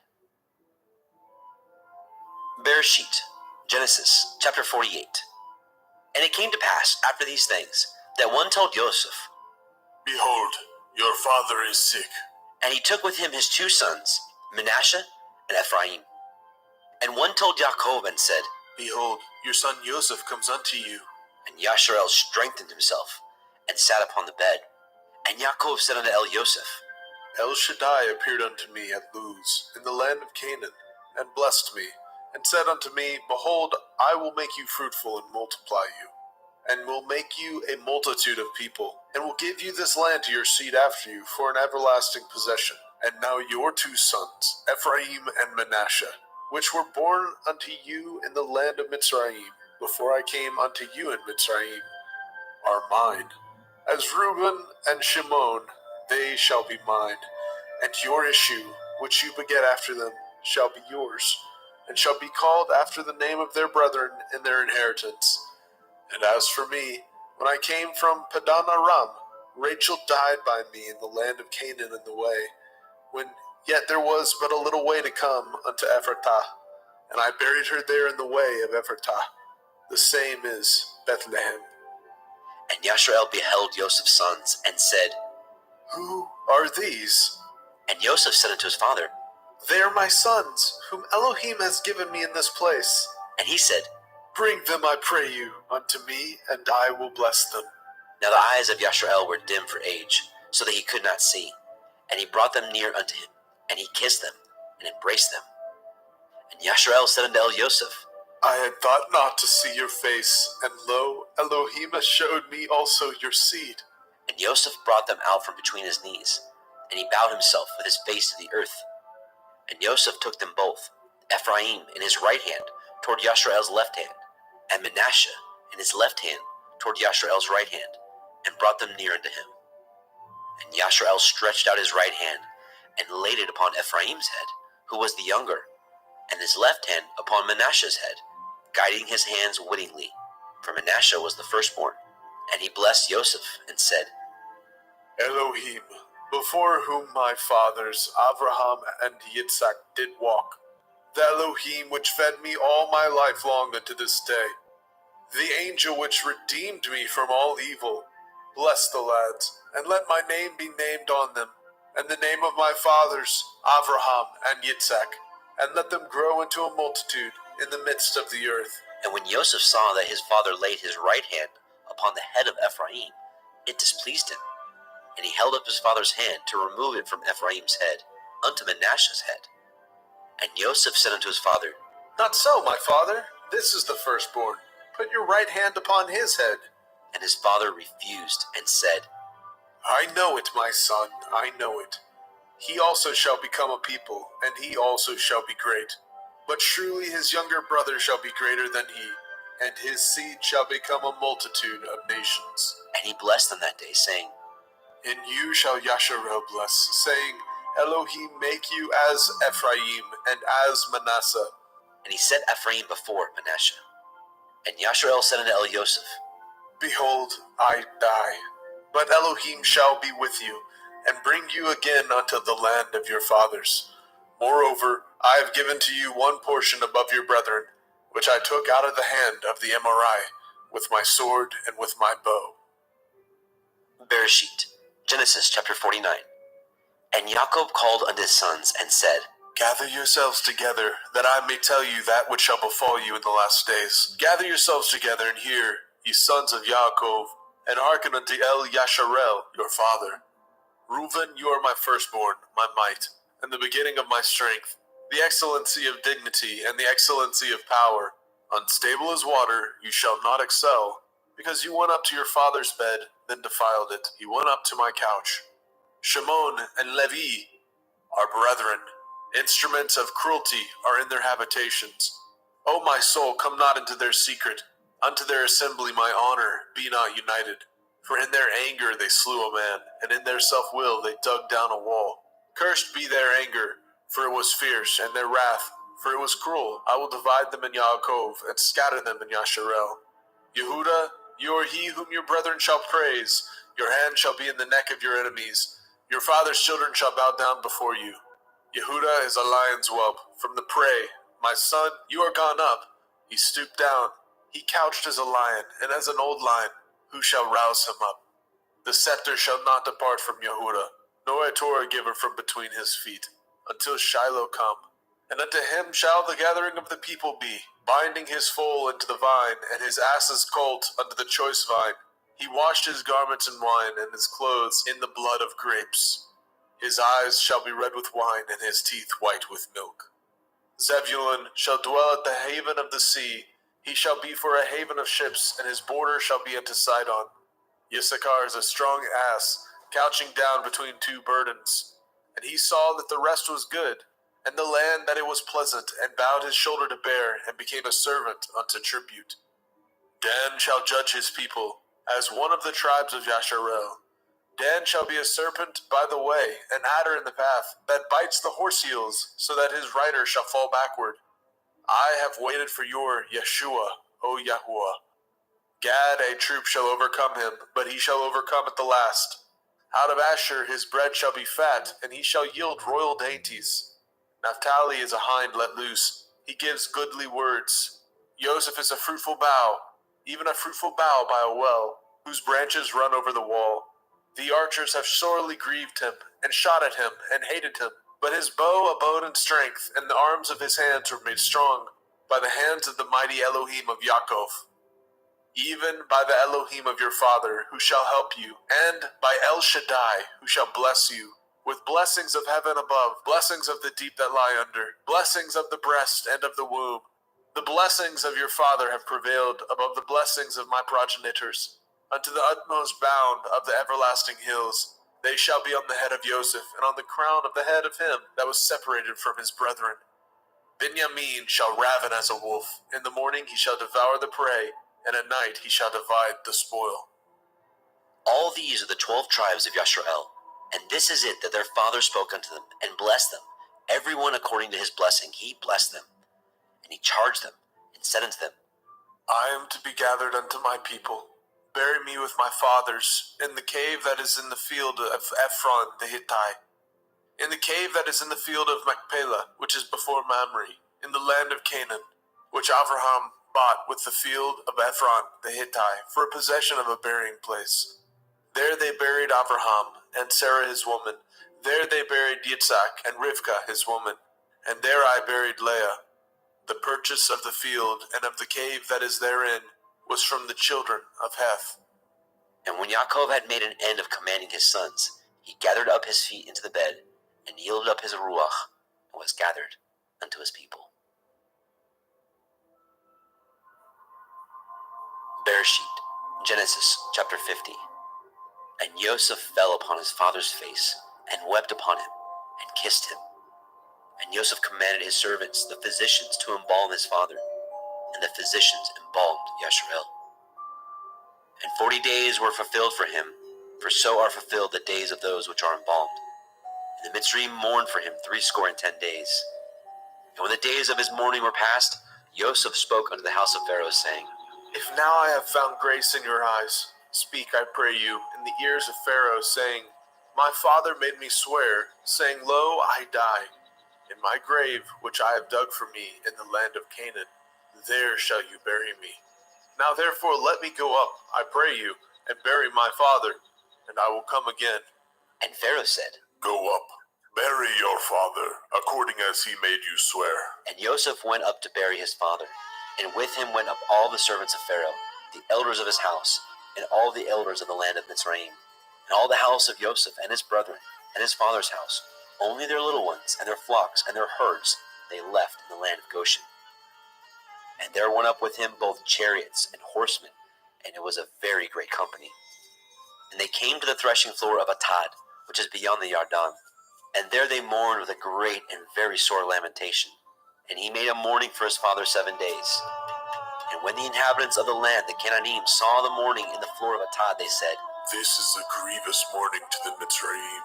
Wherefore, the name of it was called Abel Mitzrayim, which is beyond the Yarden. And his sons did unto him according as he commanded them. For his sons carried him into the land of Canaan, and buried him in the cave of the field of Machpelah, which Abraham bought with the field for a possession of a burying place of Ephron the Hittite, before Mamre. And Joseph returned into Mitzrayim, he and his brethren, and all that went up with him to bury his father, after he had buried his father. And when Joseph's brethren saw that their father was dead, they said, Joseph will perchance hate us, and will certainly requite us with all the evil which we did unto him. And they sent a messenger unto El Joseph, saying, Your father did command before he died, saying, So shall ye say unto Joseph, Forgive, I pray you now, the transgression of your brethren, and their sin, for they did unto you evil. And now we pray you, forgive the transgression of the servants of the Elohai of your father. And Joseph wept when they spoke unto him. And his brethren also went and fell down before his face, and they said, Behold, we be your servants. And Joseph said unto them, Fear not, for am I in the place of Elohim? But as for you, ye thought evil against me, but Elohim meant it unto good, to bring to pass, as it is this day, to save much people alive. Now therefore fear ye not, I will nourish you, and your little ones. And he comforted them, and spoke kindly unto them. And Joseph dwelt in Mitzrayim, he and his father's house. And Joseph lived 110 years. And Joseph saw Ephraim's children of the third generation. The children also of Machir the son of Manasseh were brought up upon Joseph's knees. And Joseph said unto his brethren, I die, and Elohim will surely visit you, and bring you out of this land unto the land which he swore to Abraham, to Yitzhak, and to Yaakov. And Joseph took an oath of the children of Yashrael, saying, Elohim will surely visit you, and ye shall carry up my bones from hence. So Joseph died, being 110 years old, and they embalmed him, and he was put in a coffin in Mitzrayim.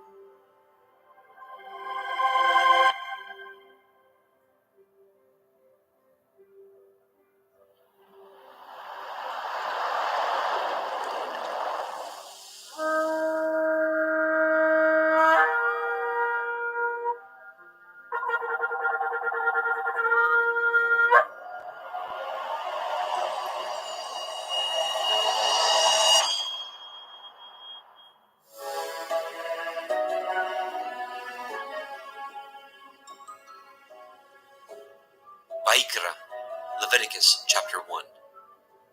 And Yahweh called unto Moshe, and spoke unto him out of the tabernacle of the assembly, saying, Speak unto the children of Yasharel, and say unto them, If any man of you bring an offering unto Yahweh, ye shall bring your offering of the cattle, even of the herd and of the flock.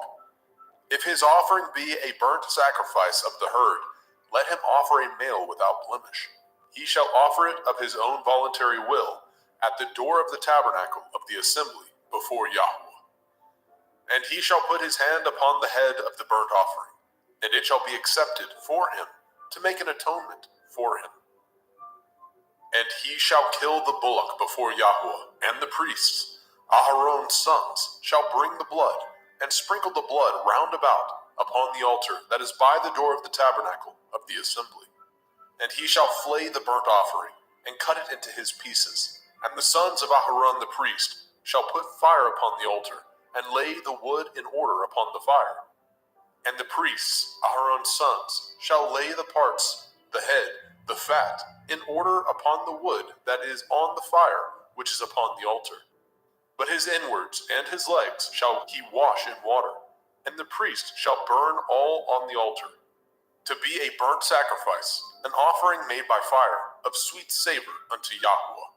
And if his offering be of the flocks, namely of the sheep, or of the goats, for a burnt sacrifice, he shall bring it a male without blemish. And he shall kill it on the side of the altar northward, before Yahweh and the priests. Aharon's sons shall sprinkle his blood round about upon the altar. And he shall cut it into his pieces, with his head and his fat, and the priest shall lay them in order on the wood that is on the fire, which is upon the altar. But he shall wash the inwards of the legs with water, and the priest shall bring it all, and burn it upon the altar. It is a burnt sacrifice, an offering made by fire, of sweet savor unto Yahweh. And if the burnt sacrifice for his offering to Yahweh be of fowls, then he shall bring his offering of turtle doves, or of young pigeons. And the priest shall bring it unto the altar, and wring off his head, and burn it on the altar, and the blood thereof shall be wrung out at the side of the altar. And he shall pluck away his crop with his feathers, and cast it beside the altar on the east part, by the place of the ashes. And he shall cleave it with the wings thereof, but shall not divide it asunder, and the priest shall burn it upon the altar. upon the wood that is upon the fire. It is a burnt sacrifice, an offering made by fire, of sweet savor unto Yahweh. Vayikra, Leviticus chapter 2. And when any will offer a meat offering unto Yahweh, his offering shall be of fine flour, and he shall pour oil upon it, and put frankincense thereon. And he shall bring it to Aharon's sons, the priests, and he shall take thereout his handful of the flour thereof, and of the oil thereof, with all the frankincense thereof. And the priest shall burn the memorial of it upon the altar, to be an offering made by fire, of a sweet savor unto Yahweh. And the remnant of the meat offering shall be Aharon's and his sons. It is a thing most holy of the offerings of Yahweh, made by fire. And if you bring an oblation of meat offering, baconed in the oven, it shall be matzah cakes of fine flour, mingled with oil, or matzah wafers anointed with oil.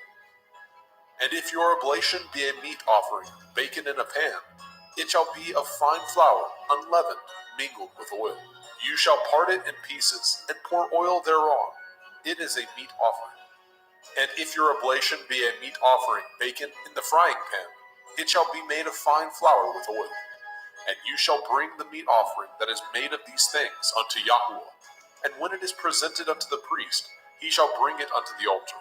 And the priest shall take from the meat offering a memorial thereof, and shall burn it upon the altar. It is an offering made by fire, of sweet savor unto Yahweh. And that which is left of the meat offering shall be Aharon's and his sons. It is a thing most holy of the offerings of Yahweh made by fire.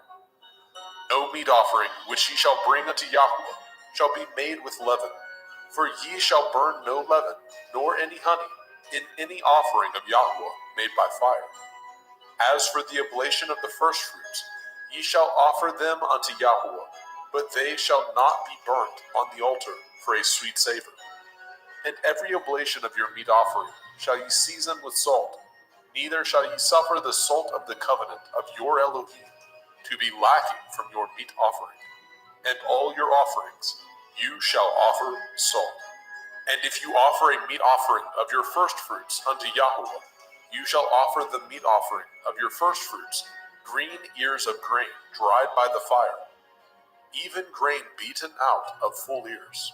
And you shall put oil upon it, and lay frankincense thereon. It is a meat offering. And the priest shall burn the memorial of it, part of the beaten grain thereof, and part of the oil thereof, with all the frankincense thereof. It is an offering made by fire unto Yahweh. Vayikra, Leviticus chapter 3. And if his oblation be a sacrifice of peace offering, if he offer it of the herd, whether it be a male or a female, he shall offer it without blemish before Yahweh. And he shall lay his hand upon the head of his offering, and kill it at the door of the tabernacle of the assembly. And Aharon's sons, the priests, shall sprinkle the blood upon the altar round about. And he shall offer of the sacrifice of the peace offering an offering made by fire unto Yahweh, the fat that covers the inwards, and all the fat that is upon the inwards, and the 2 kidneys, and the fat that is on them, which is by the flanks, and the caul above the liver, with the kidneys, it shall he take away. And Aharon's sons shall burn it on the altar upon the burnt sacrifice, which is upon the wood that is on the fire. It is an offering made by fire, of sweet savor unto Yahweh. And if his offering for a sacrifice of peace offering unto Yahweh be of the flock, male or female, he shall offer it without blemish. If he offer a lamb for his offering, then shall he offer before Yahweh. And he shall lay his hand upon the head of his offering, and kill it before the tabernacle of the assembly. And Aharon's sons shall sprinkle the blood thereof round about upon the altar.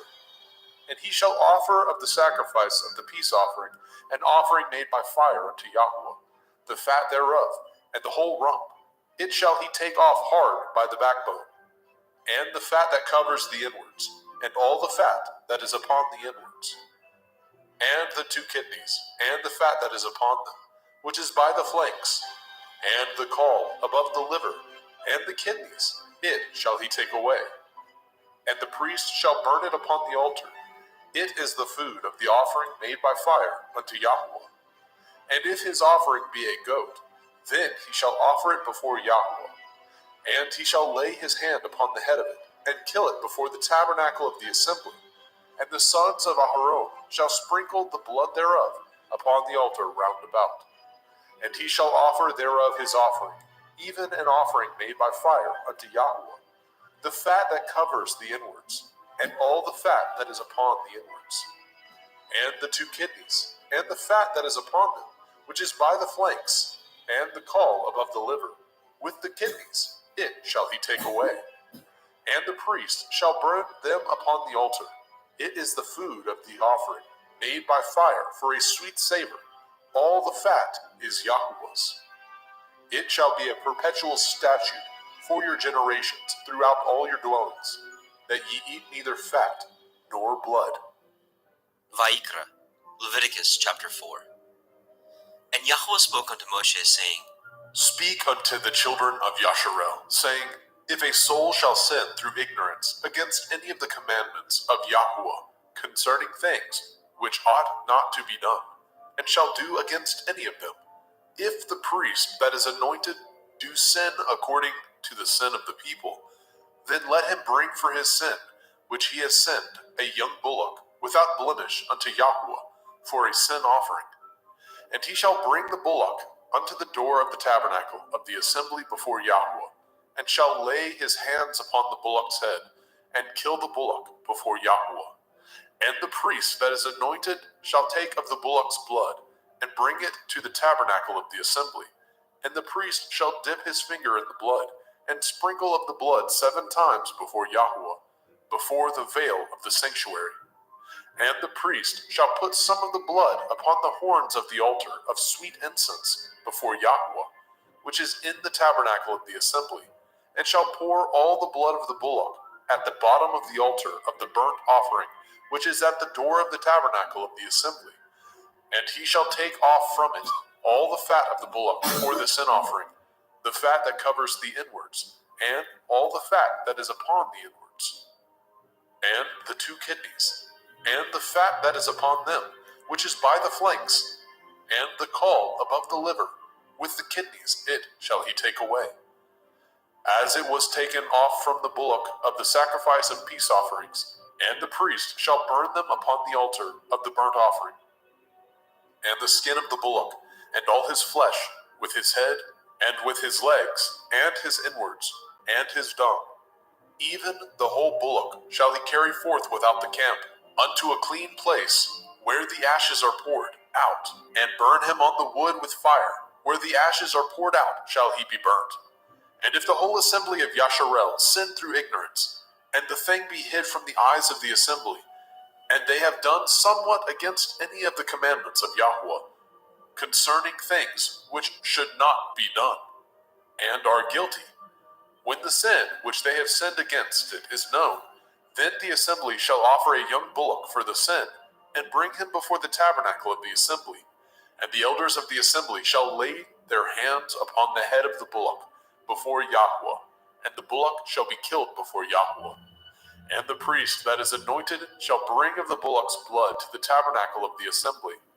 And the priest shall dip his finger in some of the blood, and sprinkle it 7 times before Yahweh, even before the veil. And he shall put some of the blood upon the horns of the altar, which is set before Yahweh, that is in the tabernacle of the assembly, and shall pour out all the blood at the bottom of the altar of the burnt offering, which is at the door of the tabernacle of the assembly. And he shall take all his fat from him, and burn it upon the altar. And he shall do with the bullock as he did with the bullock for a sin offering, so shall he do with this. And the priest shall make an atonement for them, and it shall be forgiven them. And he shall carry forth the bullock without the camp, and burn him as he burned the first bullock. It is a sin offering for the assembly. When a ruler has sinned, and done somewhat through ignorance against any of the commandments of Yahweh, Elohiah, concerning things which should not be done, and is guilty, or if his sin, wherein he has sinned, come to his knowledge, he shall bring his offering, a kid of the goats, a male without blemish. And he shall lay his hand upon the head of the goats, and kill it in the place where they killed the burnt offering before Yahweh. It is a sin offering.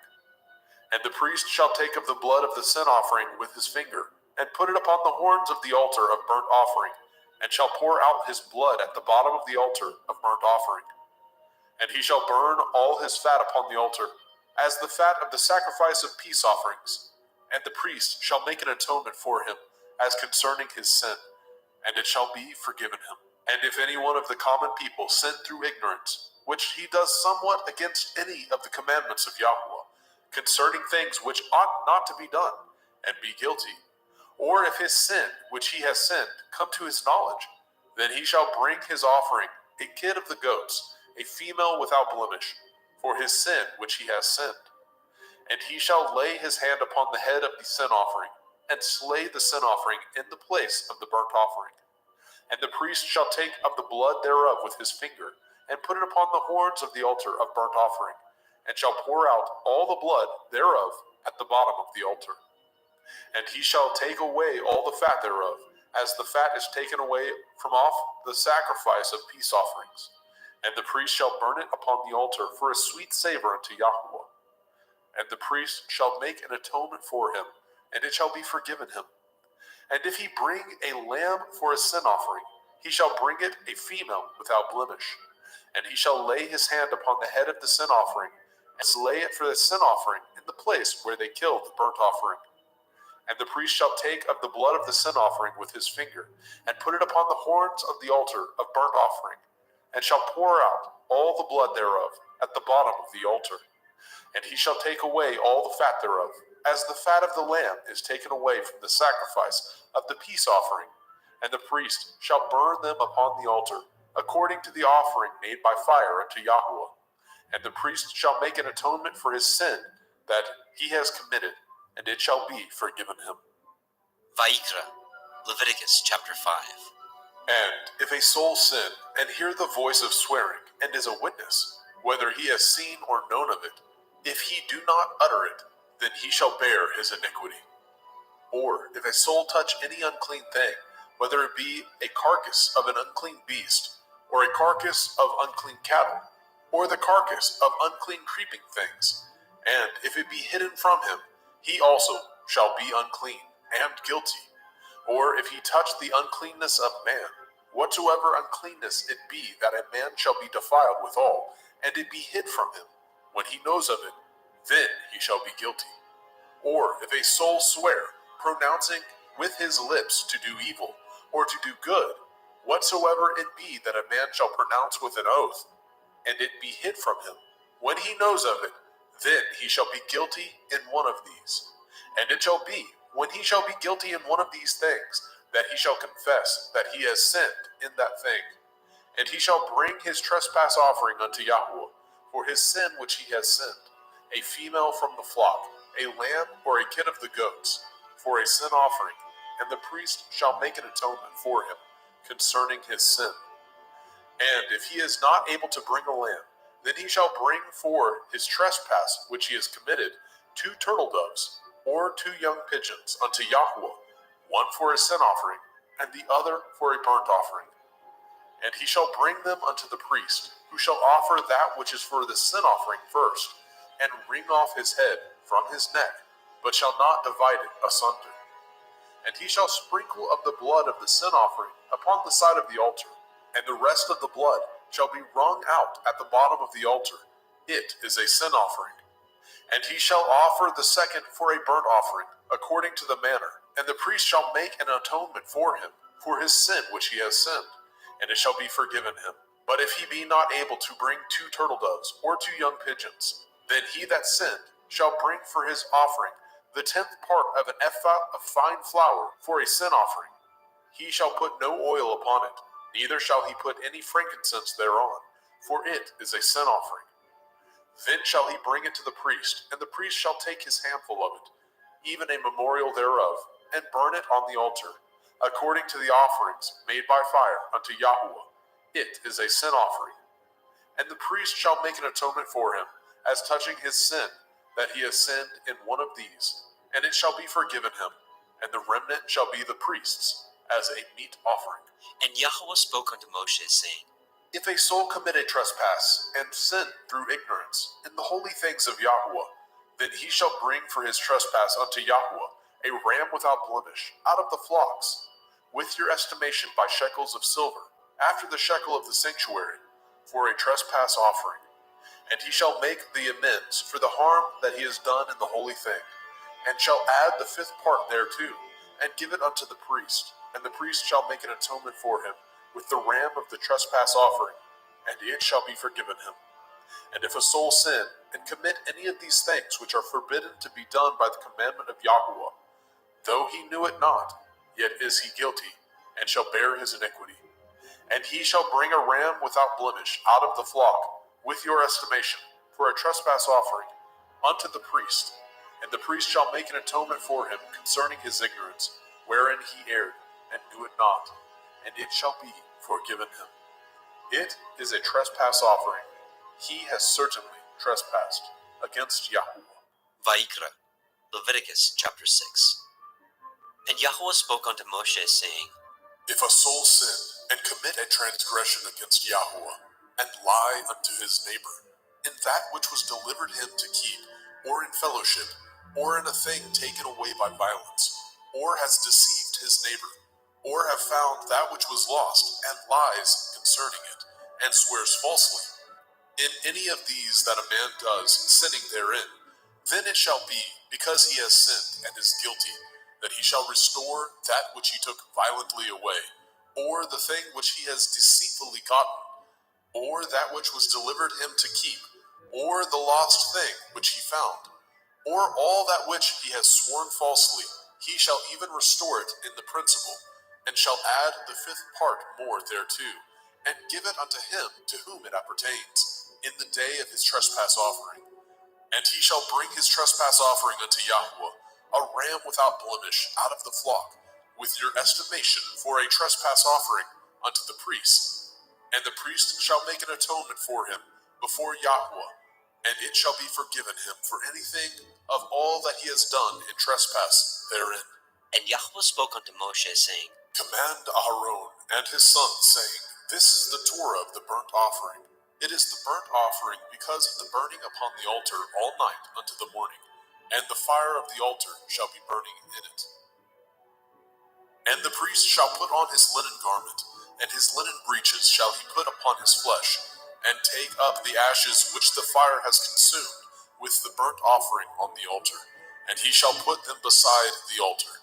And he shall put off his garments, and put on other garments, and carry forth the ashes without the camp unto a clean place. And the fire upon the altar shall be burning in it. It shall not be put out. And the priest shall burn wood on it every morning, and lay the burnt offering in order upon it, and he shall burn thereon the fat of the peace offerings. The fire shall ever be burning upon the altar. It shall never go out. And this is the Torah of the meat offering. The sons of Aharon shall offer it before Yahweh, before the altar. And he shall take of it his handful of the flour of the meat offering, and of the oil thereof, and all the frankincense which is upon the meat offering, and shall burn it upon the altar for a sweet savor, even the memorial of it unto Yahweh. And the remainder thereof shall Aharon and his sons eat, with matzah, unleavened bread, shall it be eaten in the holy place, in the court of the tabernacle of the assembly, they shall eat it. It shall not be baked with leaven. I have given it unto them for their portion of my offering made by fire. It is most holy, as is the sin offering, and as the trespass offering. All the males among the children of Aharon shall eat of it. It shall be a statute forever in your generations, concerning the offerings of Yahweh made by fire. Everyone that touches them shall be holy. And Yahweh spoke unto Moshe, saying, This is the offering of Aharon and his sons, which they shall offer unto Yahweh in the day when he is anointed. The 10th part of an ephah of fine flour for a meat offering perpetual, half of it in the morning, and half thereof at night. In a pan it shall be made with oil, and when it is baken, you shall bring it in, and the baken pieces of the meat offering shall you offer for a sweet savor unto Yahweh. And the priest of his sons, that is anointed in his stead, shall offer it. It is a statute forever unto Yahuwah. It shall be wholly burnt. For every meat offering for the priest shall be wholly burnt. It shall not be eaten. And Yahweh spoke unto Moshe, saying, Speak unto Aharon and to his sons, saying, This is the Torah of the sin offering. In the place where the burnt offering is killed, shall the sin offering be killed before Yahuwah. It is most holy. The priest that offers it for sin shall eat it.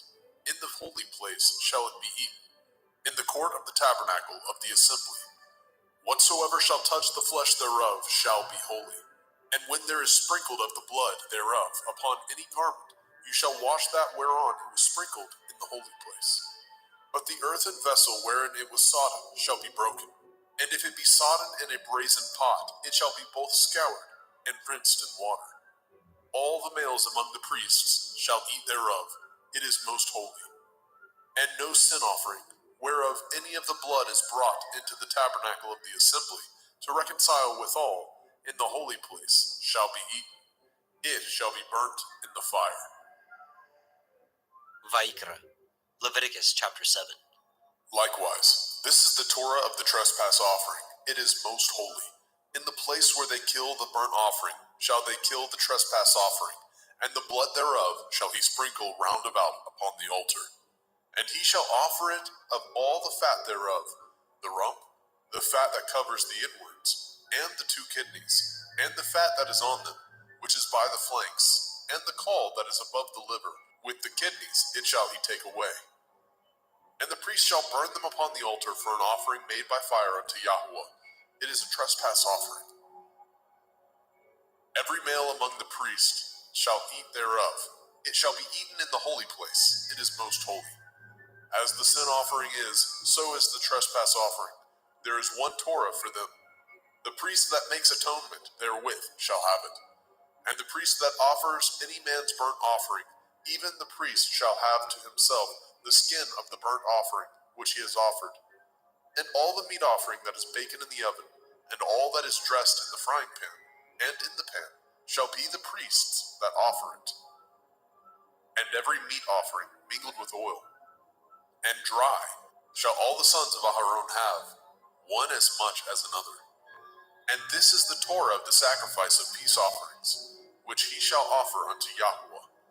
If he offer it for thanksgiving, then he shall offer with the sacrifice of thanksgiving matzah, unleavened cakes, mingled with oil, and matzah wafers, anointed with oil, and cakes mingled with oil, of fine flour, fried. Besides the cakes, he shall offer for his offering hametz, leavened bread, with the sacrifice of thanksgiving of his peace offerings. And of it he shall offer one out of the whole oblation, for a heave offering unto Yahuwah, and it shall be the priest that sprinkles the blood of the peace offerings. And the flesh of the sacrifice of his peace offerings for thanksgiving shall be eaten the same day that it is offered. He shall not leave any of it until the morning. But if the sacrifice of his offering be a vow, or a voluntary offering, it shall be eaten the same day that he offers his sacrifice. On the morrow also the remainder of it shall be eaten. But the remainder of the flesh of the sacrifice on the 3rd day shall be burnt with fire. And if any of the flesh of the sacrifice of his peace offerings be eaten at all on the 3rd day, it shall not be accepted, neither shall it be imputed unto him that offers it.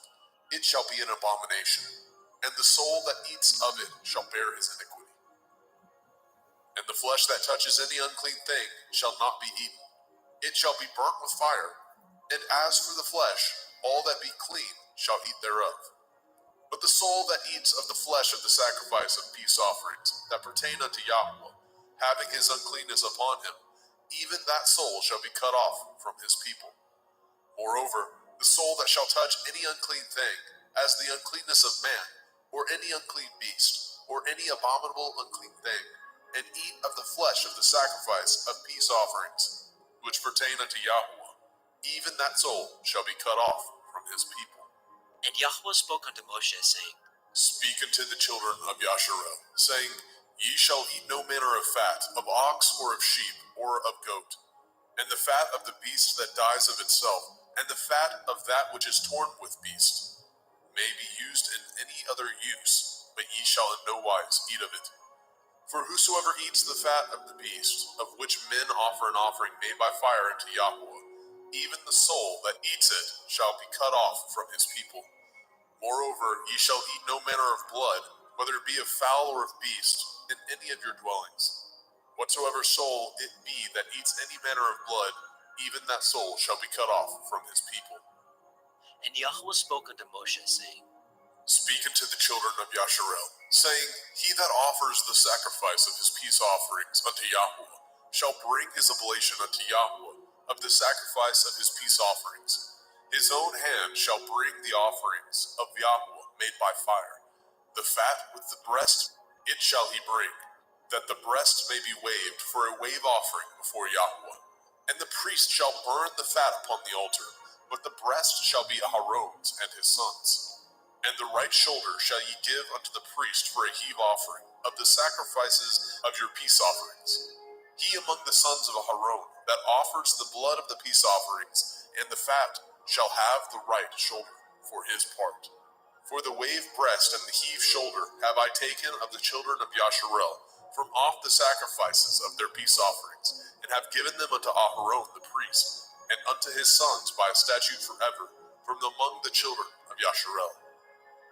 This is the portion of the anointing of Aharon, and of the anointing of his sons, out of the offerings of Yahweh made by fire, in the day when he presented them to minister unto Yahweh in the priest's office, which Yahweh commanded to be given them of the children of Yasharel, in the day that he anointed them, by a statute forever throughout their generations. This is the Torah of the burnt offering, of the meat offering, and of the sin offering, and of the trespass offering, and of the consecrations, and of the sacrifice of the peace offerings, which Yahweh commanded Moshe in Mount Sinai in the day that he commanded the children of Yasharel to offer their oblations unto Yahweh in the wilderness of Sinai.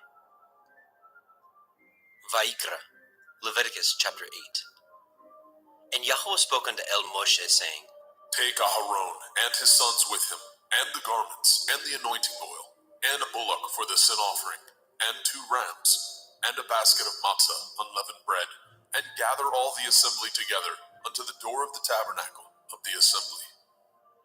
And Moshe did as Yahweh commanded him, and the assembly was gathered together unto the door of the tabernacle of the assembly. And Moshe said unto the assembly, This is the thing which Yahweh commanded to be done. And Moshe brought Aharon and his sons, and washed them with water.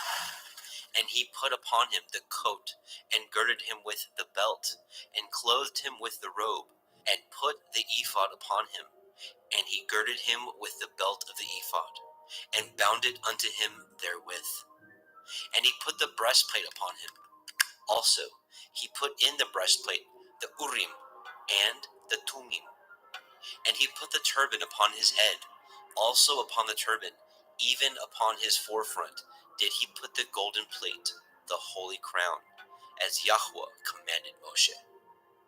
And Moshe took the anointing oil, and anointed the tabernacle, and all that was therein, and sanctified them.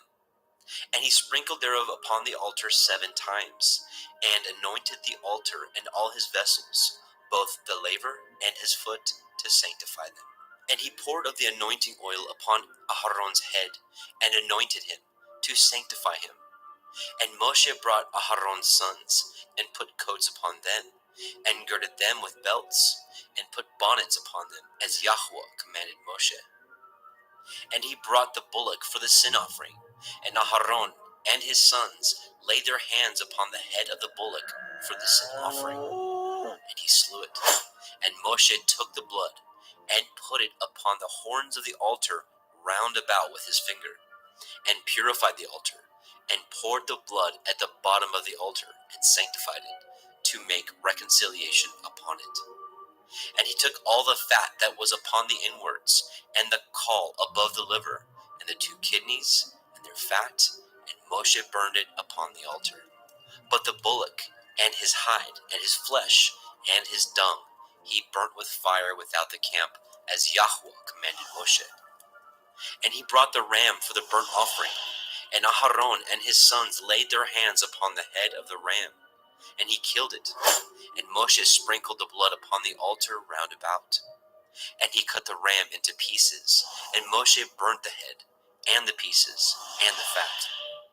And he washed the inwards and the legs in water, and Moshe burnt the whole ram upon the altar. It was a burnt sacrifice for a sweet savor, and an offering made by fire unto Yahweh, as Yahweh commanded Moshe. And he brought the other ram, the ram of consecration, and Aharon and his sons laid their hands upon the head of the ram, and he slew it.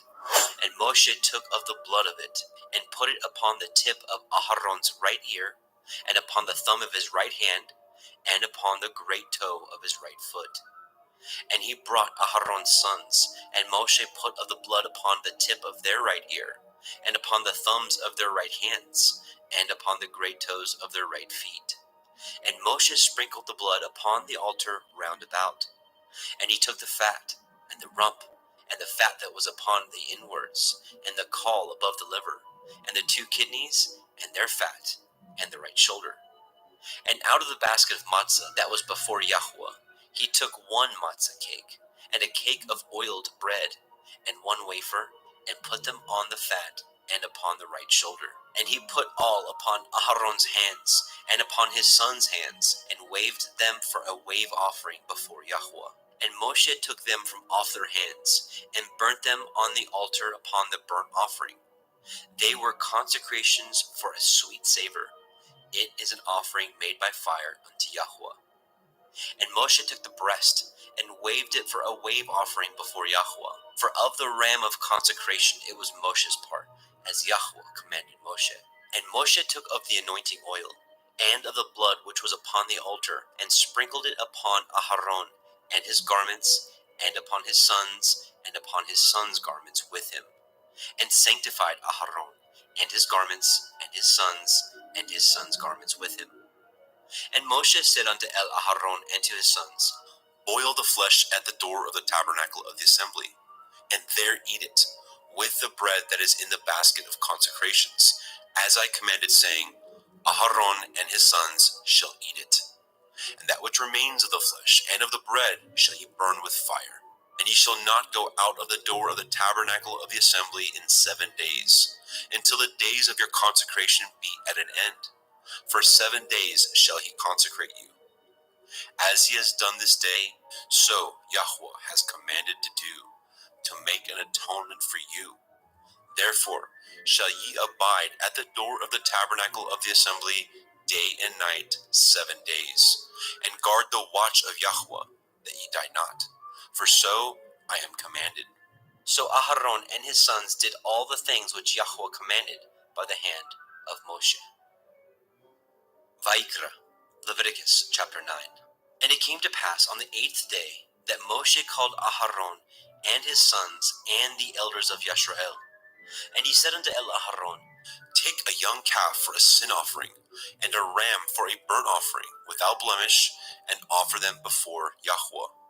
And unto the children of Yisrael you shall speak, saying, Take ye a kid of the goats for a sin offering, and a calf and a lamb, both of the first year, without blemish, for a burnt offering. Also a bullock and a ram for peace offerings, to sacrifice before Yahweh, and a meat offering mingled with oil. For today Yahweh will appear unto you. And they brought which Moshe commanded before the tabernacle of the assembly. And all the assembly drew near and stood before Yahweh.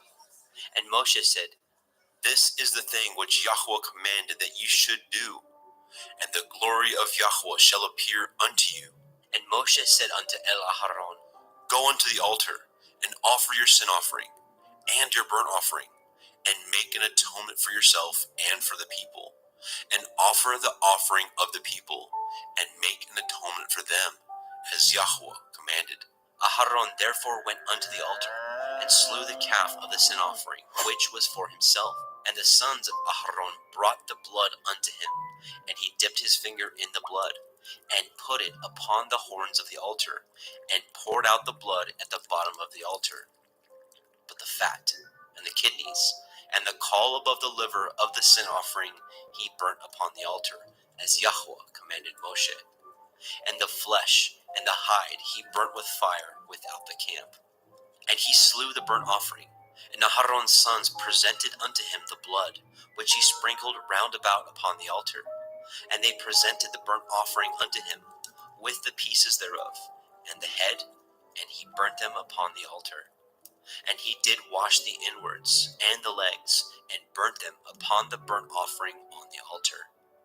And he brought the people's offering, and took the goat, which was the sin offering for the people, and slew it, and offered it for sin as the first. And he brought the burnt offering, and offered it according to the manner. And he brought the meat offering, and took a handful thereof, and burnt it upon the altar, beside the burnt sacrifice of the morning. He slew also the bullock and the ram for a sacrifice of peace offerings, which was for the people. And Aharon's sons presented unto him the blood, which he sprinkled upon the altar round about. And the fat of the bullock and of the ram, the rump, and that which covers the inwards, and the kidneys, and the caul above the liver, and they put the fat upon the breasts, and he burnt the fat upon the altar. And the breasts and the right shoulder Aharon waved for a wave offering before Yahweh, as Moshe commanded. And Aharon lifted up his hand toward the people, and blessed them, and came down from offering of the sin offering, and the burnt offering, and peace offerings. And Moshe and Aharon went into the tabernacle of the assembly, and came out, and blessed the people. And the glory of Yahweh appeared unto all the people.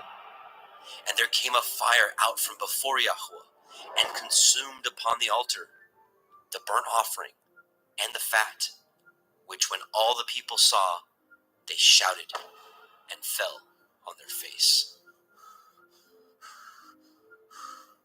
Vayikra, Leviticus chapter 10.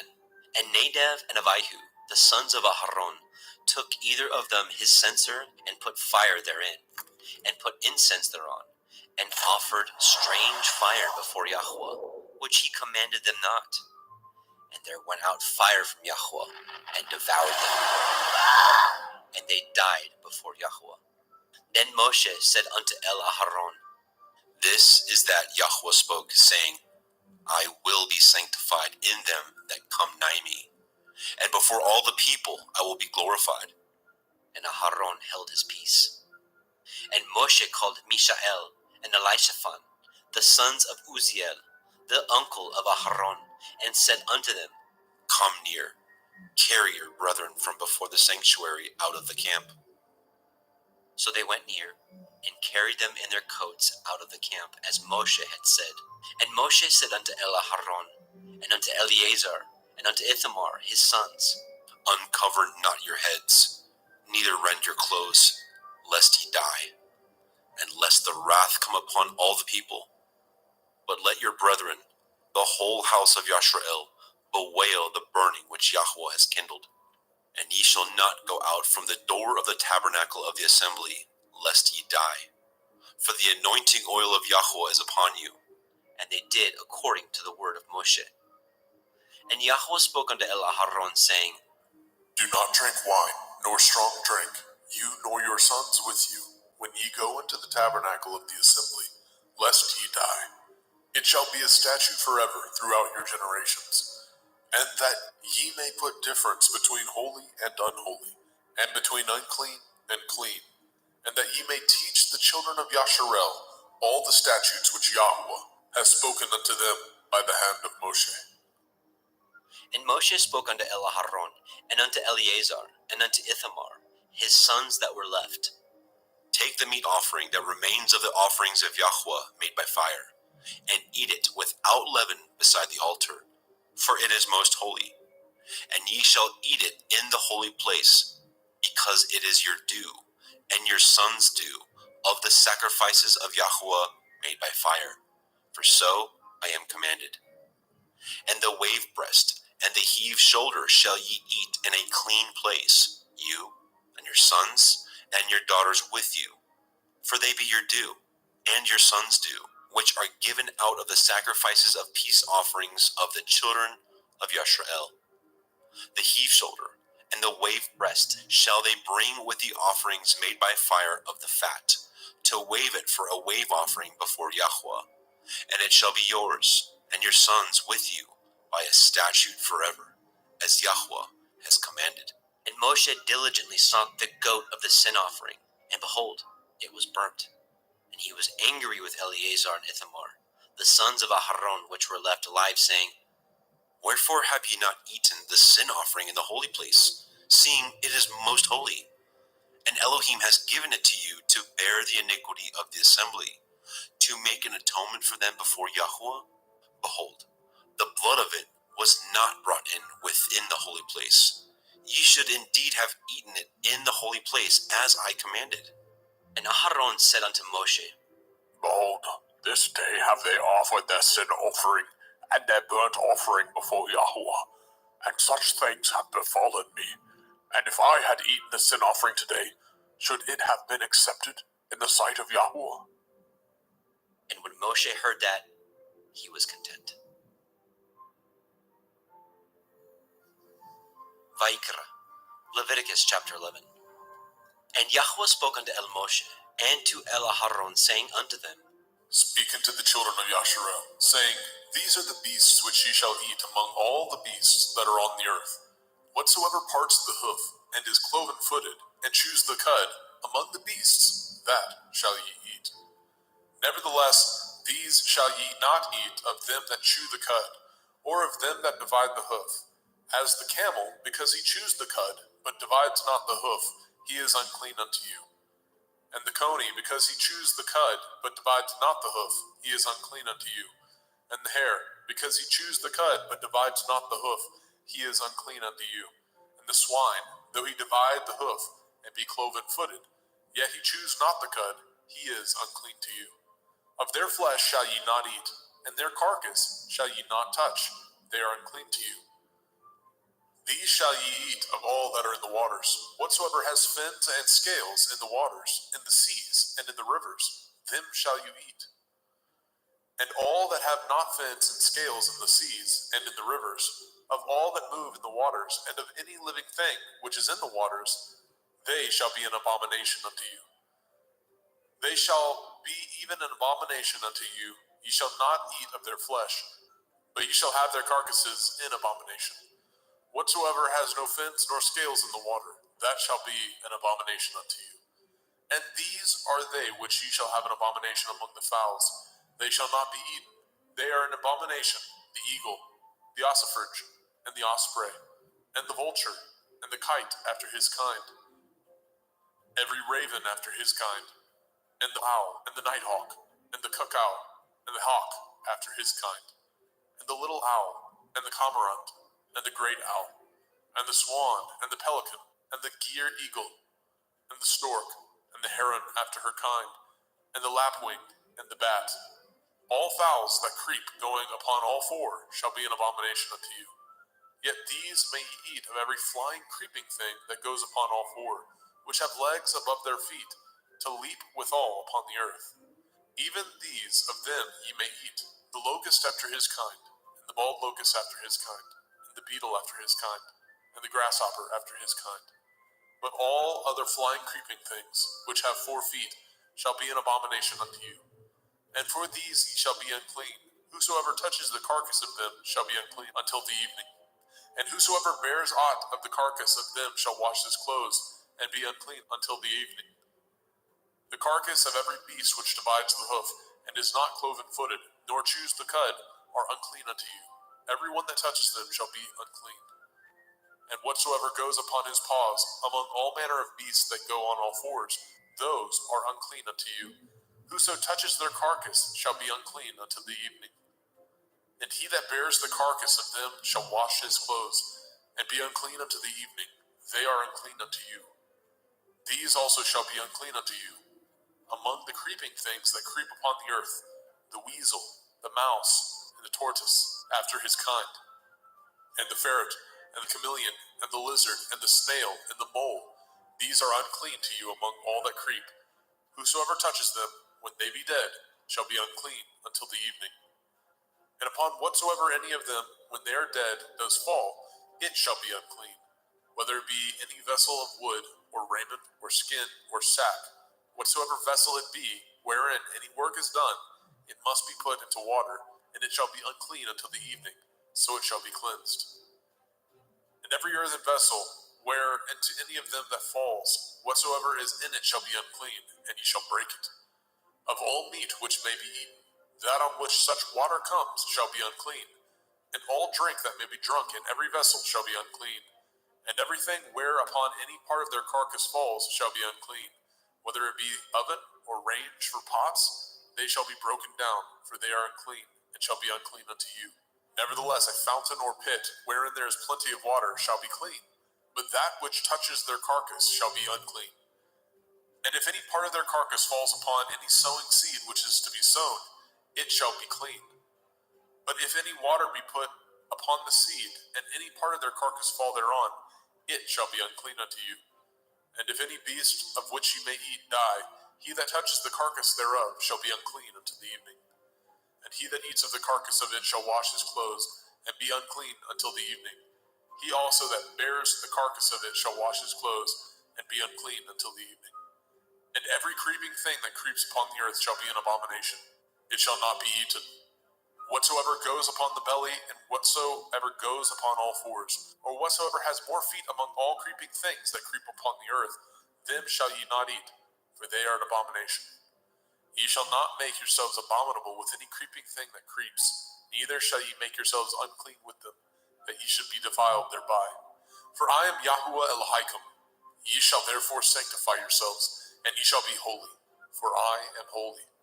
Neither shall ye defile yourselves with any manner of creeping thing that creeps upon the earth. For I am Yahuwah, that brings you up out of the land of Mitzrayim, to be your Elohim. Ye shall therefore be holy, for I am holy. This is the Torah of the beasts, and of the fowl, and of every living creature that moves in the waters, and of every creature that creeps upon the earth, to make a difference between the unclean and the clean, and between the beast that may be eaten, and the beast that may not be eaten. Vaikra, Leviticus chapter 12. And Yahweh spoke unto Moshe, saying, Speak unto the children of Yasharel, saying, If a woman have conceived seed, and born a male child, then she shall be unclean 7 days, according to the days of the separation for her infirmity, shall she be unclean. And in the 8th day the flesh of his foreskin shall be circumcised, and she shall then continue in the blood of her purifying 33 days. She shall touch no hallowed thing, nor come into the sanctuary, until the days of her purifying be fulfilled. But if she bear a female child, then she shall be unclean 2 weeks, as in her separation, and she shall continue in the blood of her purifying 66 days. And when the days of her purifying are fulfilled, for a son or for a daughter, she shall bring a lamb of the first year for a burnt offering, and a young pigeon, or a turtle dove, for a sin offering, unto the door of the tabernacle of the assembly, unto the priest, who shall offer it before Yahuwah, and make an atonement for her, and she shall be cleansed from the issue of her blood. This is the Torah for her that has borne a male or a female. And if she be not able to bring a lamb, then she shall bring 2 turtle doves, or 2 young pigeons, the one for the burnt offering, and the other for a sin offering. And the priest shall make an atonement for her, and she shall be clean. Vaikra, Leviticus chapter 13. And Yahweh spoke unto El Moshe and El Aharon, saying, When a man shall have in the skin of his flesh a rising, a scab, or a bright spot, and it be in the skin of his flesh, like the plague of leprosy, then he shall be brought unto El Aharon the priest, or unto one of his sons the priests. And the priest shall look on the plague in the skin of the flesh, and when the hair in the plague is turned white, and the plague in sight be deeper than the skin of his flesh, it is a plague of leprosy, and the priest shall look on him and pronounce him unclean. If the bright spot be white in the skin of his flesh, and in sight be not deeper than the skin, and the hair thereof be not turned white, then the priest shall shut up him that has the plague 7 days. And the priest shall look on him the 7th day, and behold, if the plague in his sight be at a stay, and the plague spread not in the skin, then the priest shall shut him up 7 days more. And the priest shall look on him again the 7th day, and behold, if the plague be somewhat dark, and the plague spread not in the skin, the priest shall pronounce him clean. It is but a scab, and he shall wash his clothes and be clean. But if the scab spread much abroad in the skin, after that he has been seen of the priest for his cleansing, he shall be seen of the priest again. And if the priest see that, behold, the scab spreads in the skin, then the priest shall pronounce him unclean. It is a leprosy. When the plague of leprosy is in a man, then he shall be brought unto the priest. And the priest shall see him, and behold, if the rising be white in the skin, and it have turned the hair white, and there be quick raw flesh in the rising, it is an old leprosy in the skin of his flesh, and the priest shall pronounce him unclean, and shall not shut him up, for he is unclean. And if a leprosy break out abroad in the skin, and the leprosy cover all the skin of him that has the plague from his head even to his foot, wheresoever the priest looks, then the priest shall consider, and behold, if the leprosy have covered all his flesh, he shall pronounce him clean that has the plague. It is all turned white, he is clean. But when raw flesh appears in him, he shall be unclean. And the priest shall see the raw flesh and pronounce him to be unclean. For the raw flesh is unclean, it is a leprosy. Or if the raw flesh turn again, and be changed unto white, he shall come unto the priest. And the priest shall see him, and behold, if the plague be turned unto white, then the priest shall pronounce him clean that has the plague, he is clean. The flesh also, in which even in the skin thereof was a boil, and is healed. And in the place of the boil, where there be a white rising, or a bright spot, white, and somewhat reddish, and it be showed to the priest. And if, when the priest sees it, behold, it be in sight lower than the skin, and the hair thereof be turned white, the priest shall pronounce him unclean. It is a plague of leprosy, broken out of the boil. But if the priest look on it, and behold, there be no white hairs therein, and if it be not lower than the skin, but be somewhat dark, then the priest shall shut him up 7 days. And if it spread much abroad in the skin, then the priest shall pronounce him unclean. It is a plague. But if the bright spot stay in his place and spread not, it is a burning boil, and the priest shall pronounce him clean. Or if there be any flesh in the skin whereof there is a hot burning, and the quick flesh that burns have a white bright spot, somewhat reddish or white, then the priest shall look upon it, and behold, if the hair in the bright spot be turned white, and it be in sight deeper than the skin, it is a leprosy broken out of the burning, wherefore the priest shall pronounce him unclean. It is the plague of leprosy. But if the priest look on it, and behold, there be no white hair in the bright spot, and it be no lower than the other skin, but be somewhat dark, then the priest shall shut him up 7 days. And the priest shall look upon him the 7th day, and if it be spread much abroad in the skin, then the priest shall pronounce him unclean. It is the plague of leprosy. And if the bright spot stay in his place, and spread not in the skin, but it be somewhat dark, it is a rising of the burning, and the priest shall pronounce him clean, for it is an inflammation of the burning. If a man or woman have a plague upon the head or the beard, then the priest shall see the plague, and behold, if it be in sight deeper than the skin, and there be in it a yellow thin hair, then the priest shall pronounce him unclean. It is a dry skull, even a leprosy upon the head or beard. And if the priest shall look on the plague of the skull, and behold, it be not in sight deeper than the skin, and that there is no black hair in it, then the priest shall shut up him that has the plague of the skull 7 days. And in the 7th day the priest shall look on the plague, and behold, if the skull spread not, and there be in it no yellow hair, and the skull be not in sight deeper than the skin, he shall be shaven, and the skull shall he not shave. And the priest shall shut him up that has the skull 7 days more. And in the 7th day the priest shall look on the skull, and behold, if the skull be not spread in the skin, nor be in sight deeper than the skin, then the priest shall pronounce him clean, and he shall wash his clothes and be clean.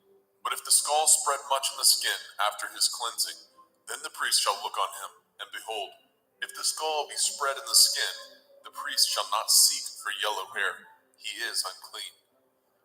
But if the skull be in his sight at a stay, and that there is a black hair grown up therein, the skull is healed, he is clean, and the priest shall pronounce him clean.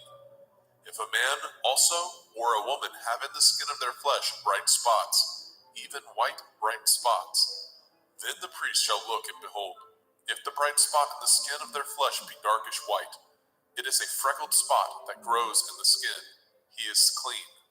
And the man whose hair is fallen off his head, he is bald, yet is he clean. And he that has his hair fallen off from the part of his head towards his face, he is forehead bald, yet he is clean. And if there be in the bald head or bald forehead a white reddish sore, it is a leprosy sprung up in his bald head or his bald forehead. Then the priest shall look upon it, and behold, if the rising of the sore be white reddish in the bald head or in his bald forehead, as the leprosy appears in the skin of the flesh, he is a leprous man, he is unclean. The priest shall pronounce him utterly unclean, his plague is in his head. And the leper in whom the plague is, his clothes shall be rent, and his head bare, and he shall put a covering upon his upper lip, and shall cry, unclean, unclean.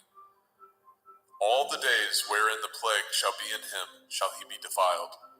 He is unclean. He shall dwell alone, without the camp shall his habitation be. The garment also that the plague of leprosy is in, whether it be a woolen garment or a linen garment, whether it be in the warp, the woof of linen, or of woolen, whether in a skin or anything made of skin. And if the plague be greenish or reddish in the garment or in the skin, either in the warp or in the woof or in anything of skin, it is a plague of leprosy, and shall be showed unto the priest. And the priest shall look upon the plague, and shut up it that has the plague 7 days. And he shall look on the plague on the 7th day. If the plague be spread in the garment, either in the warp or in the woof or in a skin, or in any work that is made of skin, the plague is a fretting leprosy, it is unclean. He shall therefore burn that garment, whether warp or woof, in woolen or in linen, anything of skin wherein the plague is, for it is a fretting leprosy, it shall be burnt in the fire. And if the priest shall look and behold, the plague be not spread in the garment, either in the warp or in the woof, or in anything of skin, then the priest shall command that they wash the thing wherein the plague is, and he shall shut it up 7 days more.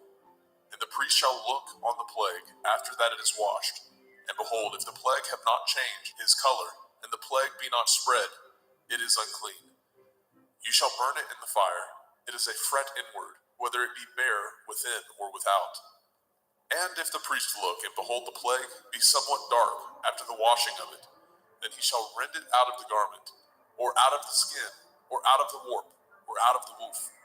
And if it appears still in the garment, either in the warp or in the woof, or in anything of skin, it is a spreading plague. You shall burn that wherein the plague is with fire. And the garment, either warp or woof, or whatsoever thing of skin it be, which you shall wash, if the plague be departed from them, then it shall be washed the 2nd time, and shall be clean. This is the Torah of the plague of leprosy, in a garment of woolen or linen, either in warp or woof, or in anything of skins, to pronounce it clean, or to pronounce it unclean. Vaikra, Leviticus chapter 14. And Yahweh spoke unto Moshe, saying, This shall be the Torah of the leper in the day of his cleansing. He shall be brought unto the priest, and the priest shall go forth out of the camp. And the priest shall look, and behold, if the plague of leprosy be healed in the leper, then shall the priest command to take for him that is to be cleansed 2 birds alive and clean, and cedar wood, and scarlet and hyssop. And the priest shall command that one of the birds be killed in an earthen vessel over running water. As for the living bird, he shall take it, and the cedar wood, and the scarlet, and the hyssop, and shall dip them, and the living bird in the blood of the bird that was killed over the running water. And he shall sprinkle upon him that is to be cleansed from the leprosy 7 times, and shall pronounce him clean, and shall let the living bird loose into the open field. And he that is to be cleansed shall wash his clothes, and shave off all his hair, and wash himself in water, that he may be clean. And after that he shall come into the camp, and shall tarry abroad out of his tent 7 days. But it shall be on the 7th day that he shall shave all his hair off his head, and his beard, and his eyebrows, even all his hair he shall shave off, and shall wash his clothes. Also shall he wash his flesh in water, and shall be clean. And on the 8th day he shall take 2 he-lambs without blemish, and 1 ewe-lamb of the first year without blemish, and 3/10 deal of fine flour for a meat offering, mingled with oil, and 1 log of oil. And the priest that makes him clean shall present the man that is to be made clean, and those things before Yahweh at the door of the tabernacle of the assembly. And the priest shall take 1 he-lamb, and offer him for a trespass offering, and the log of oil, and wave them for a wave offering before Yahweh. And he shall slay the lamb in the place where he shall kill the sin offering and the burnt offering in the holy place. For as the sin offering is the priest's, so is the trespass offering. It is most holy. And the priest shall take some of the blood of the trespass offering, and the priest shall put it upon the tip of the right ear of him that is to be cleansed, and upon the thumb of his right hand, and upon the great toe of his right foot. And the priest shall take some of the log of oil, and pour it into the palm of his own left hand. And the priest shall dip his right finger in the oil that is in his left hand, and shall sprinkle up the oil with his finger 7 times before Yahweh. And of the rest of the oil that is in his hand shall the priest put upon the tip of the right ear of him that is to be cleansed, and upon the thumb of his right hand, and upon the great toe of his right foot, upon the blood of the trespass offering. And the remnant of the oil that is in the priest's hand he shall pour upon the head of him that is to be cleansed, and the priest shall make an atonement for him before Yahweh. And the priest shall offer the sin offering, and make an atonement for him that is to be cleansed from his uncleanness. And afterwards he shall kill the burnt offering. And the priest shall offer the burnt offering and the meat offering upon the altar. And the priest shall make an atonement for him, and he shall be clean. And if he be poor, and cannot get so much, then he shall take 1 lamb for a trespass offering to be waved, to make an atonement for him, and 1/10 deal of fine flour mingled with oil for a meat offering, and a log of oil. And 2 turtle doves, or 2 young pigeons, such as he is able to get. And the one shall be a sin offering, and the other a burnt offering. And he shall bring them on the 8th day for his cleansing unto the priest, unto the door of the tabernacle of the assembly before Yahweh. And the priest shall take the lamb of the trespass offering, and the log of oil, and the priest shall wave them for a wave offering before Yahweh. And he shall kill the lamb of the trespass offering, and the priest shall take some of the blood of the trespass offering, and put it upon the tip of the right ear of him that is to be cleansed, and upon the thumb of his right hand, and upon the great toe of his right foot. And the priest shall pour of the oil into the palm of his own left hand. And the priest shall sprinkle with his right finger some of the oil that is in his left hand 7 times before Yahweh.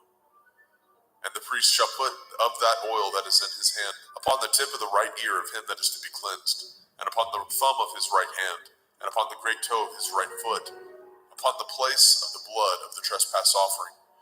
And the rest of the oil that is in the priest's hand he shall put upon the head of him that is to be cleansed, to make an atonement for him before Yahweh.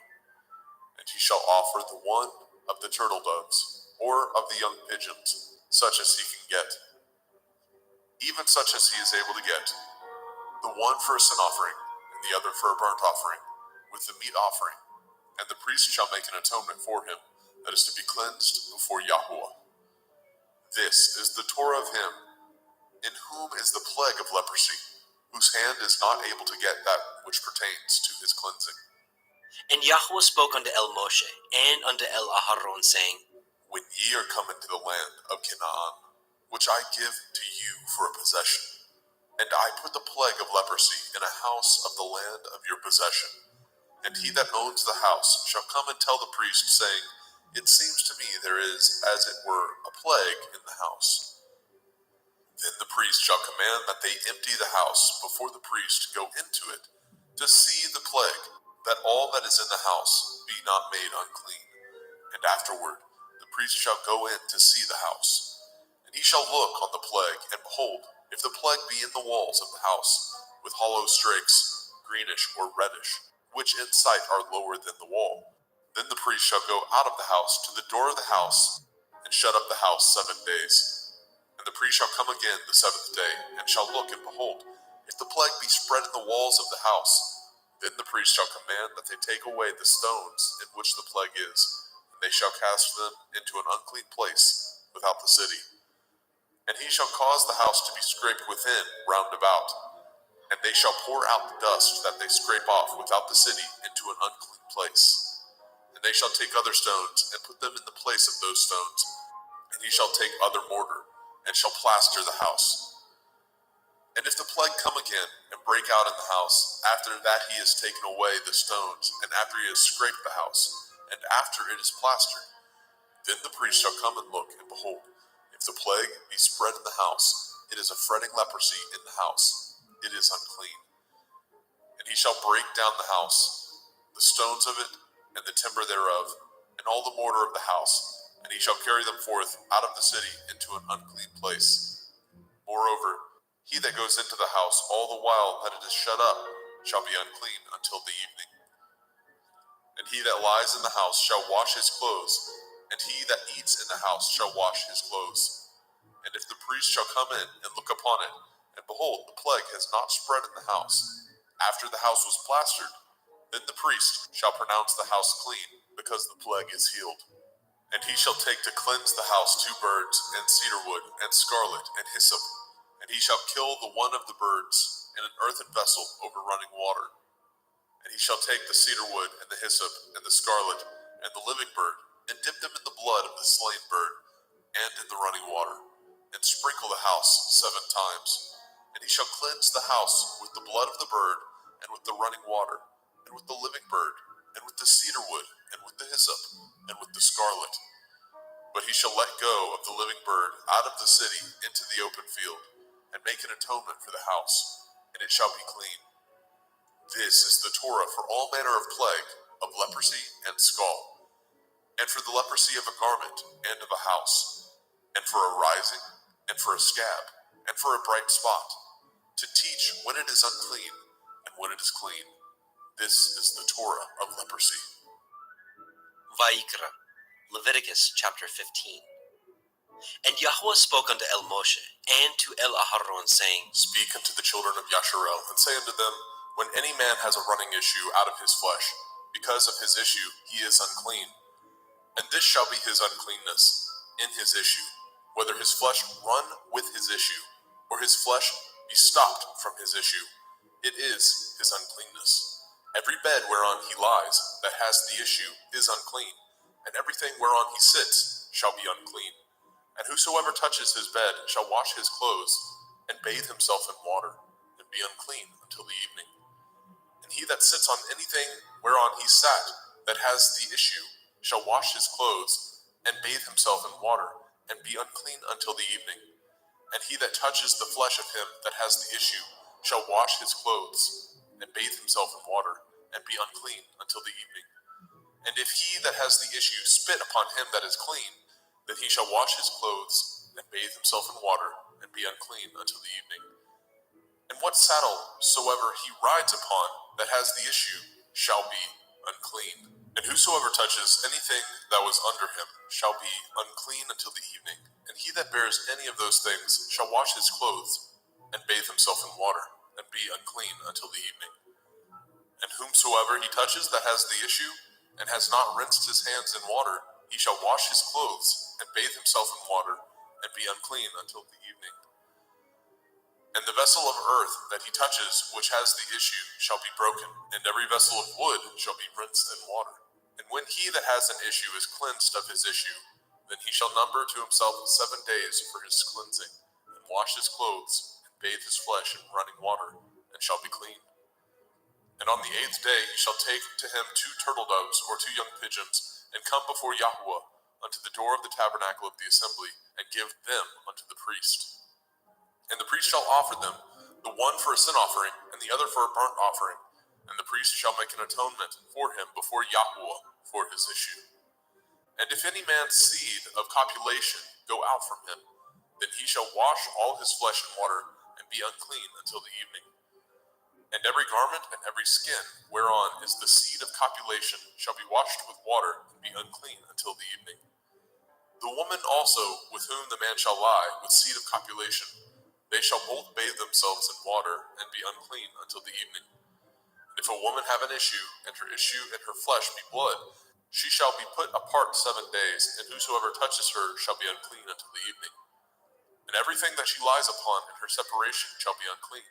Everything also that she sits upon shall be unclean. And whosoever touches her bed shall wash his clothes, and bathe himself in water, and be unclean until the evening.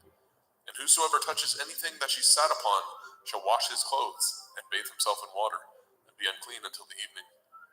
And if it be on her bed, or on anything whereon she sits, when he touches it, he shall be unclean until the evening. And if any man lie with her at all, and her flower be upon him, he shall be unclean 7 days, and all the bed whereon he lies shall be unclean. And if a woman have an issue of her blood many days out of the time of her separation, or if it run beyond the time of her separation, all the days of the issue of her uncleanness shall be as the days of her separation. She shall be unclean.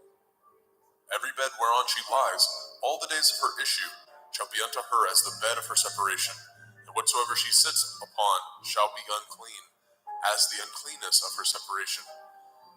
And whosoever touches those things shall be unclean, and shall wash his clothes, and bathe himself in water, and be unclean until the evening. But if she be cleansed of her issue, then she shall number to herself 7 days, and after that she shall be clean. And on the 8th day she shall take unto her 2 turtle doves, or 2 young pigeons, and bring them unto the priest to the door of the tabernacle of the assembly. And the priest shall offer the one for a sin offering, and the other for a burnt offering. And the priest shall make an atonement for her before Yahweh for the issue of her uncleanness. Thus shall ye separate the children of Yasharel from their uncleanness, that they die not in their uncleanness, when they defile my tabernacle that is among them. This is the Torah of him that has an issue, and of him whose seed goes from him, and is defiled therewith, and of her that is sick of her flowers, and of him that has an issue, of the man and of the woman, and of him that lies with her that is unclean. Vayikra, Leviticus chapter 16. And Yahweh spoke unto Moshe after the death of the 2 sons of Aharon, when they offered before Yahweh and died. And Yahweh said unto Moshe, Speak unto Aharon your brother, that he come not at all times into the holy place within the veil before the mercy seat, which is upon the ark, that he die not. For I will appear in the cloud upon the mercy seat. Thus shall Aharon come into the holy place, with a young bullock for a sin offering, and a ram for a burnt offering. He shall put on the holy linen coat, and he shall have the linen breeches upon his flesh, and shall be girded with a linen belt, and with the linen turban shall he be attired. These are holy garments. Therefore shall he wash his flesh in water, and so put them on. And he shall take of the assembly of the children of Yasharel 2 kids of the goats for a sin offering, and 1 ram for a burnt offering.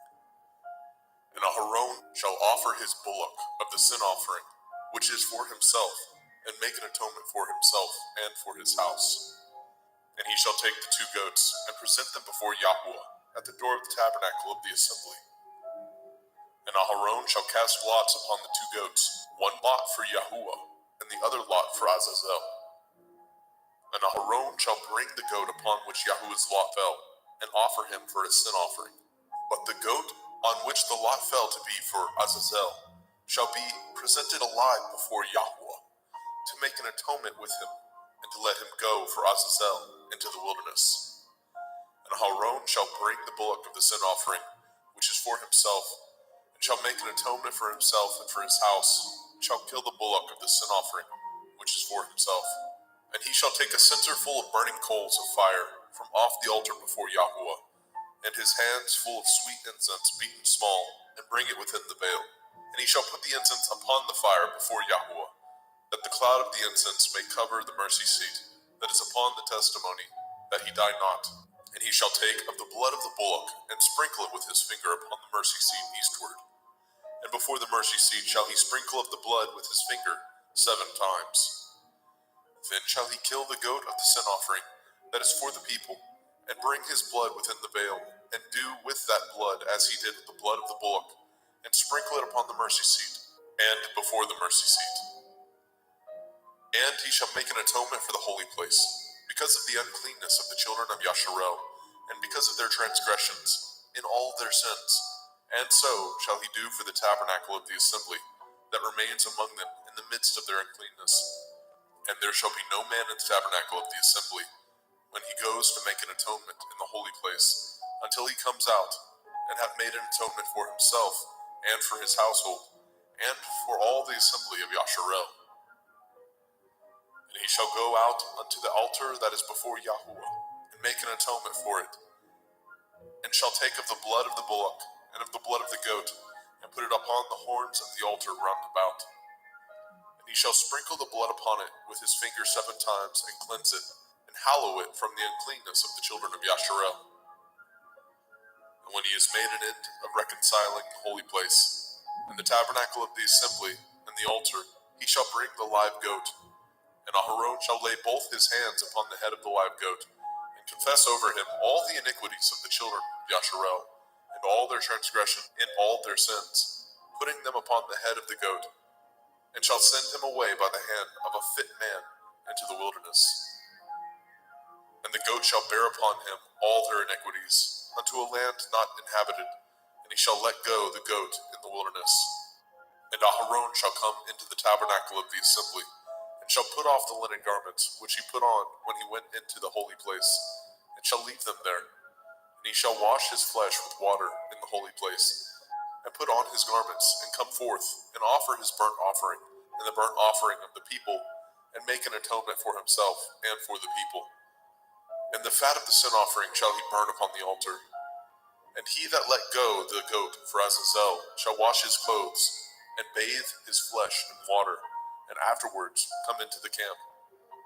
And the bullock for the sin offering, and the goat for the sin offering, and whose blood was brought in to make an atonement in the holy place, shall one carry forth without the camp, and they shall burn in the fire their skins, and their flesh, and their dung. And he that burns them shall wash his clothes, and bathe his flesh in water, and afterwards he shall come into the camp. And this shall be a statute forever unto you, that in the 7th month, on the 10th day of the month, ye shall afflict your souls, and do no work at all, whether it be one of your own country, or a stranger that sojourns among you. For on that day shall the priest make an atonement for you, to cleanse you, that ye may be clean from all your sins before Yahuwah. It shall be a Sabbath of rest unto you, and ye shall afflict your souls by a statute forever. And the priest, whom he shall anoint, and whom he shall consecrate to minister in the priest's office in his father's stead, shall make the atonement, and shall put on the linen clothes, even the holy garments. And he shall make an atonement for the holy sanctuary, and he shall make an atonement for the tabernacle of the assembly, and for the altar, and he shall make an atonement for the priests, and for all the people of the assembly. And this shall be an everlasting statute unto you, to make an atonement for the children of Yasharel for all their sins once a year. And he did as Yahweh commanded Moshe.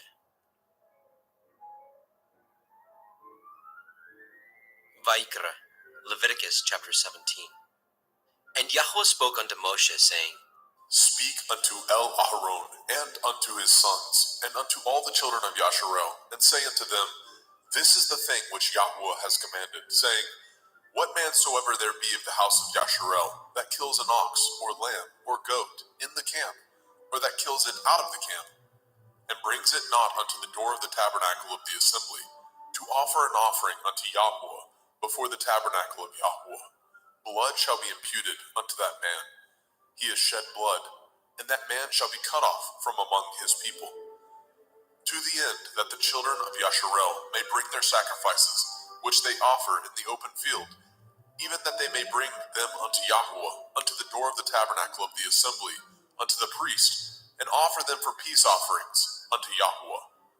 And priests shall sprinkle the blood upon the altar of Yahweh, at the door of the tabernacle of the assembly, and burn the fat for a sweet savor unto Yahweh. And they shall no more offer their sacrifices unto devils, after whom they have gone a-whoring. This shall be a statute forever unto them throughout their generations.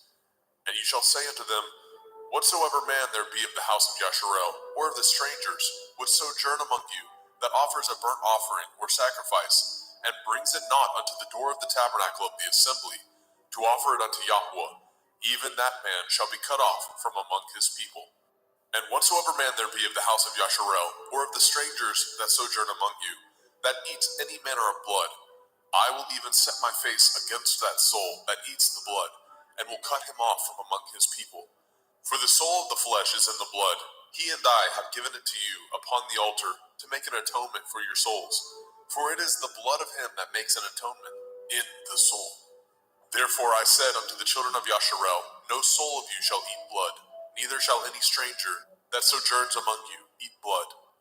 And whatsoever man there be of the children of Yasharel, or of the strangers that sojourn among you, which hunts and catches a beast or fowl that may be eaten, he shall even pour out the blood thereof, and cover it with dust. For it is the life of all flesh, the blood of it is for the life thereof. Therefore I said unto the children of Yasharel, ye shall eat the blood of no manner of flesh, for the life of all flesh is the blood thereof. Whosoever eats it shall be cut off. And every soul that eats that which died of itself, or that which was torn with beasts, whether it be one of your own country or a stranger, he shall both wash his clothes and bathe himself in water, and be unclean until the evening. Then shall he be clean. But if he wash them not, nor bathe his flesh, then he shall bear his iniquity.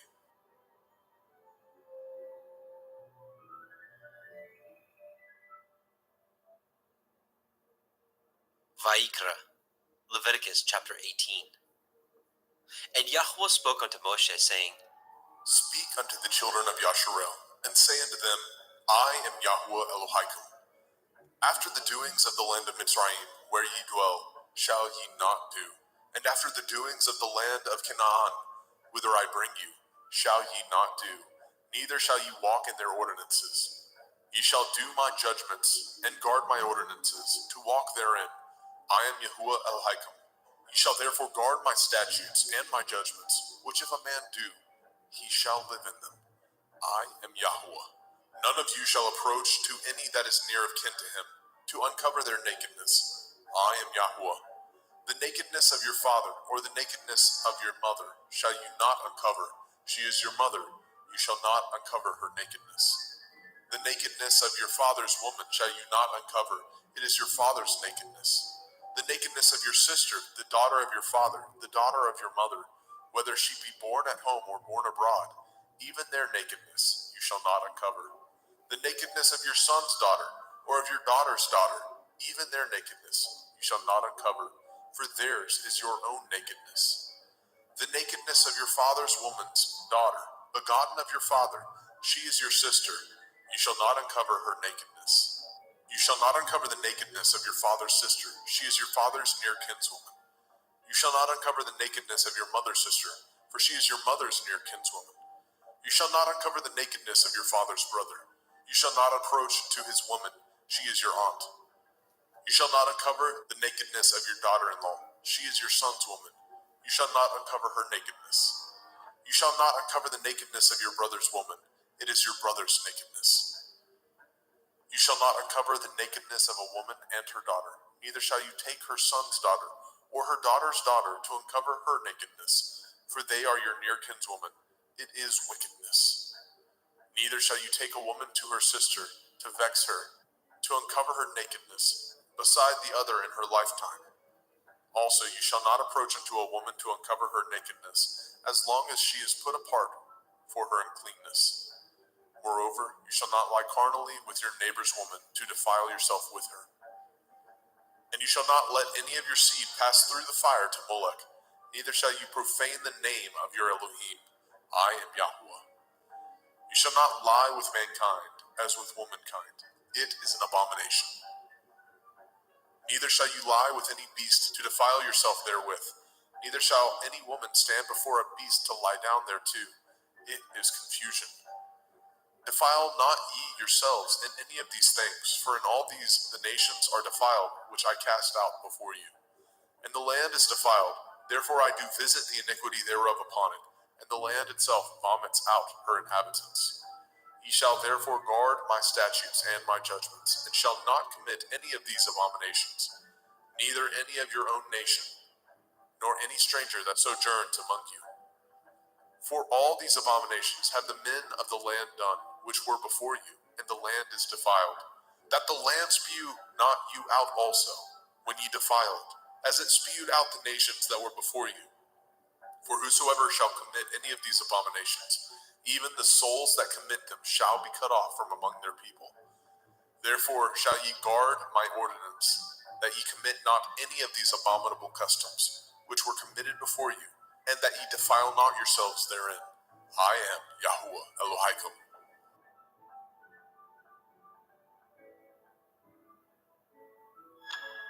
Vaikra, Leviticus chapter 19.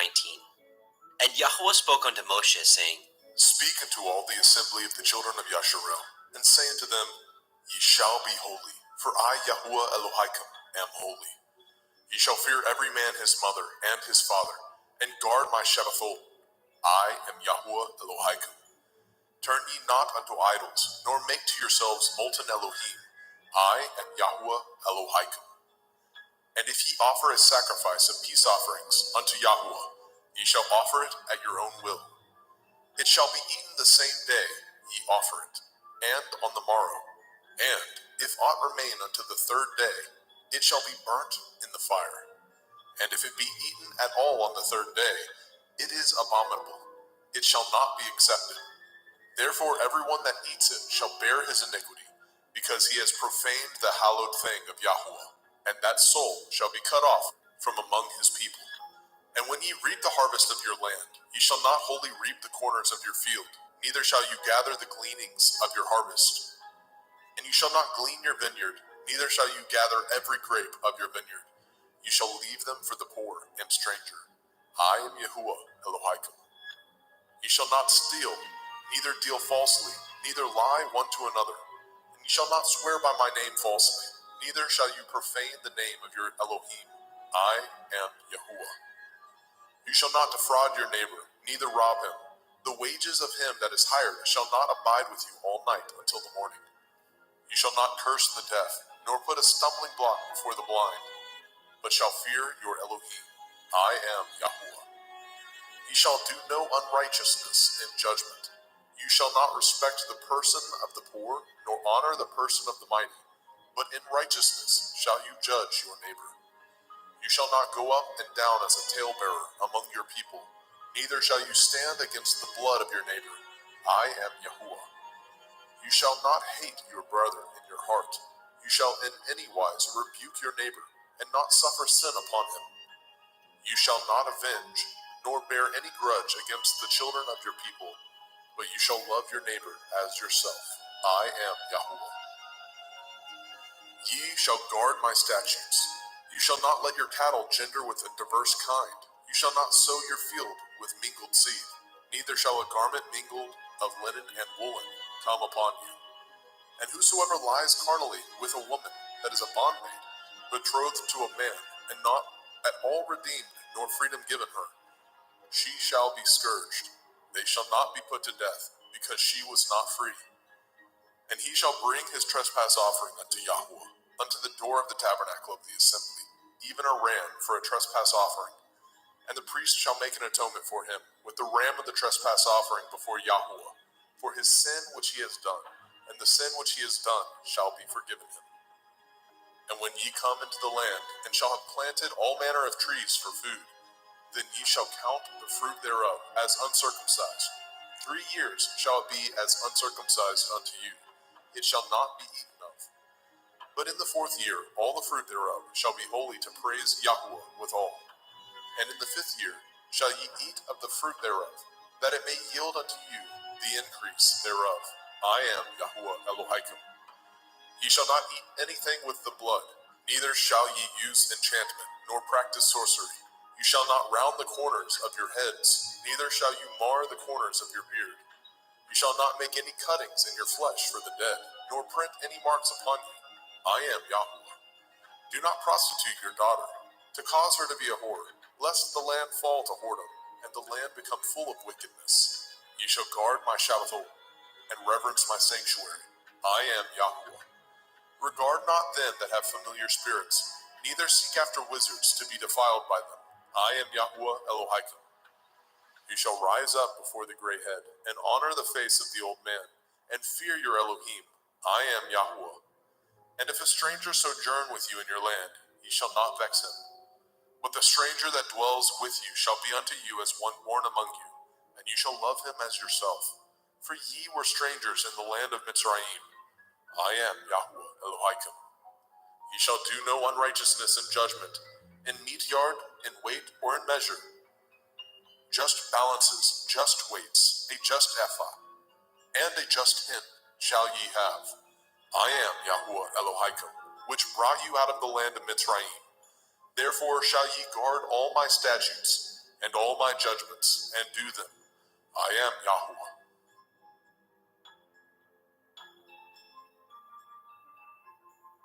Vaikra, Leviticus chapter 20.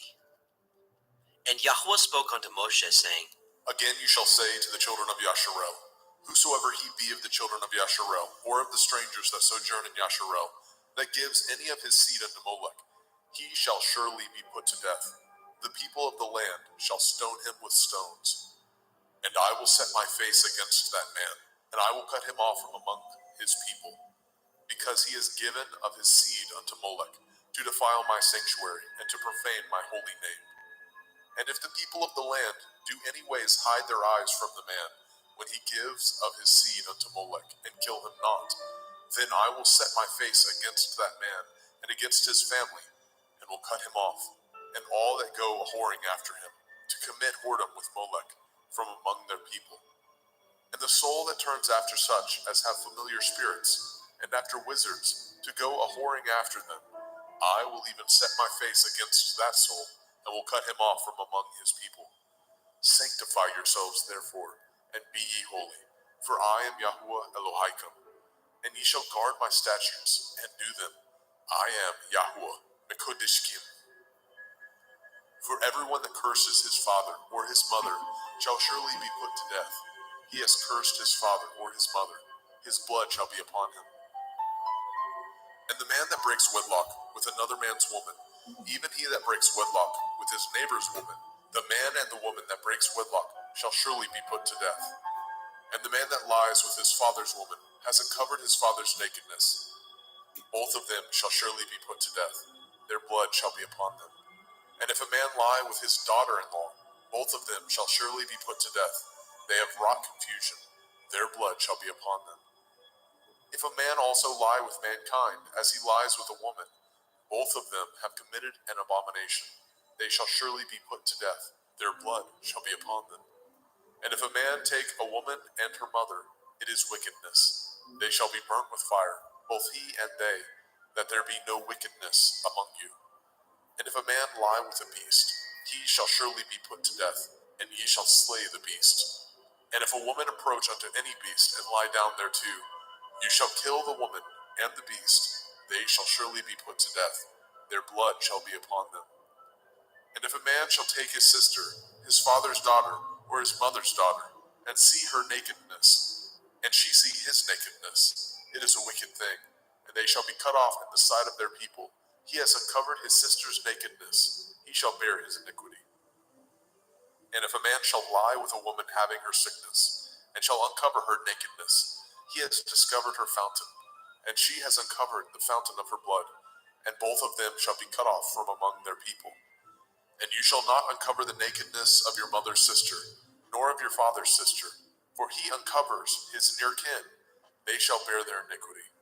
And if a man shall lie with his uncle's woman, he has uncovered his uncle's nakedness. They shall bear their sin. They shall die childless. And if a man shall take his brother's woman, it is an unclean thing. He has uncovered his brother's nakedness. They shall be childless.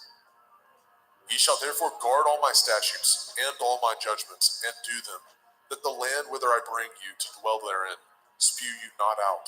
And ye shall not walk in the manner of the nation which I cast out before you. For they committed all these things, and therefore I abhorred them. But I have said unto you, ye shall inherit their land, and I will give unto you to possess it, a land that flows with milk and honey. I am Yahuwah Elohaikim, which have separated you from other people. Ye shall therefore put difference between clean beasts and unclean, and between unclean fowls and clean.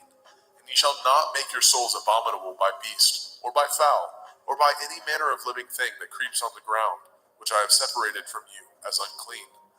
And ye shall be holy unto me, for I, Yahuwah, am holy, and have severed you from other people, that ye should be mine.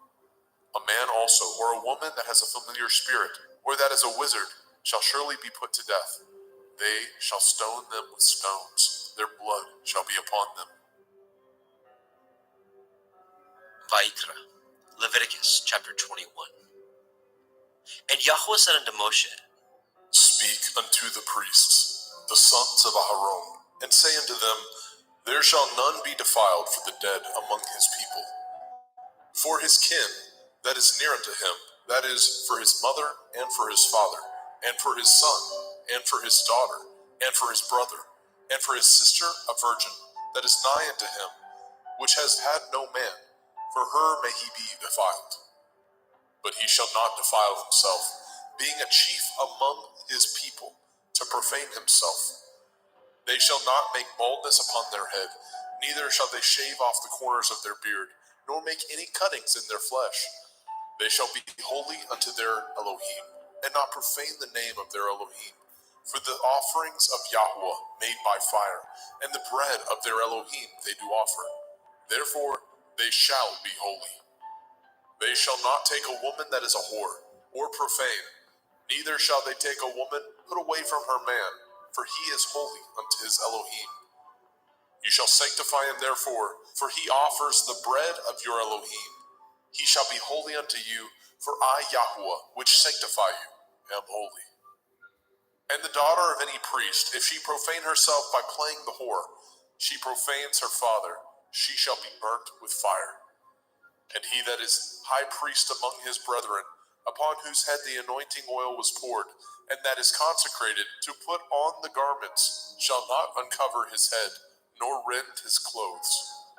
Neither shall he go in to any dead body, nor defile himself for his father, or for his mother.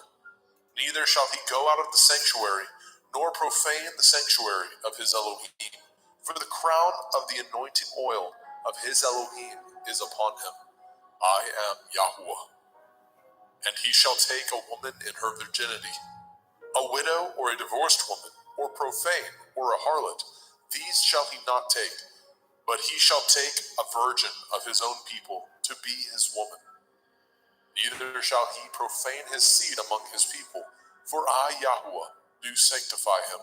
And Yahweh spoke unto Moshe, saying, Speak unto El-Aharon, saying, Whosoever he be of your seed in their generations, that has any blemish, let him not approach to offer the bread of his Elohim. For whosoever man he be that has a blemish, he shall not approach, a blind man or a lame, or he that has a flat nose, or anything superfluous, or a man that is broken-footed, or broken-handed, or crook-backed, or a dwarf, or that has a blemish in his eye, or be scurvy, or scabbed, or has his stones broken. No man that has a blemish of the seed of Aharon the priest shall come nigh to offer the offerings of Yahuwah, made by fire. He has a blemish. He shall not come nigh to offer the bread of his Elohim. He shall not eat the bread of his Elohim, both of the most holy and of the holy. Only he shall not go in unto the veil, nor come nigh unto the altar, because he has a blemish, that he profane not my sanctuaries, for I, Yahuwah, do sanctify them. And Moshe told it unto El-Aharon, and to his sons, and to all the children of Yashrael. Vayikra, Leviticus chapter 22. And Yahweh spoke unto Moshe, saying, Speak unto El-Aharon and to his sons, that they separate themselves from the holy things of the children of Yasharel, and that they profane not my holy name in those things, which they hallow unto me. I am Yahuwah.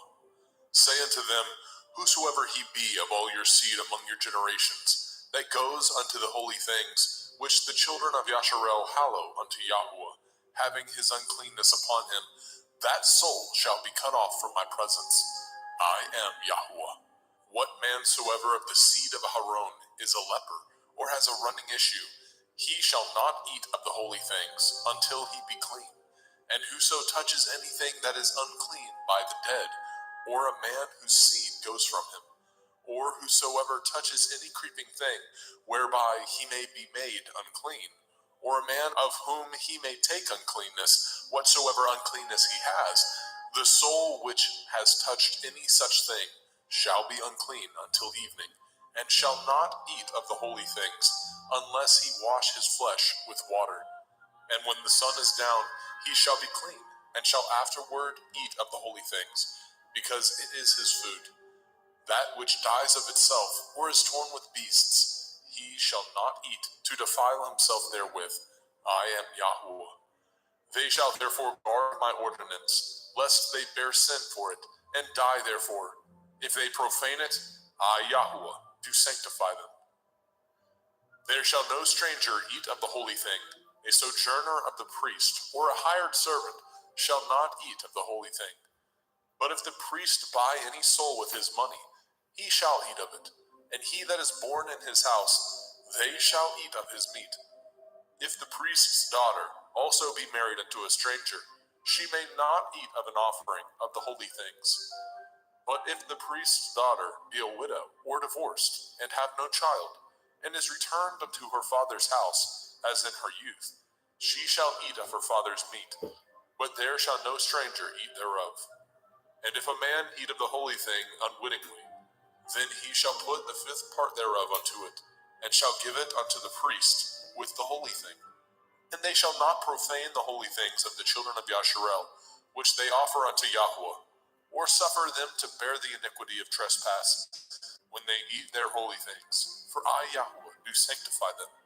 And Yahuwah spoke unto El Moshe, saying, Speak unto El Aharon, and to his sons, and unto all the children of Yasharel, and say unto them, Whatsoever he be of the house of Yasharel, or of the strangers in Yasharel, that will offer his oblation for all his vows, and for all his freewill offerings, which they will offer unto Yahuwah for a burnt offering, ye shall offer at your own will a male without blemish, of the cattle, of the sheep, or of the goats. But whatsoever has a blemish, that shall ye not offer, for it shall not be acceptable for you.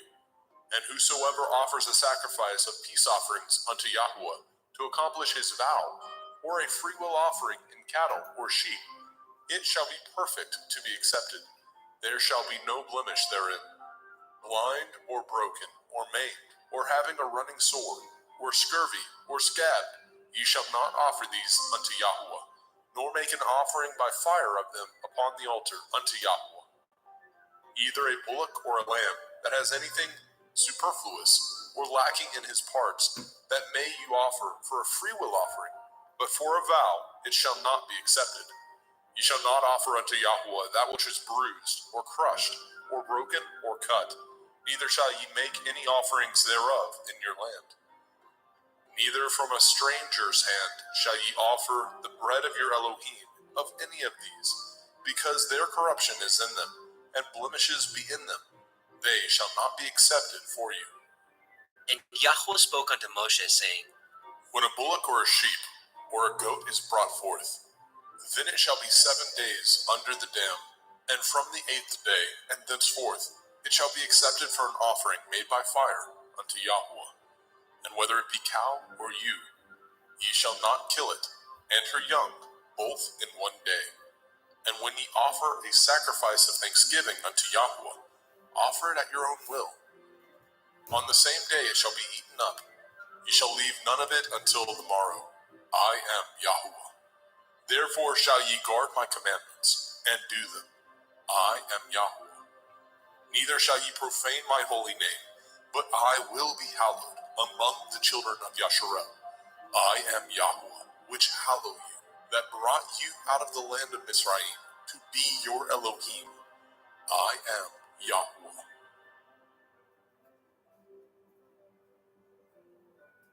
Vayikra, Leviticus chapter 23. And Yahuwah spoke unto Moshe, saying, Speak unto the children of Yasharel, and say unto them concerning the feasts of Yahuwah, which ye shall proclaim to be holy assemblies. even these are my feasts. 6 days shall work be done, but the seventh day is the Sabbath of rest, a holy assembly. Ye shall do no work therein. It is the Sabbath of Yahuwah in all your dwellings. These are the feasts of Yahuwah, even holy assemblies, which ye shall proclaim in their appointed times. In the 14th day of the first month at evening is Yahuwah's Pesach. And on the 15th day of the same month is the feast of Matzah unto Yahuwah. 7 days he must eat matzah, unleavened bread. In the first day ye shall have a holy assembly. Ye shall do no servile work therein, but ye shall offer an offering made by fire unto Yahuwah 7 days. In the seventh day is a holy assembly. Ye shall do no servile work therein. And Yahuwah spoke unto Moshe, saying, Speak unto the children of Yasharel, and say unto them, When ye are come into the land which I give unto you, and shall reap the harvest thereof, then ye shall bring a sheaf of the first fruits of your harvest unto the priest. And he shall wave the sheaf before Yahuwah, to be accepted for you. On the morrow after the Sabbath, the priest shall wave it. And ye shall offer that day when ye wave the sheaf, a he-lamb without blemish, of the first year, for a burnt offering unto Yahuwah. And the meat offering thereof shall be 2/10 deals of fine flour mingled with oil, an offering made by fire unto Yahuwah, for a sweet savor. And the drink offering thereof shall be of wine, the 4th part of a hin. And ye shall eat neither bread nor parched grain, nor green ears, until the selfsame day that ye have brought an offering unto your Elohim. It shall be a statute forever throughout your generations, in all your dwellings. And ye shall count unto you from the morrow after the Sabbath, from the day that ye brought the sheaf of the wave offering, 7 Shavuot. Sabbaths shall be complete. Even unto the morrow after the 7th Sabbath shall ye number 50 days, and ye shall offer a new meat offering unto Yahuwah. Ye shall bring out of your habitations 2 wave loaves of 2/10 deals. They shall be of fine flour. They shall be baken with leaven. They are the first fruits unto Yahuwah. And ye shall offer with the bread 7 lambs, without blemish of the first year, and 1 bullock, and 2 rams. They shall be for a burnt offering unto Yahuwah, with their meat offering and their drink offerings, even an offering made by fire of sweet savor unto Yahuwah. Then ye shall sacrifice 1 kid of the goats for a sin offering, and 2 lambs of the first year for a sacrifice of peace offerings. And the priest shall wave them with the bread of the first fruits for a wave offering before Yahuwah. With the 2 lambs, they shall be holy to Yahuwah for the priest. And ye shall proclaim on the selfsame day that it may be a holy assembly unto you. Ye shall do no servile work therein. It shall be a statute forever in your dwellings throughout your generations. And when ye reap the harvest of your land, you shall not make clean riddance of the corners of your field when you reap. Neither shall you gather any gleanings of your harvest. You shall leave them unto the poor and to the stranger. I am Yahuwah Elohim. And Yahuwah spoke unto Moshe, saying, Speak unto the children of Yasharel, saying, In the 7th month, on the first day of the month, shall ye have a Sabbath, a memorial of blowing of shofarot, Yom Teruah, the feast of trumpets, the day of the awakening blast, a holy assembly. Ye shall do no servile work therein, but ye shall offer an offering made by fire unto Yahuwah. And Yahuwah spoke unto Moshe, saying, Also on the 10th day of this 7th month is Yom Kippurim, the day of atonement. It shall be a holy assembly unto you, and ye shall afflict your souls, and offer an offering made by fire unto Yahuwah. And ye shall do no work in that same day, for it is Yom Kippurim, to make an atonement for you before Yahuwah Elohim. For whatsoever soul it be that shall not be afflicted in that same day, he shall be cut off from among his people. And whatsoever soul it be that does any work in that same day, the same soul will I destroy from among his people. Ye shall do no manner of work. It shall be a statute forever throughout your generations, in all your dwellings. It shall be unto you a Sabbath of rest, and ye shall afflict your souls in the 9th day of the month at evening. From evening unto evening shall ye celebrate your Sabbath. And Yahweh spoke unto Moshe, saying, Speak unto the children of Yasharel, saying, The 15th day of this 7th month shall be the feast of Sukkot, tabernacles, for 7 days unto Yahweh. On the first day shall be a holy assembly. Ye shall do no servile work therein. 7 days ye shall offer an offering made by fire unto Yahweh. On the 8th day shall be a holy assembly unto you, and ye shall offer an offering made by fire unto Yahweh. It is a solemn assembly, and ye shall do no servile work therein. These are the feasts of Yahweh, which ye shall proclaim to be holy assemblies, to offer an offering made by fire unto Yahweh, a burnt offering and a meat offering, a sacrifice and drink offerings, everything upon his day. Besides the Shavuot, Sabbaths of Yahweh, and beside your gifts, and beside all your vows, and beside all your freewill offerings, which ye give unto Yahweh. Also in the 15th day of the 7th month, when ye have gathered in the fruit of the land, ye shall keep a feast unto Yahweh 7 days. On the first day shall be a Sabbath, and on the 8th day shall be a Sabbath. And ye shall take you on the first day the boughs of goodly trees, branches of palm trees, and the boughs of thick trees, and willows of the brook, and ye shall rejoice before Yahweh Elohim 7 days.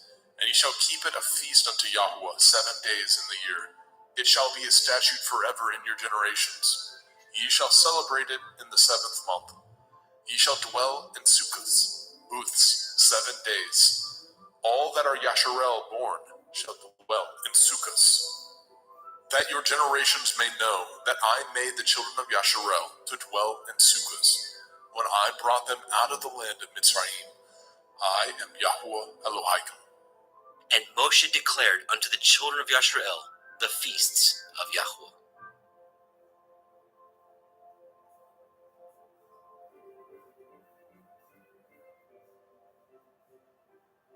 Vayikra, Leviticus chapter 24.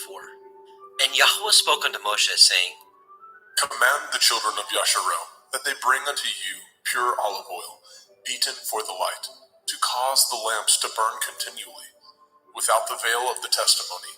In the tabernacle of the assembly shall Aharon order it from the evening unto the morning before Yahweh continually. It shall be a statute forever in your generations.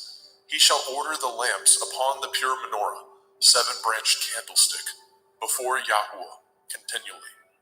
And you shall take fine flour, and bake 12 cakes thereof.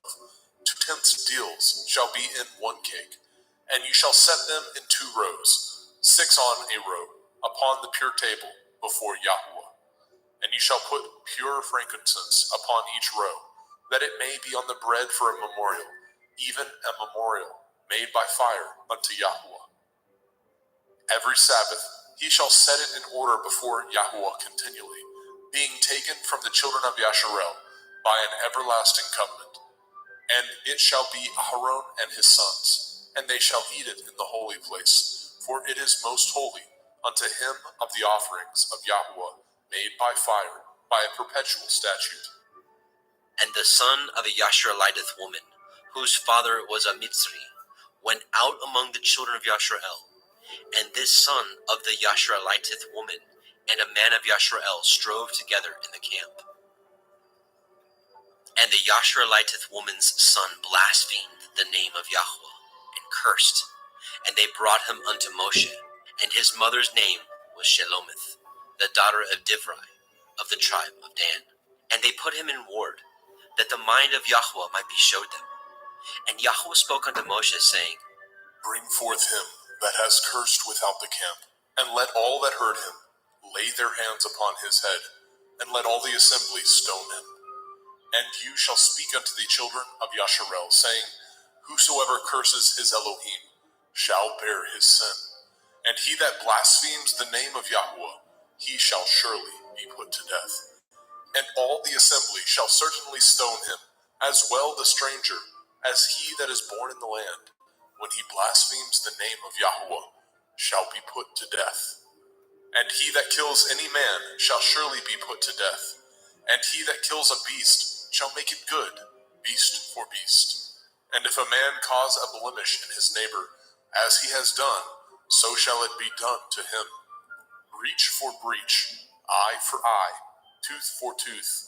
As he has caused a blemish in a man, so shall it be done to him again. And he that kills a beast, he shall restore it. And he that kills a man, he shall be put to death. Ye shall have one manner of law, as well for the stranger, as for one of your own country. For I am Yahuwah Elohaikum. And Moshe spoke to the children of Yasharel, that they should bring forth him that had cursed out of the camp, and stone him with stones. And the children of Yasharel did as Yahuwah commanded Moshe.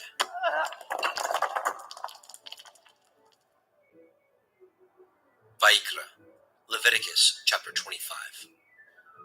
And Yahuwah spoke unto Moshe in Mount Sinai, saying, Speak unto the children of Yasharel, and say unto them, When ye come into the land which I give you, then shall the land keep a Sabbath unto Yahuwah.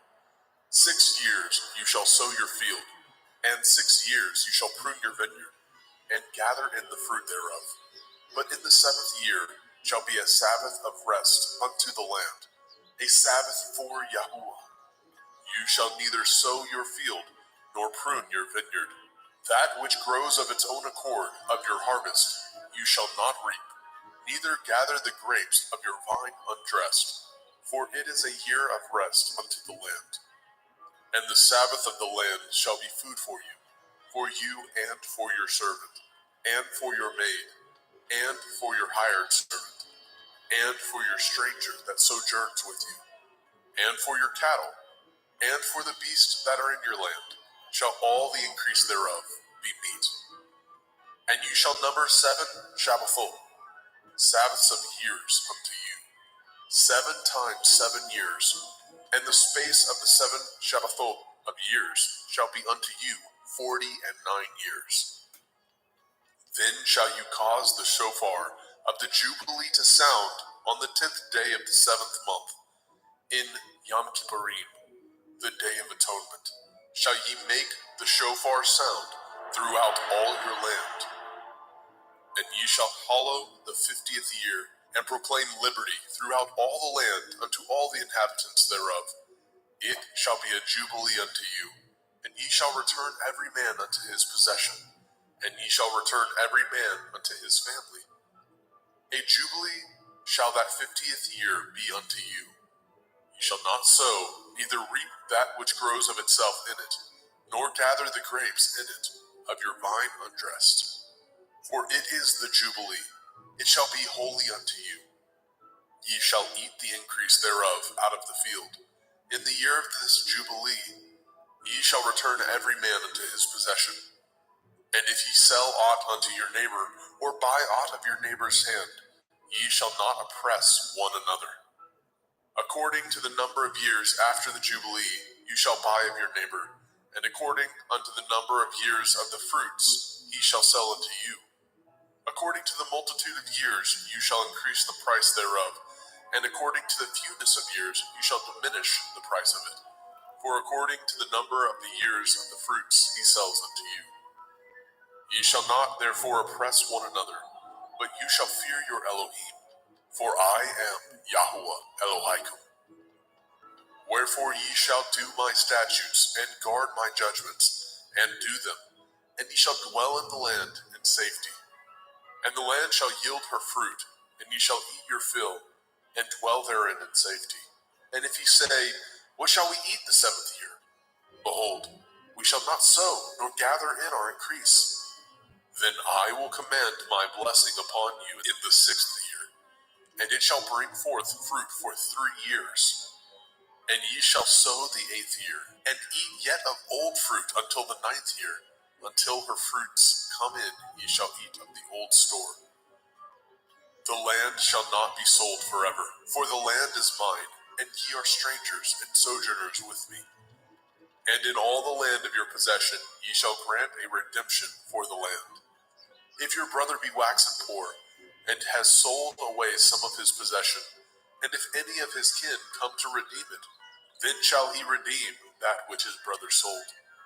And if the man have not to redeem it, and himself be able to redeem it, then let him count the years of the sale thereof, and restore the overplus unto the man whom he sold it, that he may return unto his possession. But if he be not able to restore it to him, then that which is sold shall remain in the hand of him that has bought it until the year of Jubilee. And in the Jubilee it shall go out, and he shall return unto his possession. And if a man sell a dwelling house in a walled city, then he may redeem it within a whole year after it is sold. Within a full year may he redeem it. And if it be not redeemed within the space of a full year, then the house that is in the walled city shall be established forever to him, that brought it throughout his generations. It shall not go out in the Jubilee. But the houses of the villages which have no wall round about them shall be counted as the fields of the country. They may be redeemed, and they shall go out in the Jubilee. Notwithstanding, the cities of the Levi'im, of the houses of the cities of their possession, may the Levi'im redeem at any time. And if a man purchases of the Levi'im, then the house that was sold and the city of his possession shall go out in the year of Jubilee. For the houses of the cities of the Levi'im are their possession among the children of Yasharel. But the field of the suburbs of their cities may not be sold, for it is their perpetual possession. And if your brother be waxen poor and fallen in decay with you, then you shall relieve him, yea, though he be a stranger or a sojourner, that he may live with you. Take no usury of him, or increase, but fear your Elohim, that your brother may live with you. You shall not give him your money upon usury, nor lend him your victuals for increase. I am Yahuwah Elohaikum, which brought you forth out of the land of Mitzrayim, to give you the land of Canaan, and to be your Elohim. And if your brother that dwells by you be waxen poor, and be sold unto you, you shall not compel him to serve as a bondservant, but as a hired servant, and as a sojourner. He shall be with you, and shall serve you unto the year of Jubilee. And then shall he depart from you, both he and his children with him, and shall return unto his own family, and unto the possession of his fathers shall he return. For they are my servants, which I brought forth out of the land of Mitzrayim. They shall not be sold as bondmen. You shall not rule over him with rigor, but shall fear your Elohim. Both your bondmen and your bondmaids, which you shall have, shall be of the heathen that are round about you. Of them shall ye buy bondmen and bondmaids. Moreover, of the children of the strangers that do sojourn among you, of them shall ye buy, and of their families that are with you, which they begat in your land, and they shall be your possession. And ye shall take them as an inheritance for your children after you, to inherit them for a possession. They shall be your bondmen forever. But over your brethren, the children of Yasharel, you shall not rule one over another with rigor. And if a sojourner or a stranger wax rich by you, and your brother that dwells by him wax poor, and sell himself unto the stranger or sojourner by you, or to the stock of the stranger's family, after that he is sold, he may be redeemed again. One of his brethren may redeem him. Either his uncle or his uncle's son may redeem him, or any that is nigh of kin unto him of his family may redeem him, or if he be able, he may redeem himself. And he shall reckon with him that bought him from the year that he was sold unto him, unto the year of Jubilee. And the price of his sale shall be according to the number of years, according to the time of a hired servant shall it be with him. If there be yet many years behind, according unto them he shall give again the price of his redemption, out of the money that he was bought for. And if there remain but few years unto the year of Jubilee, then he shall count with him, and according unto his years shall he give him again the price of his redemption. And as a yearly hired servant shall be with him, and the other shall not rule with rigor over him in your sight. And if he be not redeemed in these years, then he shall go out in the year of Jubilee, both he and his children with him. For unto me the children of Yasharel are servants. They are my servants, whom I brought forth out of the land of Mitzrayim. I am Yahuwah Elohaikum.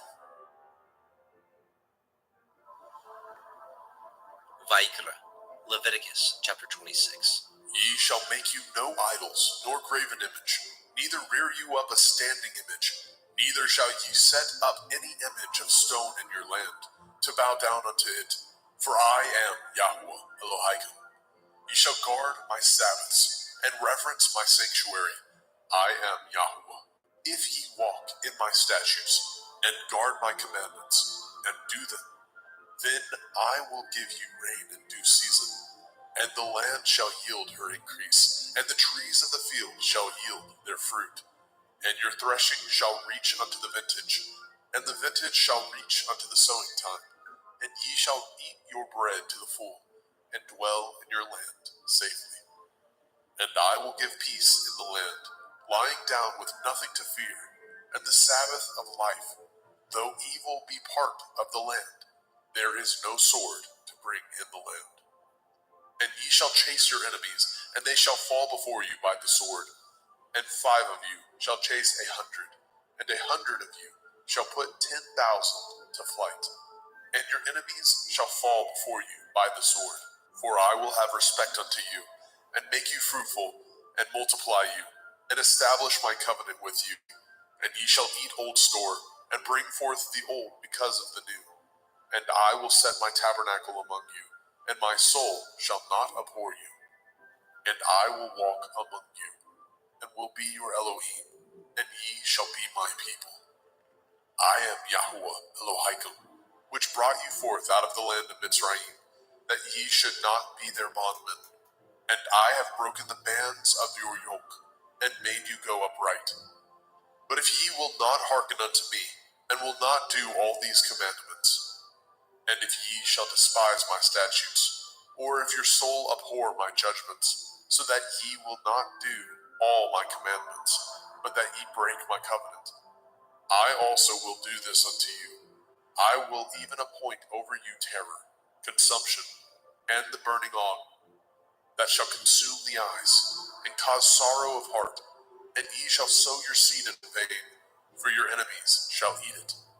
And I will set my face against you, and ye shall be slain before your enemies. They that hate you shall reign over you, and ye shall flee when none pursues you. And if ye will not yet for all this hearken unto me, then I will punish you 7 times more for your sins. And I will break the pride of your power, and I will make your heaven as iron, and your earth as brass. And your strength shall be spent in vain, for your land shall not yield her increase, neither shall the trees of the land yield their fruits. And if ye walk contrary unto me, and will not hearken unto me, I will bring 7 times more plagues upon you according to your sins. I will also send wild beasts among you, which shall rob you of your children, and destroy your cattle, and make you few in number, and your highways shall be desolate. And if ye will not be reformed by me by these things, but will walk contrary unto me, then will I walk contrary unto you, and will punish you yet 7 times for your sins. And I will bring a sword upon you, that shall avenge the quarrel of my covenant. And when ye are gathered together within your cities, I will send the pestilence among you, and ye shall be delivered into the hand of the enemy. And when I have broken the staff of your bread, 10 women shall bake your bread in one oven, and they shall deliver you your bread again by weight, and ye shall eat and not be satisfied. And if ye will not for all this hearken unto me, but walk contrary unto me, then I will walk contrary unto you also in fury, and I, even I, will chastise you 7 times for your sins. And ye shall eat the flesh of your sons, and the flesh of your daughters shall ye eat. And I will destroy your high places, and cut down your images, and cast your carcasses upon the carcasses of your idols, and my soul shall abhor you. And I will make your cities waste, and bring your sanctuaries unto desolation. And I will not smell the savor of your sweet odors. And I will bring the land unto desolation, and your enemies which dwell therein shall be astonished at it. And I will scatter you among the heathen, and will draw out my sword after you, and your land shall be desolate, and your cities waste. Then shall the land enjoy her Shabbathot, as long as it lies desolate, and ye be in your enemy's land. Even then shall the land rest, and enjoy her Shabbathot. As long as it lies desolate, it shall rest, because it did not rest in your Shabbathot, when ye dwelt upon it.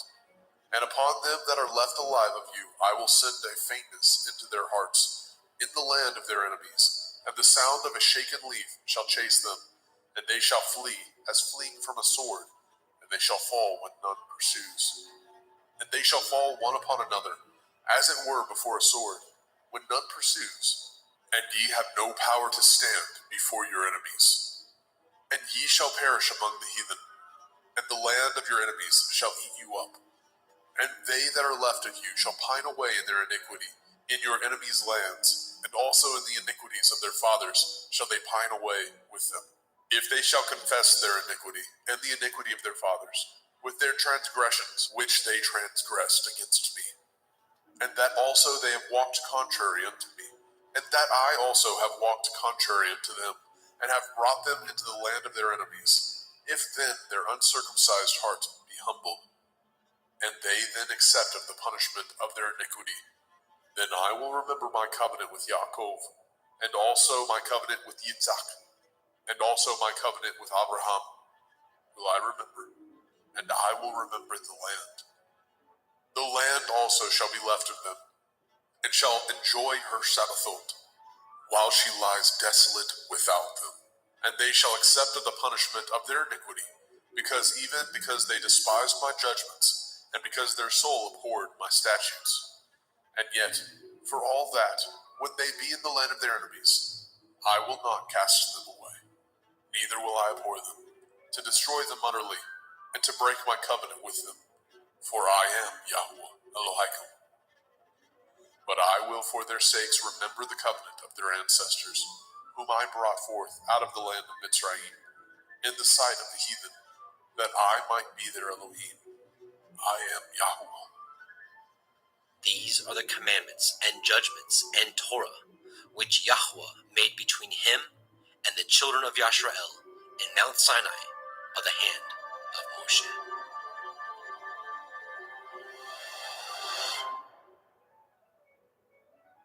Vayikra, Leviticus chapter 27.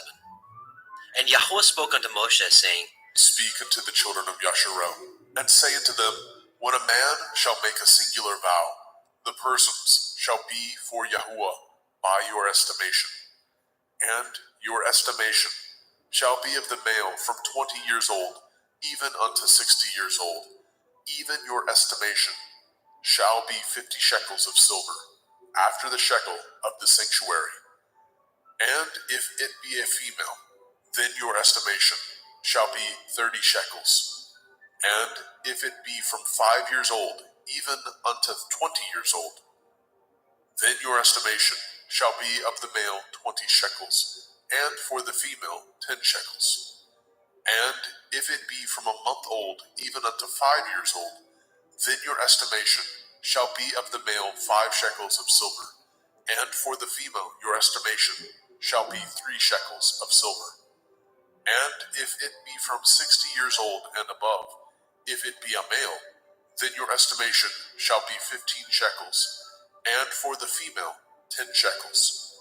But if he be poorer than your estimation, then he shall present himself before the priest, and the priest shall value him according to his ability. That vowed shall the priest value him.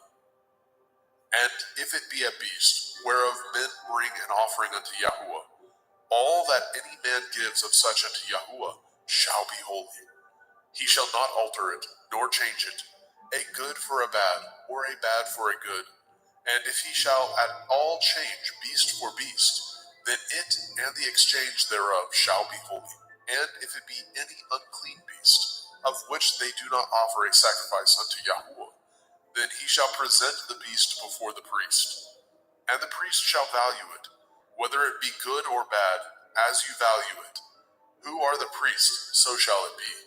But if he will at all redeem it, then he shall add a 5th part thereof unto your estimation.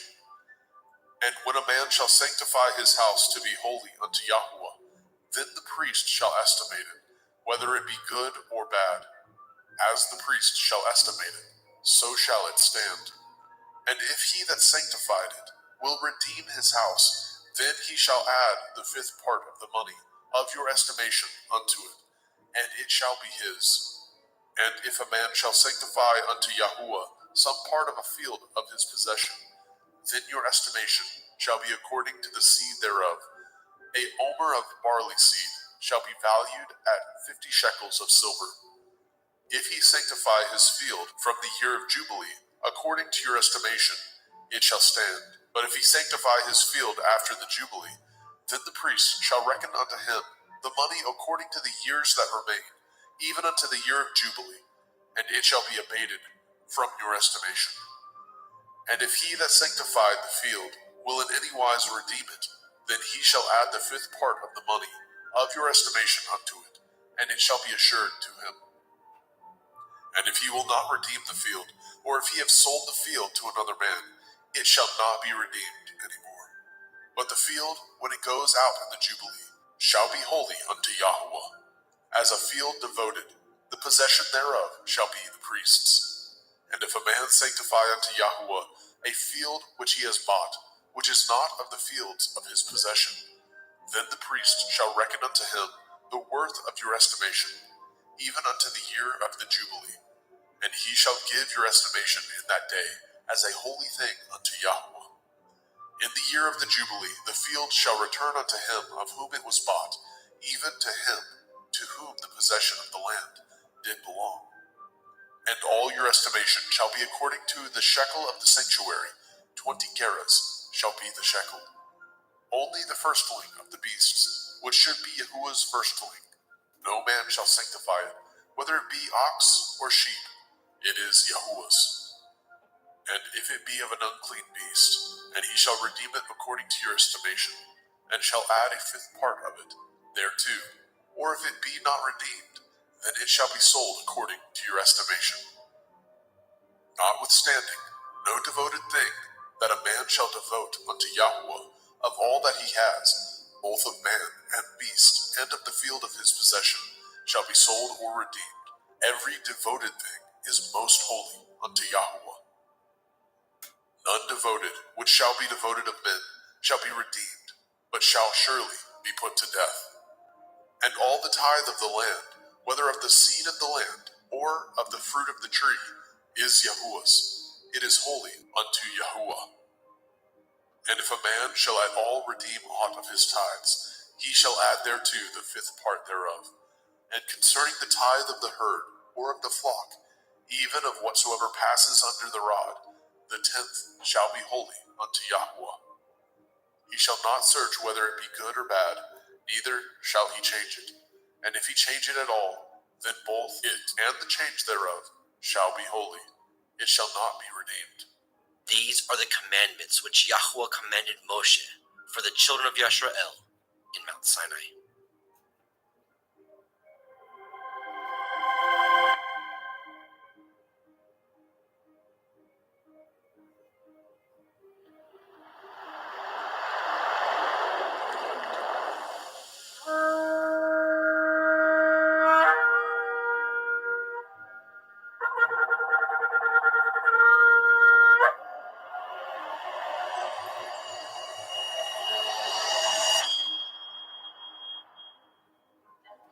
Bemidbar, Numbers, chapter 1. And Yahuwah spoke unto Moshe in the wilderness of Sinai, in the tabernacle of the assembly, on the first day of the second month, in the second year after they were come out of the land of Mitzrayim, saying, Take ye the sum of all the assembly of the children of Yasharel, after their families, by the house of their fathers, with the number of their names, every male by their polls, from 20 years old and upward, all that are able to go forth to war in Yasharel. You and Aharon shall number them by their armies, and with you there shall be a man of every tribe, everyone head of the house of his fathers.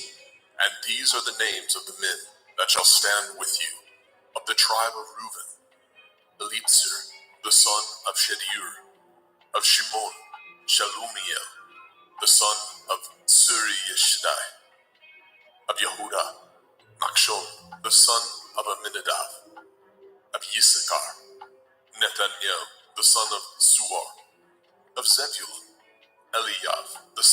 Shalom. Of the children of Joseph of Ephraim, Elishama, the son of Amihud. Of Manasseh, Gamliel, the son of Pedastir. Of Benjamin, Abidan, the son of Gideoni. Of Dan, Achiezer, the son of Amishadai. Of Asher, Pagiel, the son of Okran. Of Gad, Eliasaph, the son of Deuel. Of Naphtali, Ahira, the son of Enan. These were the renowned of the assembly, princes of the tribes of their fathers, heads of thousands in Yashrael. And Moshe and Aharon took these men which are expressed by their names, and they assembled all the assembly together on the first day of the second month. And they declared their pedigrees after their families, by the house of their fathers, according to the number of the names, from 20 years old and upwards by their polls. As Yahweh commanded Moshe, so he numbered them in the wilderness of Sinai. And the children of Reuben, Yashrael's eldest son, by their generations, after their families, by the house of their fathers, according to the number of the names, by their polls, every male from 20 years old and upward, all that were able to go forth to war. Those that were numbered of them, even of the tribe of Reuben, were 46,500. Of the children of Shimon, by their generations, after their families, by the house of their fathers, those that were numbered of them, according to the number of the names, by their polls, every male from 20 years old and upward, all that were able to go forth to war. Those that were numbered of them, even of the tribe of Shimon, were 59,300. Of the children of Gad, by their generations, after their families, by the house of their fathers, according to the number of the names, from 20 years old and upward, all that were able to go forth to war. Those that were numbered of them, even of the tribe of Gad, were 45,650. Of the children of Yehudah, by their generations, after their families, by the house of their fathers, according to the number of the names, from 20 years old and upward, all that were able to go forth to war. Those that were numbered of them, even of the tribe of Yehudah, were 314,600. Of the children of Issachar, by their generations, after their families, by the house of their fathers, according to the number of the names, from 20 years old and upward, all that were able to go forth to war. Those that were numbered of them, even of the tribe of Issachar, were 54,400. Of the children of Zebulun, by their generations, after their families, by the house of their fathers, according to the number of the names, from 20 years old and upward, all that were able to go forth to war. Those that were numbered of them, even of the tribe of Zebulun, were 57,400. Of the children of Joseph, namely, of the children of Ephraim, by their generations, after their families, by the house of their fathers, according to the number of the names, from 20 years old and upward, all that were able to go forth to war. Those that were numbered of them, even of the tribe of Ephraim, were 40,500. Of the children of Manasseh, by their generations, after their families, by the house of their fathers, according to the number of the names, from 20 years old and upward, all that were able to go forth to war. Those that were numbered of them, even of the tribe of Manasseh, were 32,200.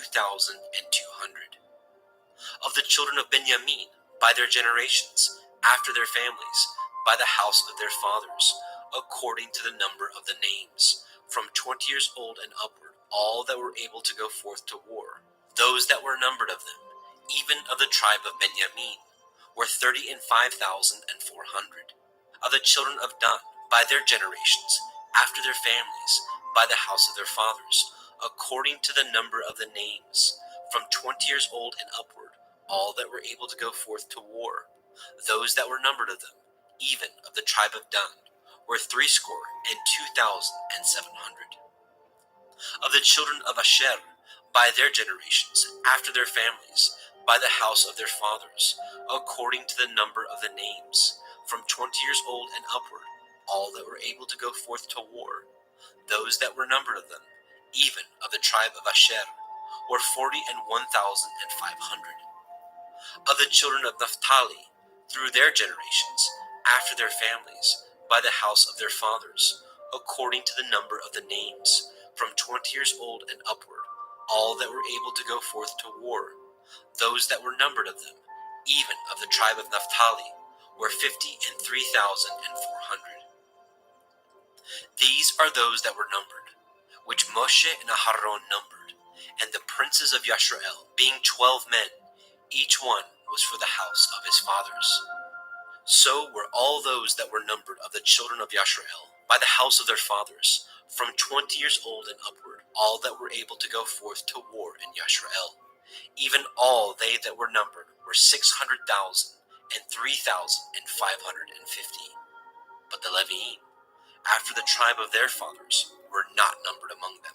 For Yahuwah had spoken unto Moshe, saying, Only you shall not number the tribe of Levi, neither take the sum of them among the children of Yasharel. But you shall appoint the Leviim over the tabernacle of testimony, and over all the vessels thereof, and over all things that belong to it. They shall bear the tabernacle, and all the vessels thereof, and they shall minister unto it, and shall encamp around about the tabernacle. And when the tabernacle sets forth, the Leviim shall take it down, and when the tabernacle is to be pitched, the Leviim shall set it up, and the stranger that comes nigh shall be put to death. And the children of Yasharel shall pitch their tents, every man by his own camp, and every man by his own standard, throughout their hosts. But the Leviim shall pitch round about the tabernacle of testimony, that there be no wrath upon the assembly of the children of Yasharel. And the Leviim shall guard the watch of the tabernacle of testimony.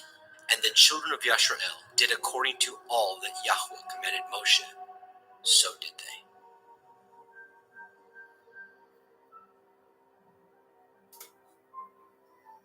Bemidbar, Numbers chapter 2. And Yahweh spoke unto El Moshe and unto El Aharon, saying, Every man of the children of Yasharel shall pitch by his own standard, with the ensign of their father's house far off about the tabernacle of the assembly shall they pitch.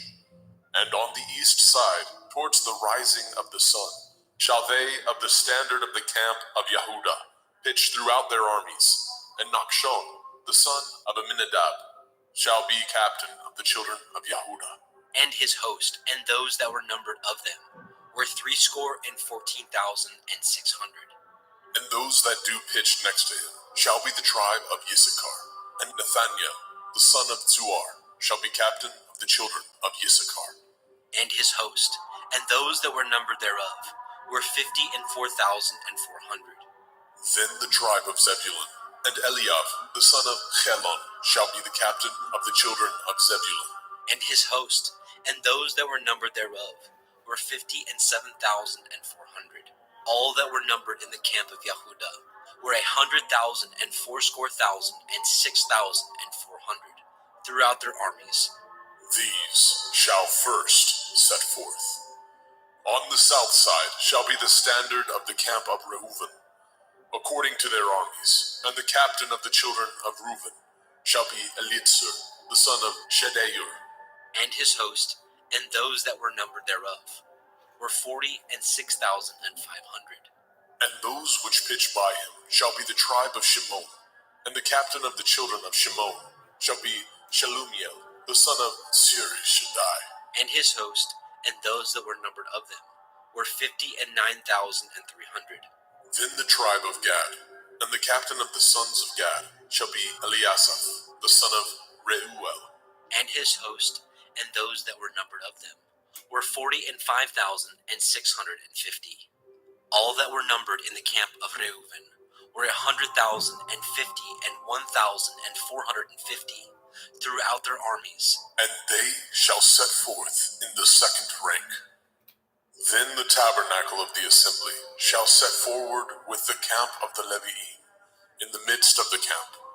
As they encamp, so shall they set forward, every man in his place by their standards. On the west side shall be the standard of the camp of Ephraim, according to their armies.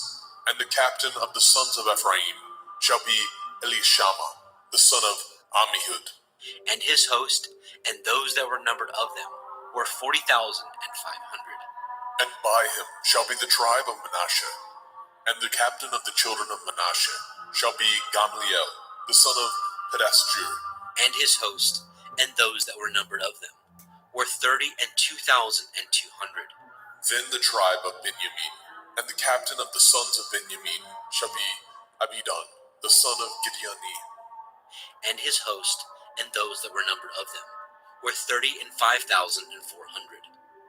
All that were numbered of the camp of Ephraim were 100,000 and 8,100 throughout their armies. And they shall go forward in the third rank. The standard of the camp of Dan shall be on the north side by their armies, and the captain of the children of Dan shall be Achiezer, the son of Ammishaddai. And his host, and those that were numbered of them, were 62,700. And those that encamp by him shall be the tribe of Asher, and the captain of the children of Asher shall be Pagiel, the son of Okran. And his host, and those that were numbered of them, were 41,500. Then the tribe of Naphtali, and the captain of the children of Naphtali shall be Ahira, the son of Enan. And his host, and those that were numbered of them, were 53,400. All they that were numbered in the camp of Dan were 100,050 and 7,600. They shall go hindmost with their standards.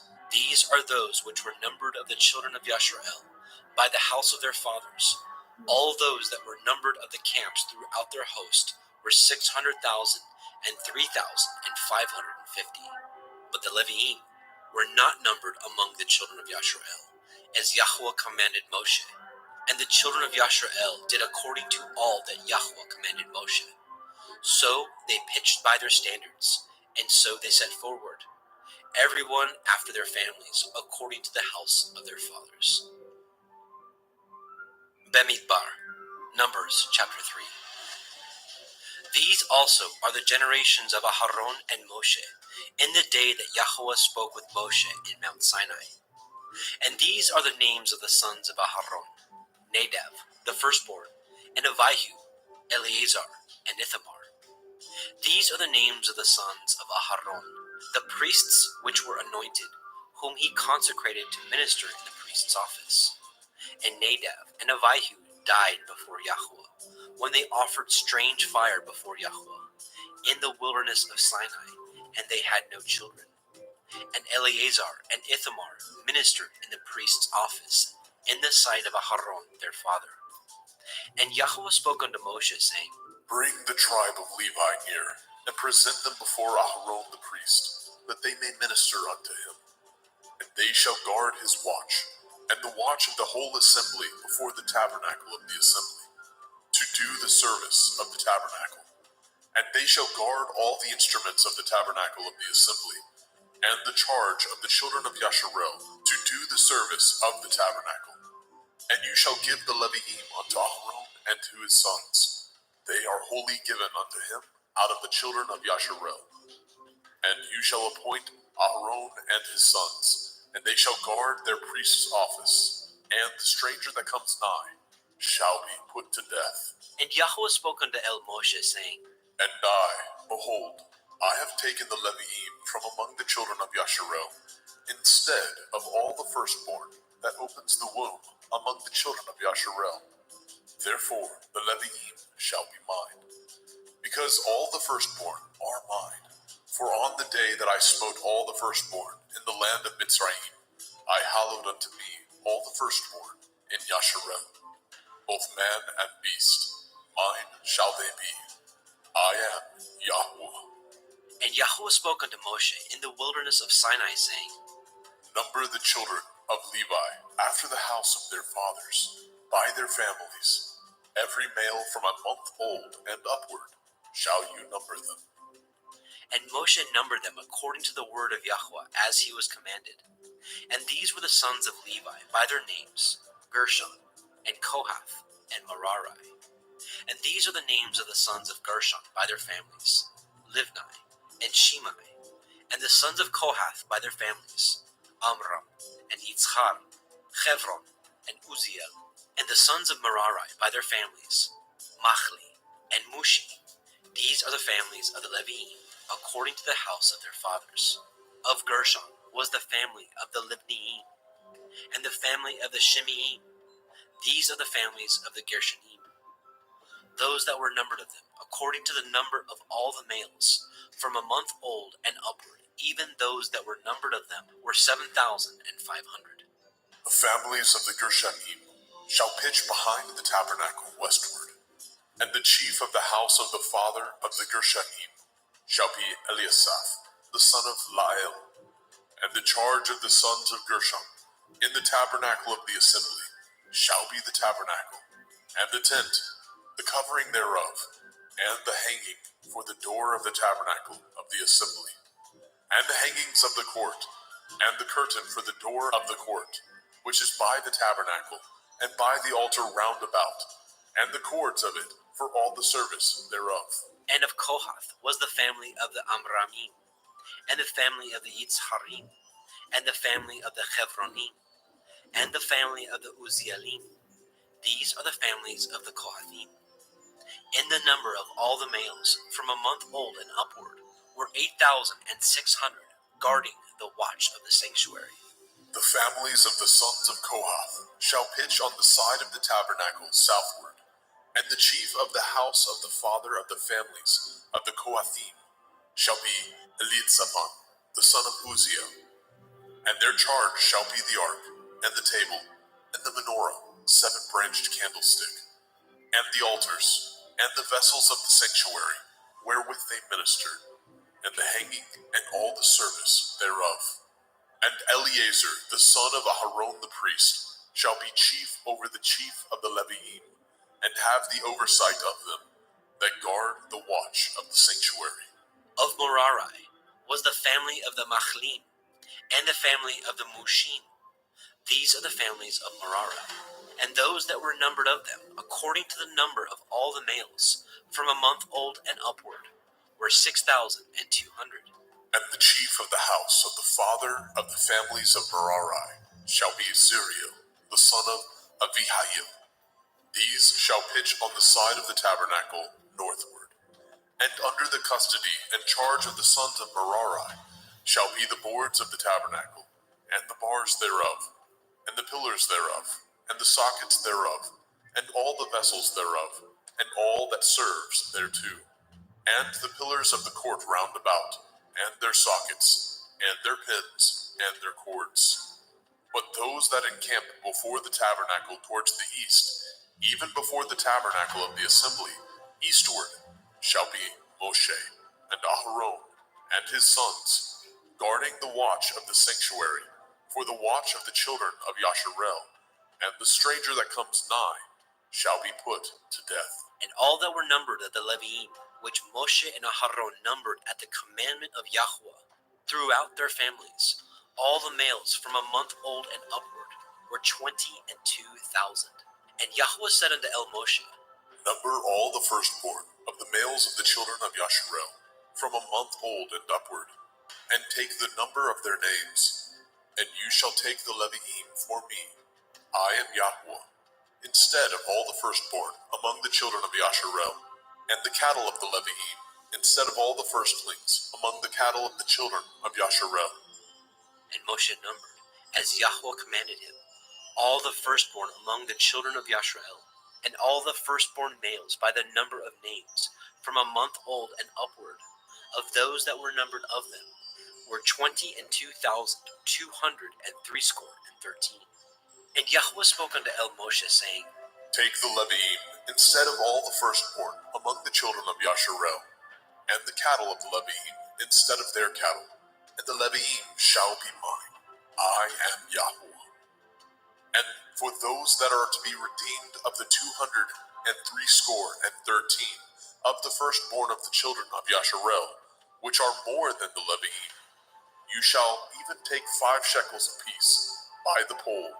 After the shekel of the sanctuary shall you take them, and you shall give the money wherewith the odd number of them is to be redeemed unto Aharon and to his sons. And Moshe took the redemption money of them that were over and above them that were redeemed by the Leviim. Of the firstborn of the children of Yashuel took he the money, 1,365 shekels, after the shekel of the sanctuary. And Moshe gave the money of them that were redeemed unto Aharon and to his sons, according to the word of Yahweh, as Yahweh commanded Moshe.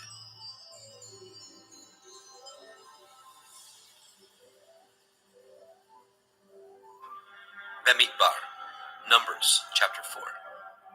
And Yahweh spoke unto El Moshe and unto El Aharon, saying, Take the sum of the sons of Kohath from among the sons of Levi, after their families, by the house of their fathers, from 30 years old and upward, even until 50 years old, all that enter into the host, to do the work in the tabernacle of the assembly. This shall be the service of the sons of Kohath in the tabernacle of the assembly, about the most holy things. And when the camp sets forward, Aharon shall come, and his sons, and they shall take down the covering veil, and cover the ark of the testimony with it, and shall put thereon the covering of badger skins, and shall spread over it a cloth wholly of blue, and shall put in the staves thereof, and upon the table of showbread they shall spread a cloth of blue, and put thereon the dishes, the spoons, the bowls, and covers to cover withal, and the continual bread shall be thereon. And they shall spread upon them a cloth of scarlet, and cover the same with a covering of badger skins, and shall put in the staves thereof. And they shall take a cloth of blue, and cover the menorah, 7-branched candlestick, of the light, and his lamps, and his tongs, and his snuff dishes, and all the oil vessels thereof, wherewith they minister unto it. And they shall put it, and all the vessels thereof, within a covering of badger skins, and shall put it upon a bar. And upon the golden altar they shall spread a cloth of blue, and cover it with a covering of badger skins, and shall put the staves thereof. And they shall take all the instruments of ministry, wherewith they minister in the sanctuary, and put them in a cloth of blue, and cover them with a covering of badger skins, and shall put them on a bar. And they shall take away the ashes from the altar, and spread a purple cloth thereon. And they shall put upon all the vessels thereof, wherewith they minister about it, even the censers, the flesh hooks, the shovels, the basins, all the vessels of the altar. And they shall spread upon it a covering of badger skins, and put to the staves of it. And when Aharon and his sons have made an end of covering the sanctuary, and all the vessels of the sanctuary, as the camp is to set forward, after that the sons of Kohath shall come to bear it, but they shall not touch any holy thing, lest they die. These things are the burden of the sons of Kohath in the tabernacle of the assembly. And to the office of Eleazar, the son of Aharon, the priest, pertains the oil for the light, and the sweet incense, and the daily meat offering, and the anointing oil, and the oversight of all the tabernacle, and of all that therein is, in the sanctuary, and in the vessels thereof.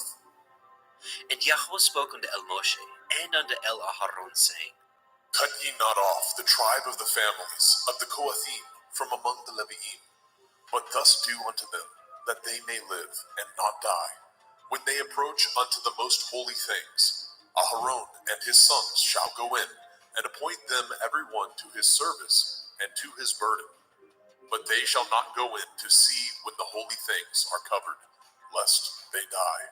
And Yahweh spoke unto El Moshe, saying, Take also the sum of the sons of Gershon, throughout the houses of their fathers, by their families, from 30 years old and upward, until 50 years old, shall you number them.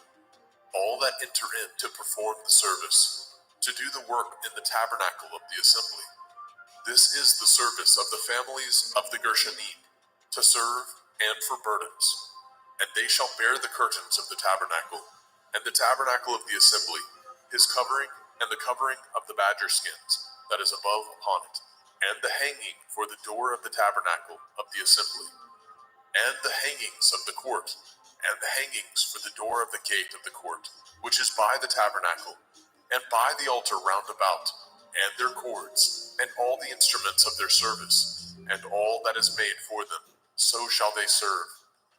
At the appointment of Aharon and his sons shall be all the service of the sons of the Gershonim, in all their burdens, and in all their service, and he shall appoint unto them in charge all their burdens. This is the service of the families of the sons of Gershon in the tabernacle of the assembly, and their charge shall be under the hand of Ithamar, the son of Aharon, the priest. As for the sons of Merari, you shall number them after their families, by the house of their fathers. From 30 years old and upward, even unto 50 years old, shall you number them. Everyone that enters into the service to do the work of the tabernacle of the assembly. And this is the charge of their burden, according to all their service in the tabernacle of the assembly, the boards of the tabernacle, and the bars thereof, and the pillars thereof, and sockets thereof, and the pillars of the court round about, and their sockets, and their pins, and their cords, with all their instruments, and with all their service, and by name ye shall reckon the instruments of the charge of their burden. This is the service of the families of the sons of Merari, according to all their service in the tabernacle of the assembly, under the hand of Ithamar, the son of Aharon, the priest.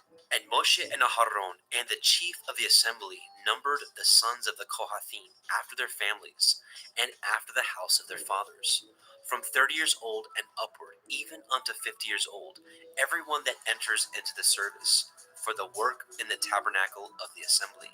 And those that were numbered of them by their families were 2,750. These were they that were numbered of the families of the Kohathim, all that might do service in the tabernacle of the assembly, which Moshe and Aharon did number according to the commandment of Yahweh by the hand of Moshe. And those that were numbered of the sons of Gershon throughout their families, and by the house of their fathers, from 30 years old and upward, even unto 50 years old, everyone that enters into the service for the work in the tabernacle of the assembly.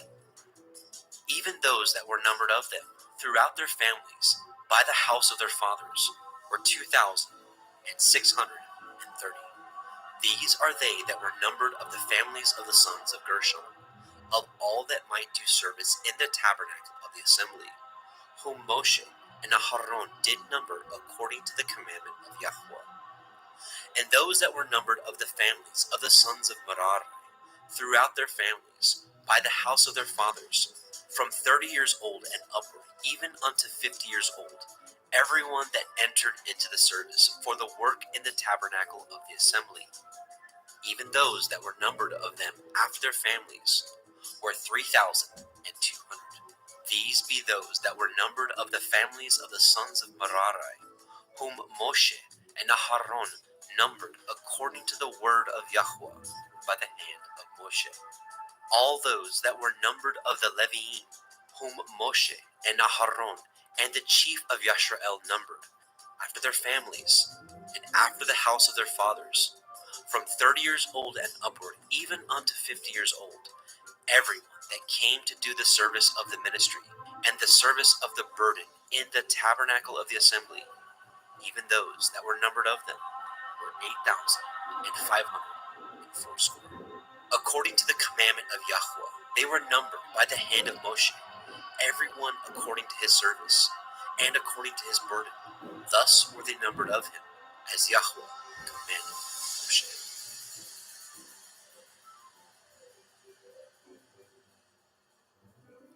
Bamidbar, Numbers, chapter 5.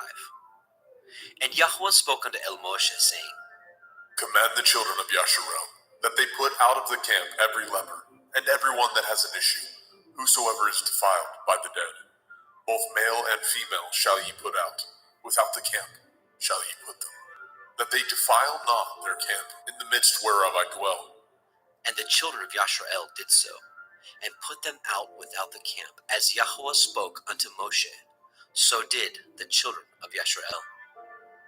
And Yahweh spoke unto Moshe, saying, Speak unto the children of Yasharel. When a man or woman shall commit any sin that men commit, to do a trespass against Yahuwah, and that person be guilty, then they shall confess their sin which they have done, and he shall recompense his trespass with the principal thereof, and add unto it the fifth part thereof, and give it unto him against whom he has trespassed. But if the man have no kinsman to recompense the trespass unto, let the trespass be recompensed unto Yahuwah, even to the priest, beside the ram of the atonement, whereby an atonement shall be made for him. And every offering of all the holy things of the children of Yasharel, which they bring unto the priest, shall be his. And every man's hallowed thing shall be his. Whatsoever any man gives the priest, it shall be his. And Yahuwah spoke unto Moshe, saying, Speak unto the children of Yasharel, and say unto them, If any man's woman go aside and commit a trespass against him, and a man lie with her carnally, and it be hid from the eyes of her man, and be kept close, and she be defiled, and there be no witness against her, neither she be taken with the manner, and the ruach of jealousy come upon him, and he be jealous of his woman, and she be defiled. Or if the ruach of jealousy come upon him, and he be jealous of his woman, and she be not defiled, then shall the man bring his woman unto the priest, and he shall bring her offering for her, the 10th part of an ephah of barley meal. He shall pour no oil upon it, nor put frankincense thereon, for it is an offering of jealousy, an offering of memorial, bringing iniquity to remembrance. And the priest shall bring her near, and set her before Yahuwah. And the priest shall take holy water in an earthen vessel, and of the dust that is in the floor of the tabernacle the priest shall take, and put it into the water. And the priest shall set the woman before Yahuwah, and cover the woman's head, and put the offering of memorial in her hands, which is the jealousy offering. And the priest shall have in his hand the bitter water that causes the curse. And the priest shall charge her by an oath, and say unto the woman, If no man have lain with you, and if you have not gone aside to uncleanness with another instead of your man, be free from this bitter water that causes the curse. But if you have gone aside to another instead of your man, and if you be defiled, and some man have lain with you beside your man, then the priest shall charge the woman with an oath of cursing, and the priest shall say unto the woman, Yahuwah make you a curse and an oath among your people, when Yahuwah makes your thigh to rot, and your belly to swell. And this water that causes the curse shall go into your bowels, to make your belly to swell, and your thigh to rot. And the woman shall say, Amen, Amen. And the priest shall write these curses in a sefer, and he shall blot them out with the bitter water. And he shall cause the woman to drink the bitter water that causes the curse, and the water that causes the curse shall enter into her and become bitter. Then the priest shall take the jealousy offering out of the woman's hand, and shall wave the offering before Yahuwah, and offer it upon the altar. And the priest shall take a handful of the offering, even the memorial thereof, and burn it upon the altar, and afterward shall cause the woman to drink the water. And when he has made her to drink the water, then it shall come to pass, that if she be defiled, and have done trespass against her man, that the water that causes the curse shall enter into her, and become bitter, and her belly shall swell, and her thigh shall rot, and the woman shall be a curse among her people. And if the woman be not defiled, but be clean, then she shall be free, and shall conceive seed. This is the Torah of jealousies, when a woman goes aside to another instead of her man, and is defiled.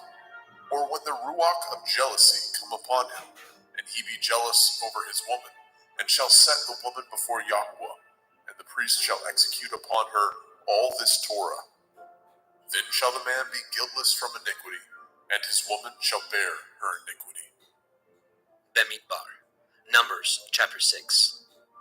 And Yahuwah spoke unto El Moshe, saying, Speak unto the children of Yasharel, and say unto them, When either man or woman shall separate themselves to vow a vow of a Nazir, to separate themselves unto Yahuwah, he shall separate himself from wine and strong drink, and shall drink no vinegar of wine, or vinegar of strong drink. Neither shall he drink any liquor of grapes, nor eat moist grapes, or dried. All the days of his separation shall he eat nothing that is made of the vine tree, from the kernels even to the husk. All the days of the vow of his separation, there shall no razor come upon his head, until the days be fulfilled, in which he separates himself unto Yahuwah. He shall be holy, and shall let the locks of the hair of his head grow. All the days that he separates himself unto Yahuwah, he shall come at no dead body. He shall not make himself unclean for his father, or for his mother, for his brother, or for his sister, when they die, because the consecration of his Elohim is upon his head. All the days of his separation he is holy unto Yahuwah. And if any man die very suddenly by him, and he has defiled the head of his consecration, then he shall shave his head in the day of his cleansing. On the 7th day shall he shave it. And on the 8th day he shall bring 2 turtle doves, or 2 young pigeons, to the priest, to the door of the tabernacle of the assembly. And the priest shall offer the one for a sin offering, and the other for a burnt offering, and make an atonement for him, for that he sinned by the dead, and shall hallow his head that same day. And he shall consecrate unto Yahuwah the days of his separation, and shall bring a lamb of the first year for a trespass offering. But the days that were before shall be lost, because his separation was defiled. And this is the Torah of the Nazir. When the days of his separation are fulfilled, he shall be brought unto the door of the tabernacle of the assembly. And he shall offer his offering unto Yahuwah, 1 he-lamb of the first year, without blemish, for a burnt offering, and 1 ewe lamb of the first year, without blemish, for a sin offering, and 1 ram without blemish, for peace offerings, and a basket of matzah, unleavened bread, cakes of fine flour mingled with oil, and wafers of matzah anointed with oil, and their meat offering, and their drink offerings. And the priest shall bring them before Yahuwah, and shall offer his sin offering, and his burnt offering.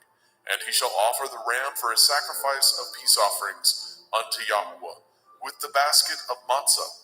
The priest shall offer also his meat offering, and his drink offering. And the Nazir shall shave the head of his separation at the door of the tabernacle of the assembly, and shall take the hair of the head of his separation, and put it in the fire which is under the sacrifice of the peace offerings. And the priest shall take the sodden shoulder of the ram, and 1 matzah cake out of the basket, and 1 matzah wafer, and shall put them upon the hands of the Nazir, after the hair of his separation is shaven. And the priest shall wave them for a wave offering before Yahuwah. This is holy for the priest, with the wave breast and heave shoulder, and after that the Nazir may drink wine. This is the Torah of the Nazir, who has vowed, and of his offering unto Yahuwah for his separation, beside that his hand shall get, according to the vow which he vowed, so he must do after the Torah of his separation. And Yahuwah spoke unto Moshe, saying, Speak unto El Aharon and unto his sons, saying, On this wise ye shall bless the children of Yasharel, saying unto them, Yahuwah bless you and guard you. Yahuwah make his face shine upon you, and be gracious unto you. Yahuwah lift up his countenance upon you, and give you peace. And they shall put my name upon the children of Yasharel, and I will bless them.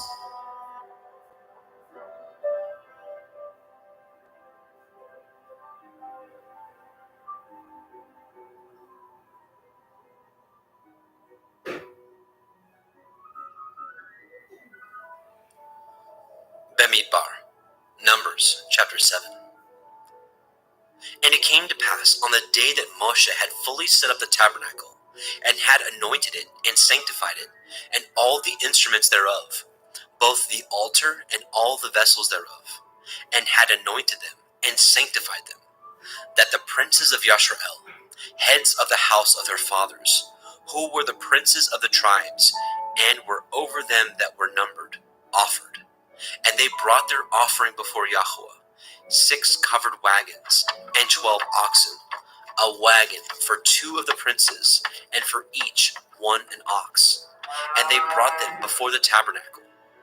And Yahuwah spoke unto Moshe, saying, Take it of them, that they may be to do the service of the tabernacle of the assembly, and you shall give them unto the Leviim, to every man according to his service. And Moshe took the wagons and the oxen, and gave them unto the Leviim. 2 wagons and 4 oxen he gave unto the sons of Gershon, according to their service. And 4 wagons and 8 oxen he gave unto the sons of Merari, according unto their service, under the hand of Ithamar, the son of Aharon the priest. But unto the sons of Kohath he gave none, because the service of the sanctuary belonging unto them was that they should bear upon their shoulders. And the princes offered for dedicating of the altar in the day that it was anointed. Even the princes offered their offering before the altar. And Yahweh said unto El Moshe, They shall offer their offering, each prince on his day, for the dedicating of the altar. And he that offered his offering the first day was Nachshon, the son of Amminadab, of the tribe of Yehudah. And his offering was 1 silver charger, the weight thereof was 130 shekels, 1 silver bowl of 70 shekels, after the shekel of the sanctuary. Both of them were full of fine flour, mingled with oil for a meat offering. 1 spoon of 10 shekels of gold, full of incense. 1 young bullock, 1 ram, 1 lamb of the first year for a burnt offering. 1 kid of the goats for a sin offering. And for a sacrifice of peace offerings, 2 oxen, 5 rams, 5 he-goats, 5 lambs of the first year. This was the offering of Nachshon, the son of Amminadab. On the second day, Nethanel, the son of Tzuar, prince of Issachar, did offer. He offered for his offering 1 silver charger, the weight whereof was 130 shekels, 1 silver bowl of 70 shekels, after the shekel of the sanctuary, both of them full of fine flour, mingled with oil for a meat offering. 1 spoon of gold of 10 shekels, full of incense. 1 young bullock, 1 ram, 1 lamb of the first year for a burnt offering. 1 kid of the goats for a sin offering. And for a sacrifice of peace offerings, 2 oxen, 5 rams, 5 he-goats, 5 lambs of the first year. This was the offering of Nethanel, the son of Tzuar. On the third day, Eliav, the son of Chelon, prince of the children of Zebulun, did offer. His offering was 1 silver charger, the weight whereof was 130 shekels, 1 silver bowl of 70 shekels, after the shekel of the sanctuary. Both of them full of fine flour, mingled with oil for a meat offering. 1 golden spoon of 10 shekels, full of incense. 1 young bullock, 1 ram, 1 lamb of the first year for a burnt offering. 1 kid of the goats for a sin offering. And for a sacrifice of peace offerings, 2 oxen, 5 rams, 5 he-goats, 5 lambs of the first year. This was the offering of Eliav, the son of Chelon. On the fourth day,